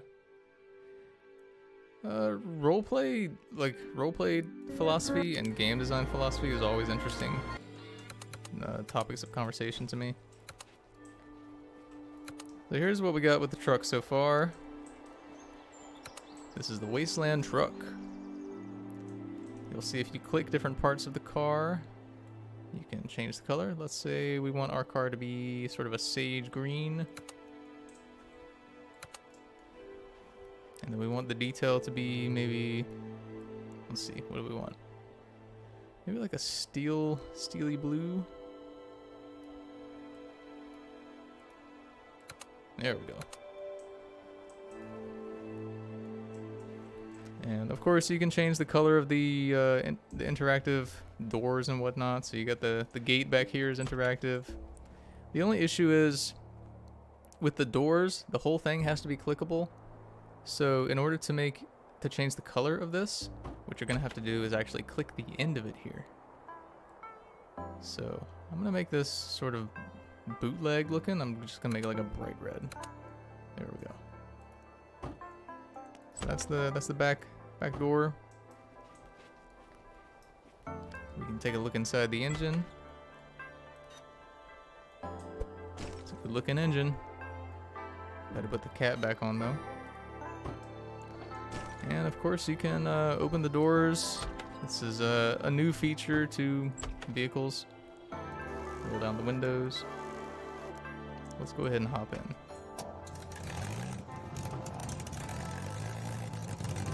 So that's the exhaust for the Fusion engine. It's pretty bootleg. The lore for this is that the cooling systems on Fusion engines sort of naturally degrades over time. So there's really not many left at all. So in order to make a Fusion engine actually work, they have to slap this sort of aftermarket cooling system onto it, and it's really loud. And that's why Fusion engines are loud. But anyway, yeah, you can open and close the doors, roll up and down the windows. But also the wheel moves now. This is a new feature.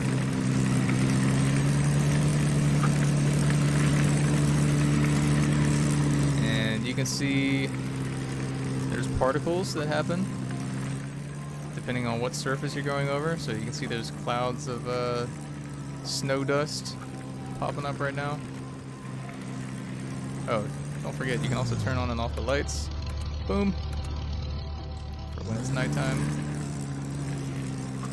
And when I go over to this surface, you'll see there's grass flying up behind me.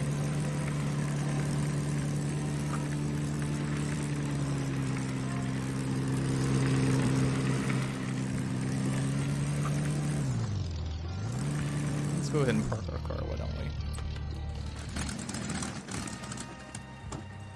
I'm gonna roll up the windows. Can't let other people get in. Anyway, that's what we got so far. Of course, you can you can customize the vehicle. So I'll go ahead and spawn in this experimental one. I took off all the doors, and I filled the bed of the truck with a bunch of crates.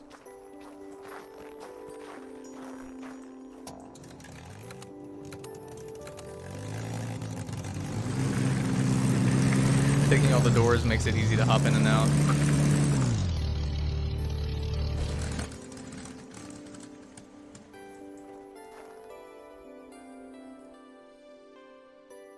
Hestia says, I'd argue ATF-8 actually runs better than Loda 2.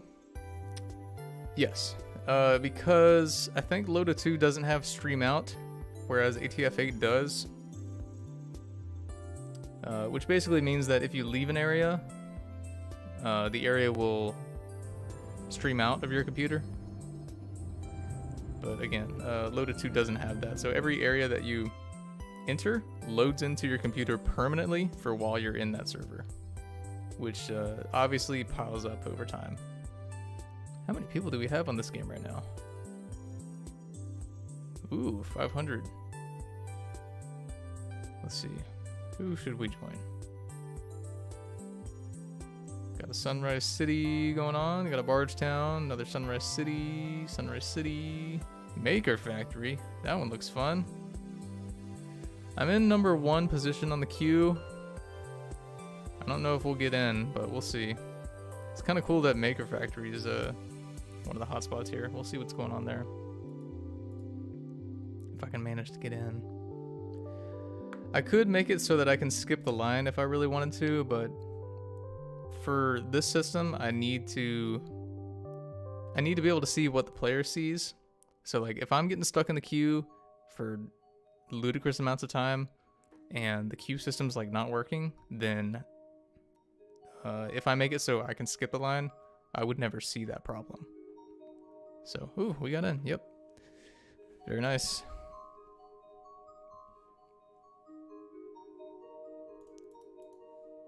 Let's see.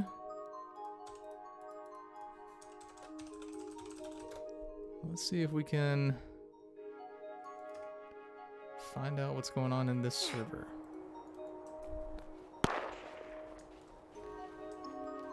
So it looks like we do indeed have some Maker Factory activity going on. Oh, there's some kind of build going on out there. You'll notice here that the player levels are all over the place. So you got a level 700, Crows, pretty impressive. Level 300. A level 1000, Sinroy. Level 1. And for the most part, these people will be able to roleplay with each other pretty easily. Got a lot of level 1000s in this server. That's pretty impressive. But yeah, here's a level 5. This person's probably going to be able to find some fun roleplay to do. They're not going to feel excluded. If someone wants to roleplay with Artyom here and get them into the game, although they might not even need much help because they're already level 5, so they've definitely already spent at least 5 hours in the game. I love the little TV droid. See, this person here is they're level 1200, but if I was just looking at them, I would guess they were like a level 5 or lower, which is a pretty good thing, I think. You can't tell who, for the most part, you can't tell who's like a super high level without talking to them. Level 800, level 5, here's another level 5. Like, see, look at his character. That looks perfectly acceptable for like a level 300, you know? And he's only 5 hours into the game.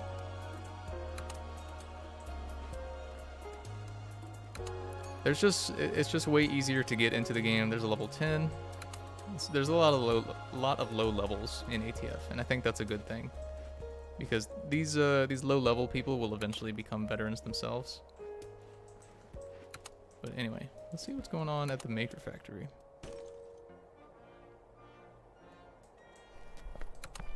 Oh, what is this music? What in the world?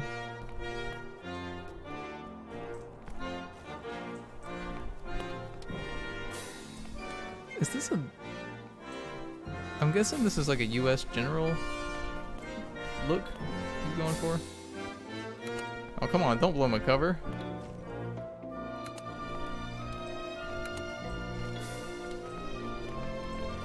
Whoa. Also, the fact that a newbie can hop into the game and see how cool the rigs are, like that one goober, sorry. They have some very cool Eldritch rigs.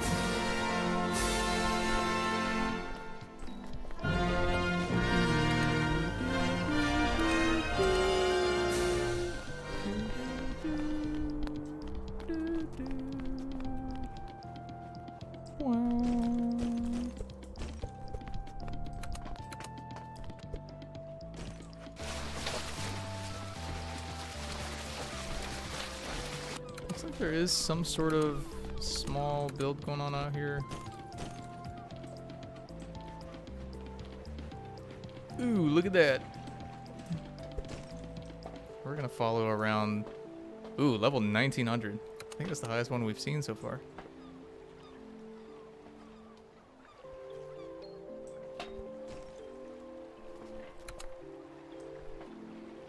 He held the sandwich inside, turning back here. Mmm. Sandwiches. We're trying to observe the role player in their natural environment. So y'all, if you're gonna be over here, you gotta role play. The man relaxed here as he held his... I couldn't read that fast enough.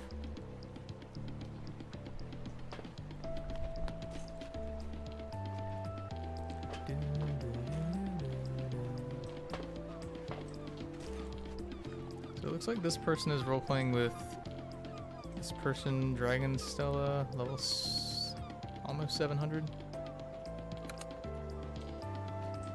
He walked this way and held his sandwich and nibbled on it. He walked here as he did so and said, "Woo, look at that." He stepped here as he stopped here. Some redundant speech. She leaned on the railing. He rested his foot against the wood beam. Glanced over as he said, "Ocean's nice, ain't it?"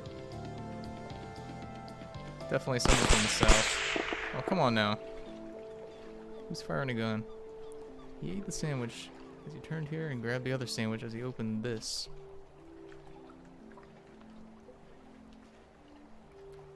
Turned his head back as he did so.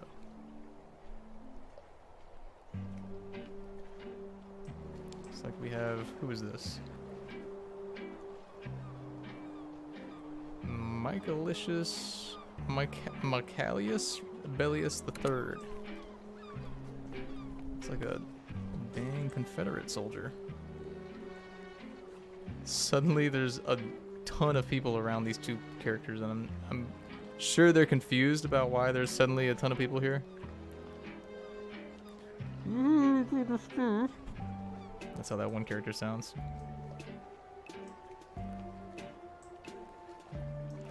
No, don't. Sorry, mate.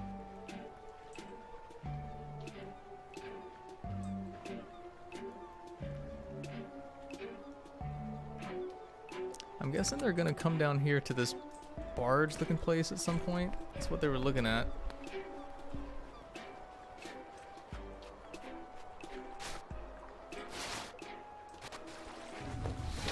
Someone else's barge just disappeared. Ooh, how do I even get on this one? This one's cool. Who built this? Luco's Aid? Ooh, this one's got a prison on it. Switchback stairs. Good old collection of Second Son soda. Is this... I think they're missing one. Yeah. Yeah, they're missing the Gear Man flavor, the mystery flavor. But they do actually have... I think that's... One of these is the Paradise flavor. Let's see if we can verify it. Can we verify? Nope, that's the watermelon one. What about this one? Oh, that's the watermelon one too. Oh, they don't have that one then. Yeah, they don't have the paradise flavor, so they're missing 2 flavors. Why do they have 2 watermelons in there? Interesting. Oop. That probably opens the wrong way. I love it when people make these generators and they put sound emitters on them that is like actually a generator sound, like rumbling. Okay, so this is meant to be the driver's seat. Pretty cool build. I feel like there's some stuff down here I missed. I would love to live on something like this. This really does feel like a miniature version of Bargetown.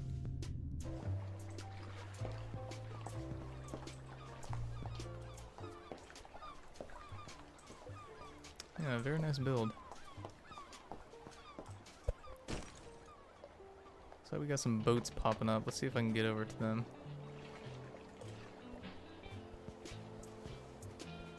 I'm gonna have to just try to get into the seat here. There we go. Oh no, I'm stuck again. Why does this keep happening?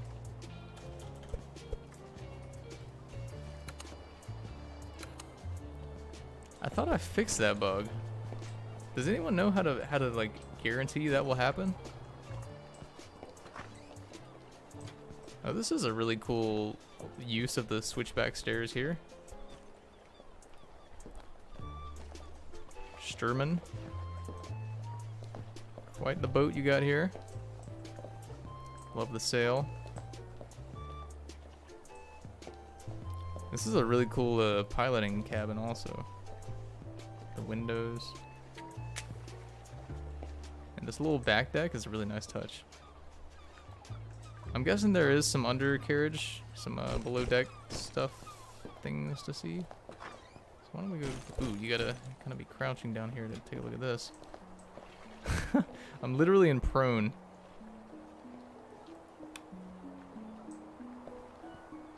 This is really cool that they spent the time working on this under area. Definitely very cool. Sick build. Let's take a look at, whose is this? Monk. Also, an excellent use of the switchback stairs. Ooh, I love the ladder built into it. The fact that it's flush with the floor is fantastic.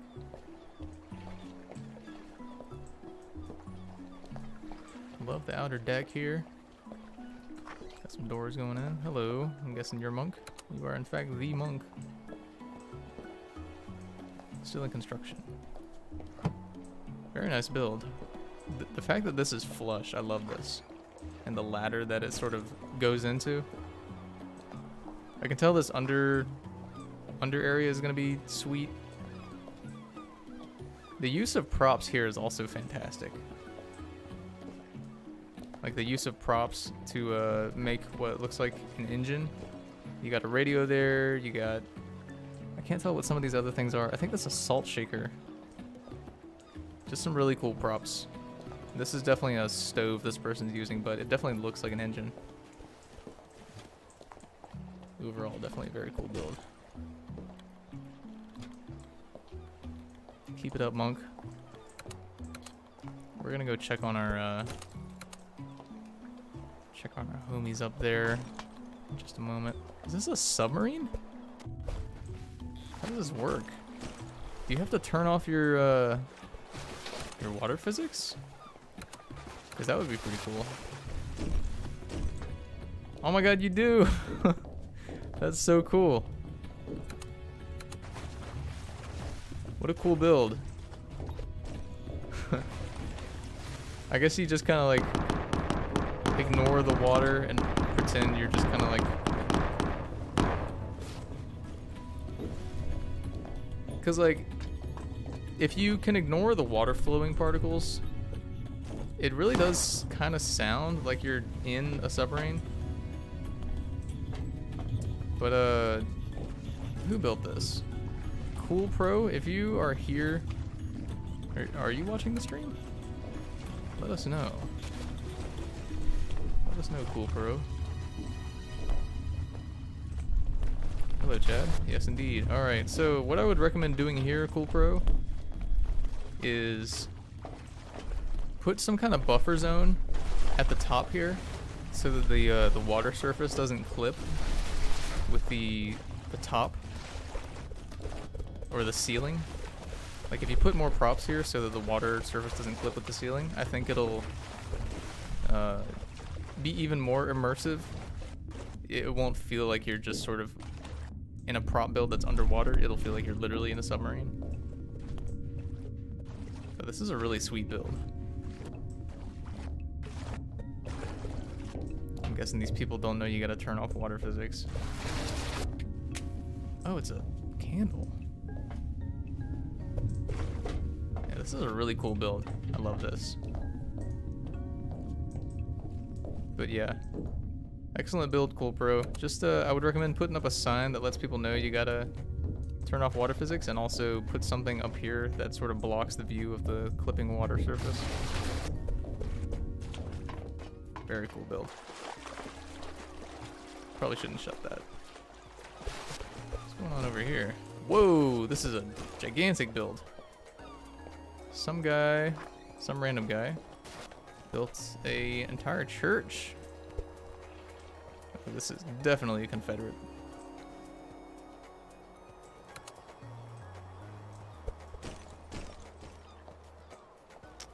I love the work that you did on the ceiling. Like you didn't just leave it mostly blank. Like it's very easy to do. Put a bunch of lights up there. Okay, and, I'm guessing this is supposed to be on land. This is really cool though. I like this.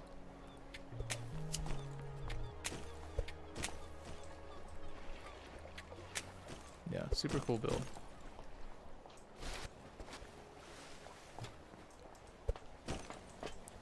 Looks like we got some kind of party going on top of that boat. Oh, I forgot my water physics are completely off. So...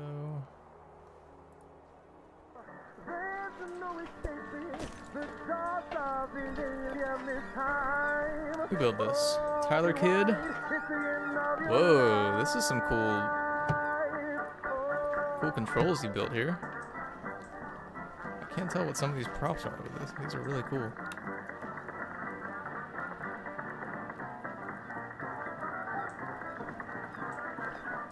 I love the use of the radios to make it like a set of controls for a boat. Doesn't look like there's much going on the roof. Front deck is wide open. I love that. Not many people do that because it's a nice place to sort of put things on the fly. I'm gonna check out the below deck area. Ooh. Okay, so here's another take on an engine.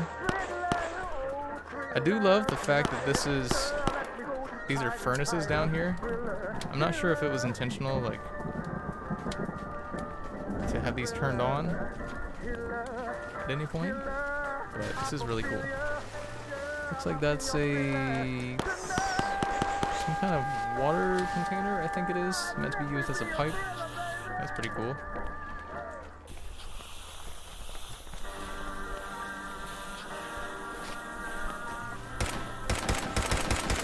Gas tanks, nice touch. There's a light down here, love that. Bunk bed, also a great touch. Some stored food. Yeah, this is all you need. All you need for a boat. If I were you, I would put like, I don't know, some supports in the middle would probably be realistic, but I don't think it would be necessary. It might actually make the experience worse. But yeah, nice build, Tyler.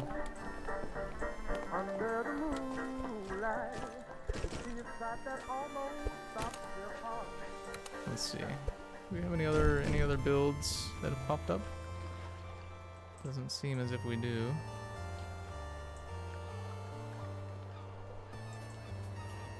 Orange says, go to the mouth of the cave. What logo is it? Thanks for the $2, by the way. It's like a...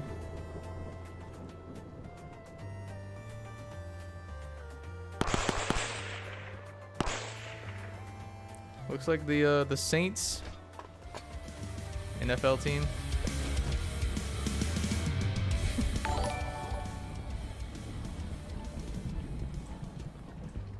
Let's see, what are these characters? Sandwiches. Oh, this is a cool build. I love it when people make builds that are this like densely packed with props. Estia's build. Hello.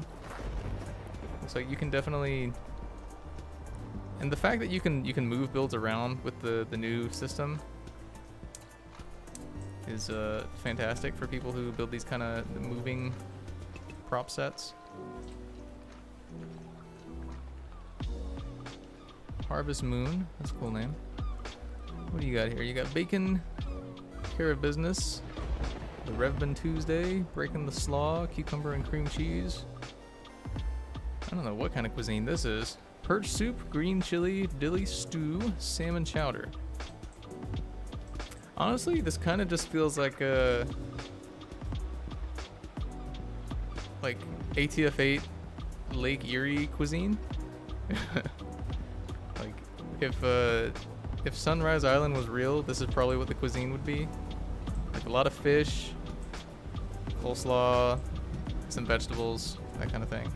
Bacon would probably be pretty expensive. Like really expensive actually. I think people forget meat is so subsidized in the US right now. If we were in a real like apocalypse scenario, meat would be pretty expensive.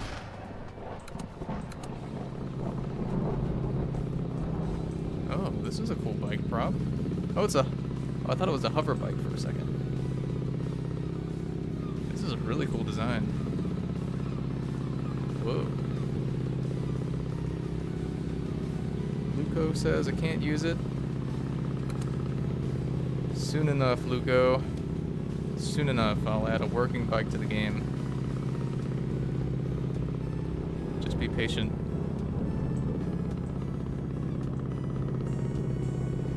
Soon enough. This is a really cool rig. It's like a construction bot that is missing an arm. Maybe it was some kind of mining bot? Industrial use construction android. No.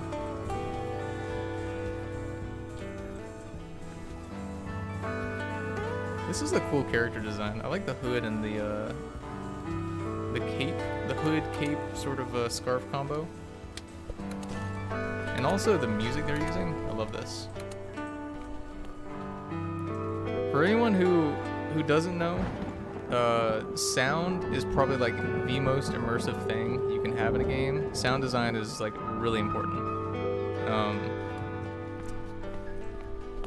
You might not notice, but like when you're playing a roleplay game, for example, and you're walking around and your feet are making step sounds and you open a door to make the sound, it's pretty immersive. But if you're playing a roleplay game that has the default Roblox sounds, you probably won't hear many sounds at all, and so you feel like the game feels vacant and lifeless, but you don't know why. It's because sound immersion isn't there. So, just a word to the wise for y'all. If you want to have like some people really get drawn into your prop builds, use the sound emitter. Some generator sounds, some good ambient music. That's the way to go. That's how you really draw people in.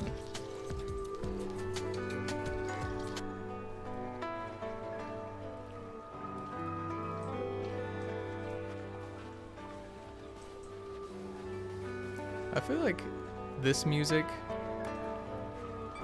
this kind of music here, like it sort of is the essence of the wilderness areas of ATF8. I would say the more populated areas probably have a different vibe. Like maybe sort of urban upbeat noir, maybe? In terms of music, but yeah, that's some good music for the wilderness. But yeah, don't forget it, y'all. If you're gonna... What a weird rig. If you're gonna make a prop build and you want to have some people be drawn in, like to a business or something or whatever, use sounds and music. Very important. This person knows what they're doing.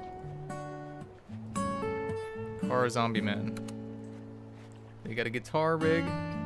Looks like they have actually set up their arms, like some fake arms, to look like they're playing the guitar. And they've got the sound emitter. Yeah. Very good. Very good use of the sound emitter.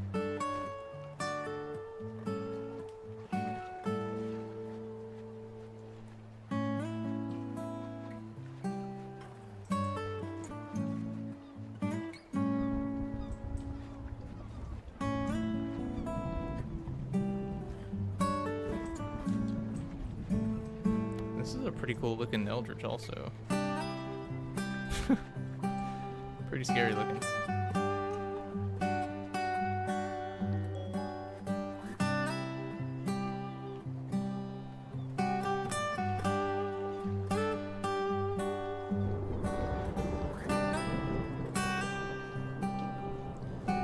I'll be right back in just a moment. Gotta take care of some stuff around my house real quick.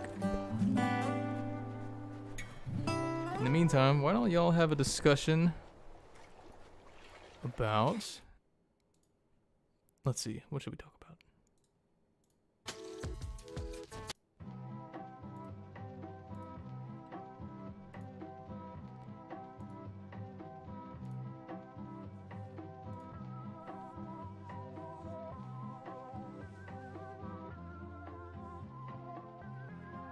Let's talk about which ATF timeline is not the best, but has the most meat on its bones, I guess. The most immersive potential. The 2032 timeline, the 2071 timeline, or the Darkness timeline.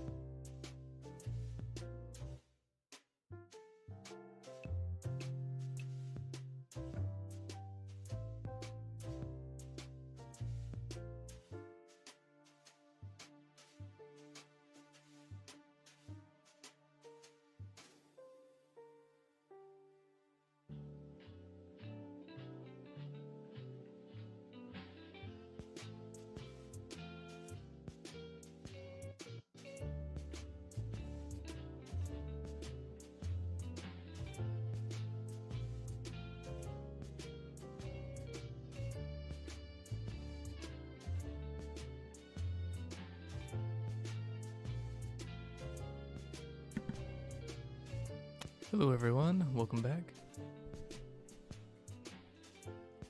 We're probably gonna wrap up the stream here soon, but I guess we'll see if anyone else has any interesting builds to check out. Whoa.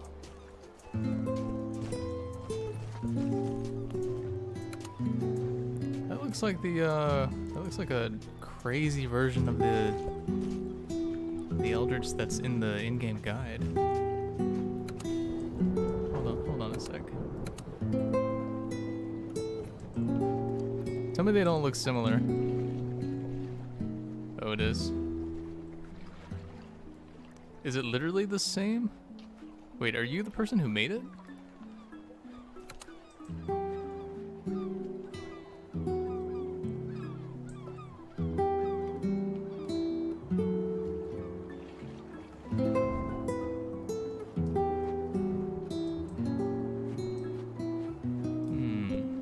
Someone built an entire cargo ship. Oh, we go check that out.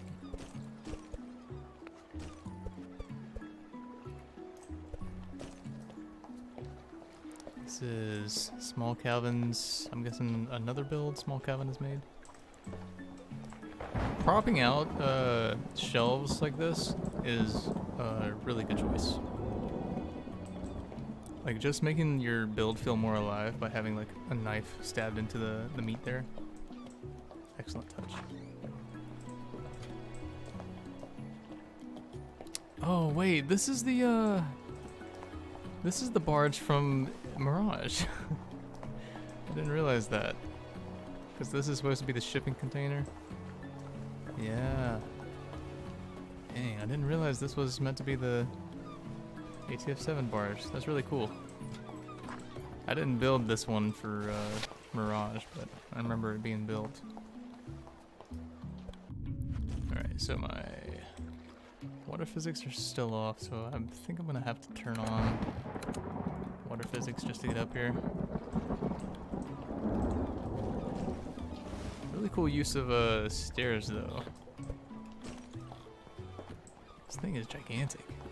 Bedside Bagel built this. This feels like if this were just like larger, this could be Cargo City.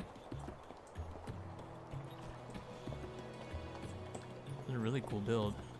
Not to say that this should be bigger, but rather that this is such a big build. I feel like you could put this anywhere on the map and people would flock in for like a little host.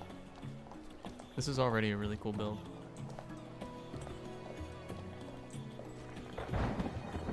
This area here feels a little vacant, but I love the use of the fence here and the generator.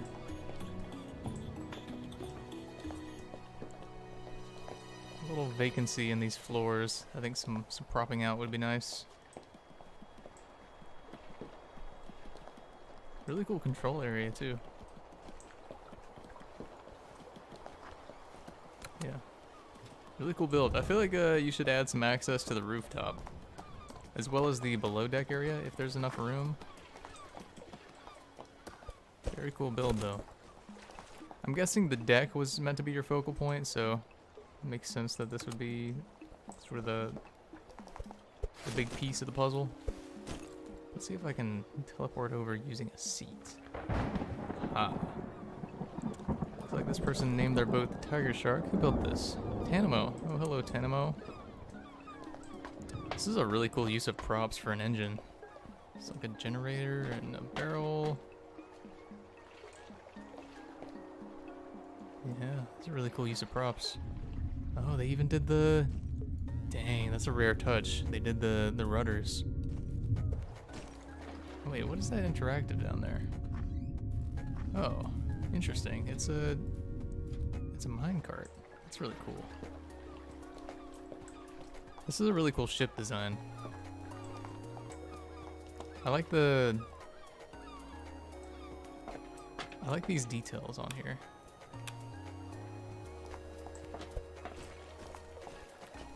This little platform at the front is really cool. Looks like the use of that prop to make antennas is a nice touch. Ooh, controls. I'm guessing this screen is meant to be like how you see the front of the boat.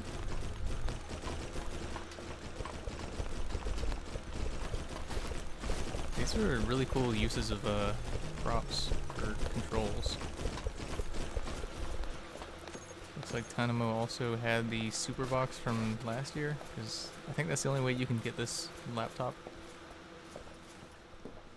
A cool looking safe. I don't remember if this is a prop or not. What else we got in here? Got a meeting room? That's really cool. With a board. No drinks inside. I feel like you should add some drinks in there if you can. No props inside there either. But there's props set up here. This is a really cool looking spot. A teapot up there. That's a nice touch. What do we got over here? Got a dancing robot. Grung 3. Love the couch. Some bunk beds. That's a really good touch. Yeah, overall, this is a really cool build. I like this one. Very nice indeed.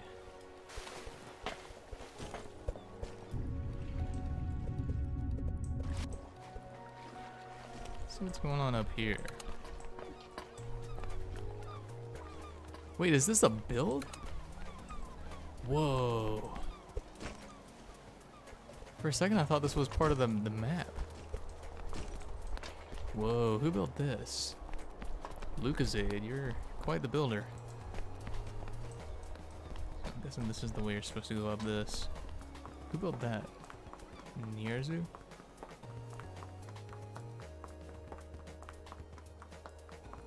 Oop, pretty easy to fall off here, I imagine.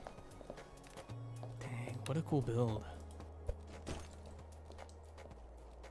The fact that you can put this anywhere too, like you could just kind of plop it in most places on the map and just kind of say like it's an abandoned pre-war construction project. Is that a duck? It's literally a duck. Small Calvin is literally small.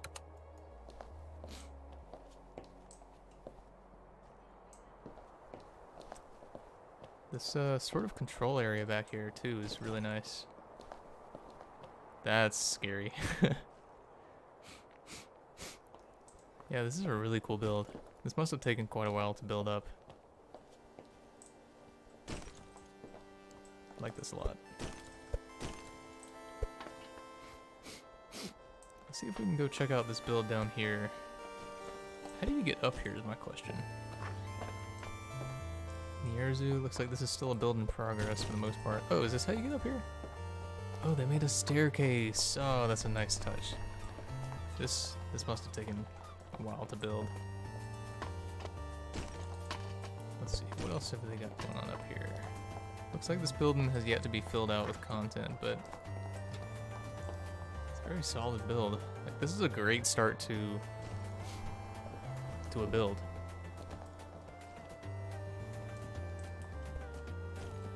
I've never seen someone build on the top of one of these cranes, so that's really cool.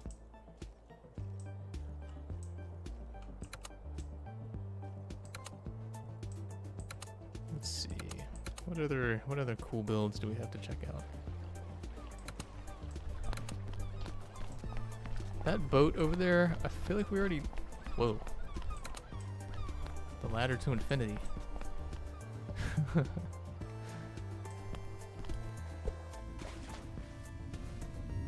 Feel as if I already looked at this boat, but I'll go take a look again.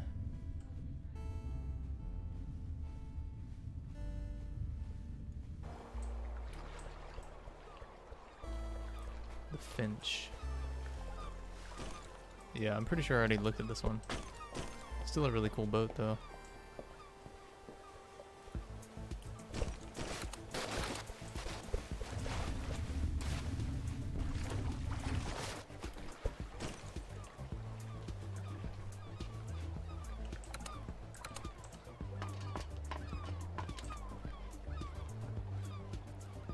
See what's going on up here.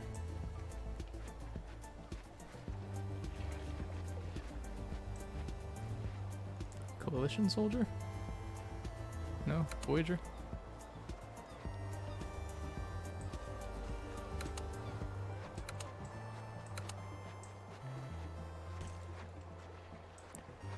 I do wonder, with the Voyagers, that's a pretty cool rig right there. Guppy, like a droid. That's really cool looking. Oh, it's like a drone, I think, that has... Yeah, it looks like a drone it's emitting some kind of humanoid hologram. What I was gonna say was I wondered how many Canadian players we have for this game.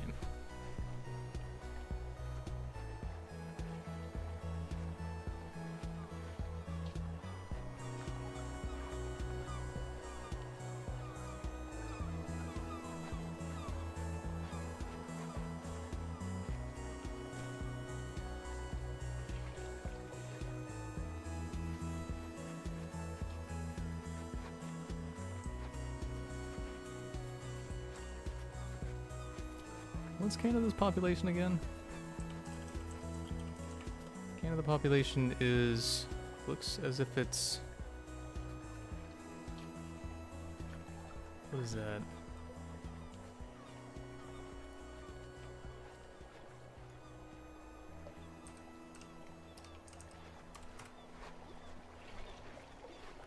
So it looks like Canada's population is only around 11 or 12% of the US population. So definitely a small country, but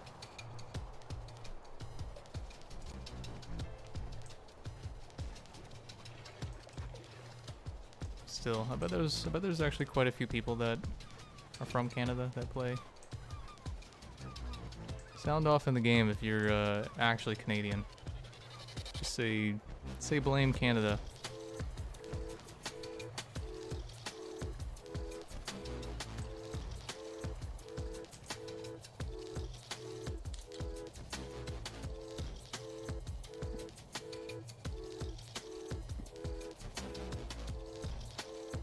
Huh? Okay. Looks like we don't actually have any, or at least we don't have any people viewing the stream who are Canadian, who are also in the server. Remington says server is too full. Okay. Well, in the chat, let me know if you're Canadian or American.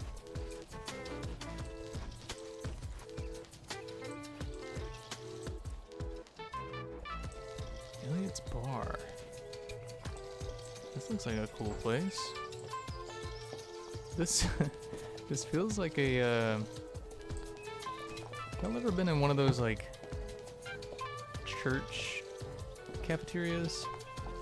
Like when you go to the back of a church, there's like a big open space back there and it's used as a cafeteria most often. That's how this feels.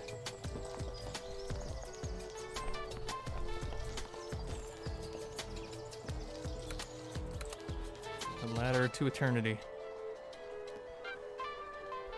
May you march on forever. I think we just actively saw someone jumping to their death. Yep. Looks like someone has a teleporter over here. I wonder what this is about. Whose build is this? This is Car Zombie Man again. Hello, Car Zombie Man.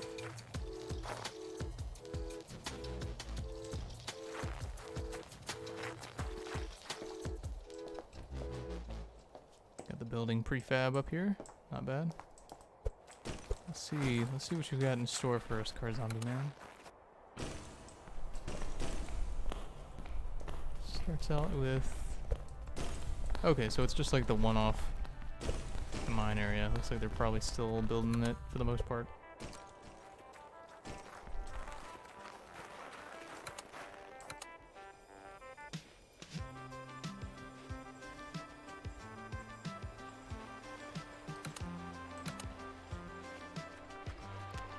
Ooh, looks like some sort of prop failed to load in here. The scripter loaded something in, but oh, okay, what the heck? Not sure what that was about. Wait, is that an airplane? I feel like there needs to be a way to better access this place here that's not jumping up this thing.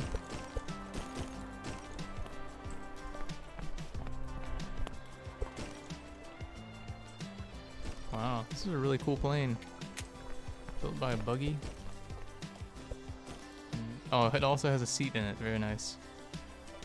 Can I sit there so I can see what the controls look like?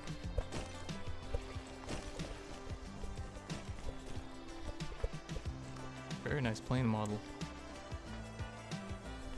Let's see what the pilot seat looks like. Oh, this is so cool.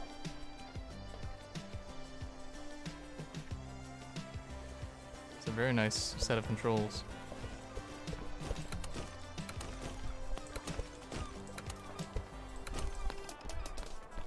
Looks like there's some kind of thing built over here, or at least someone's sound emitter.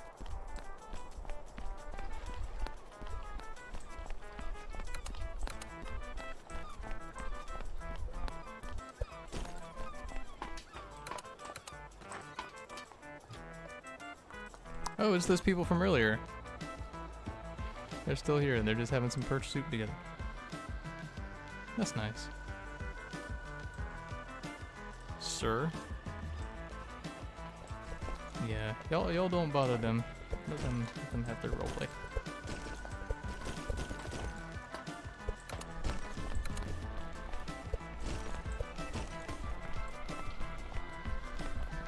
That's a really cool crab morph, or rig, rather.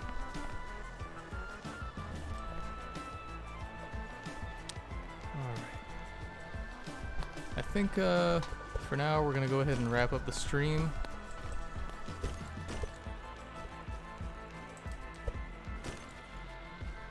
But I guess before we end, we'll go ahead and do... In the shadow of the valley. Oh, that's cool. Nice use of the radio. That I think we'll go ahead and do a handful of giveaway winners. How do y'all feel about that?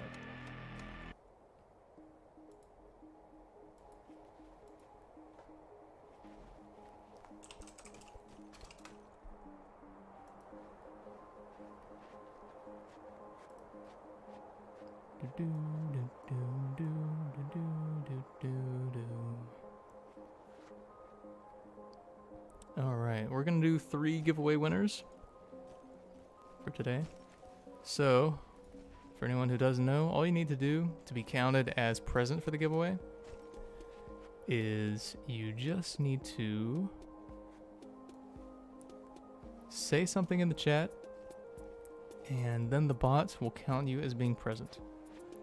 Now, saying more than one thing, like spamming, doesn't help your chances. So you only need to say one thing, and the bot will count you as being present. Once again, saying spamming doesn't help your chances.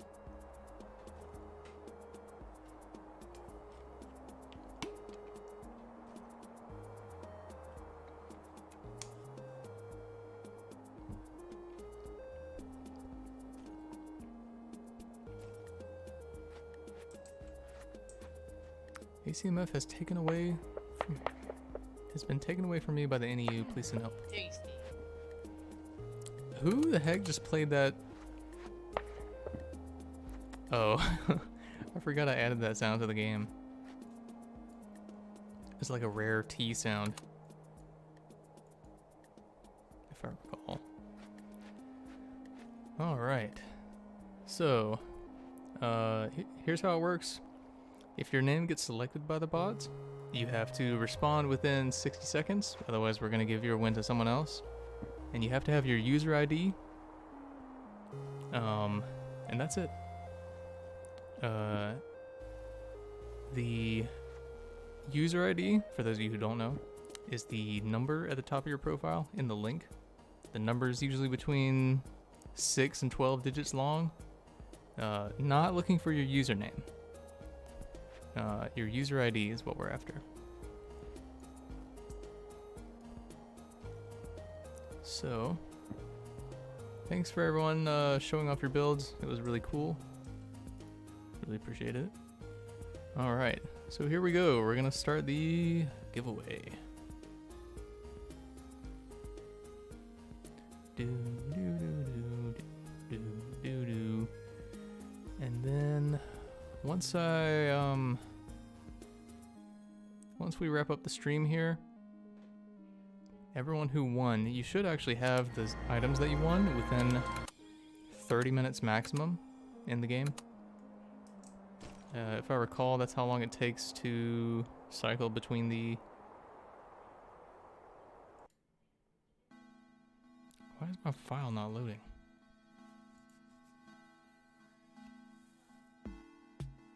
Oh, there we go. Alright. So the first winner of today's giveaway is... Let's see who it is. It's Flipside. Congratulations, Flipside. All I need is your user ID, and you're good to go.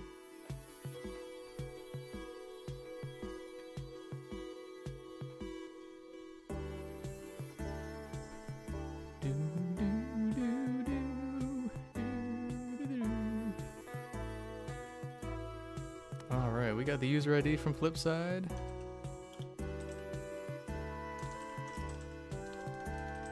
Congratulations, Flipside.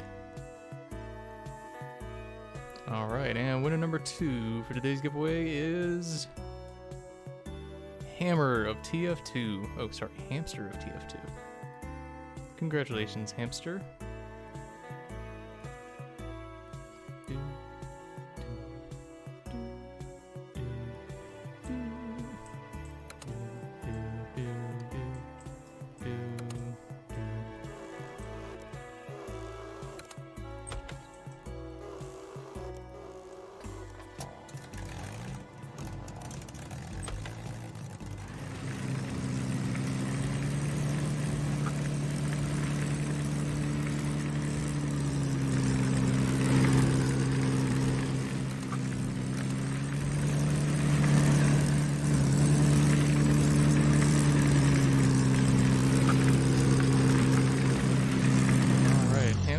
I got your user ID. Thank you so much. Alright, and last but not least, the third and final winner for today's giveaway is Tish S. Congratulations, Tish S. You've won. Just need your user ID.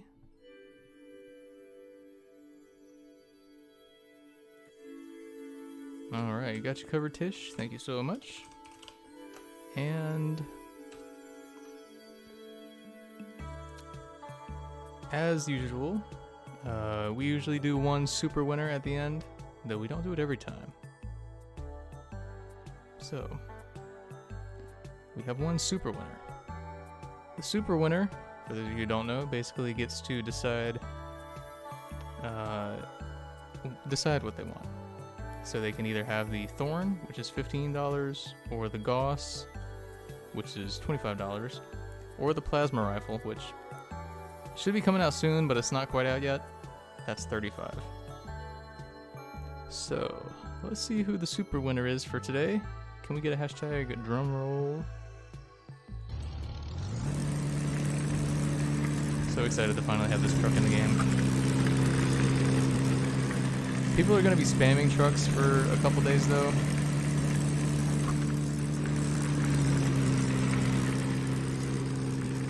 But it'll wear off after a few days.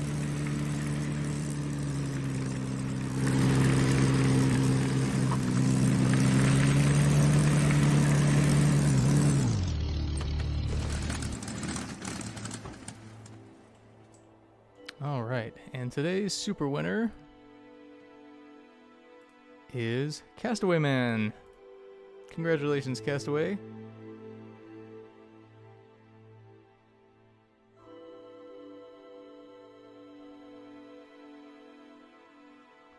We love you, Castaway Man.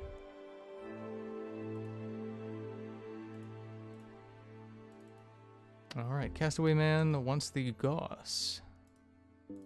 Very nice choice. Alright, Castaway Man, you should have that within 15 to 30 minutes. Again, once the stream ends, All 4 of the winners, you'll have the items in game, but it will take anywhere between 0 and 30 minutes for you to actually receive it. You might get a notification when it pops up for you. So yeah, let me know after 30 minutes if you haven't received it.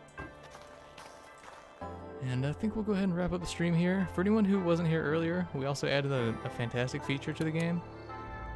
Check this out. These new buttons here. That's pretty sweet, right?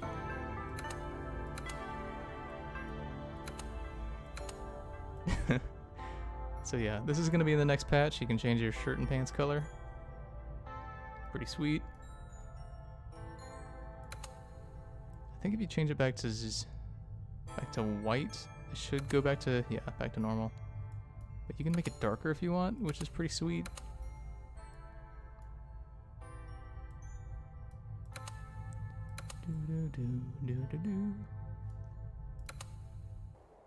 But yeah, that's a new feature. Should be in the next patch. I'll try to fix some more bugs. For anyone who's interested in Loda content,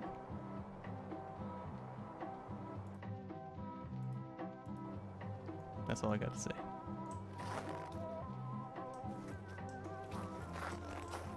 We'll go ahead and go into the in-stream sequence now.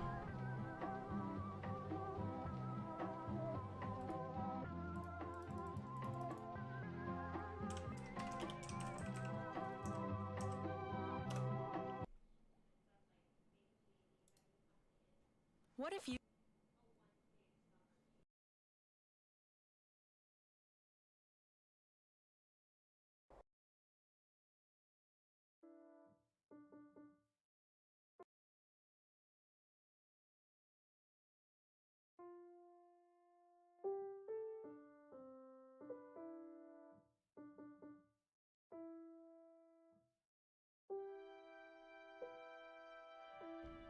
Welcome to the end of the stream, y'all. It was a long one. Looking forward to doing more streams here soon, as soon as we get the pop-up shop going as well. Superbox is getting pretty close to being ready also. To everyone whose name showed up on screen in the credits here, I really appreciate you for donating. Special shout out to you for helping keep the game alive and well. I hope y'all enjoyed the giveaway, and I hope y'all enjoyed my silly accents on Loda 2, checking out the builds on ATF, and also working on the shirt and pants coloring stuff. That was all fun. But yeah, thank y'all for joining. I hope to see you at the next one. Stream winners, you'll have your things in the game soon. And I'll see y'all around. Mwah.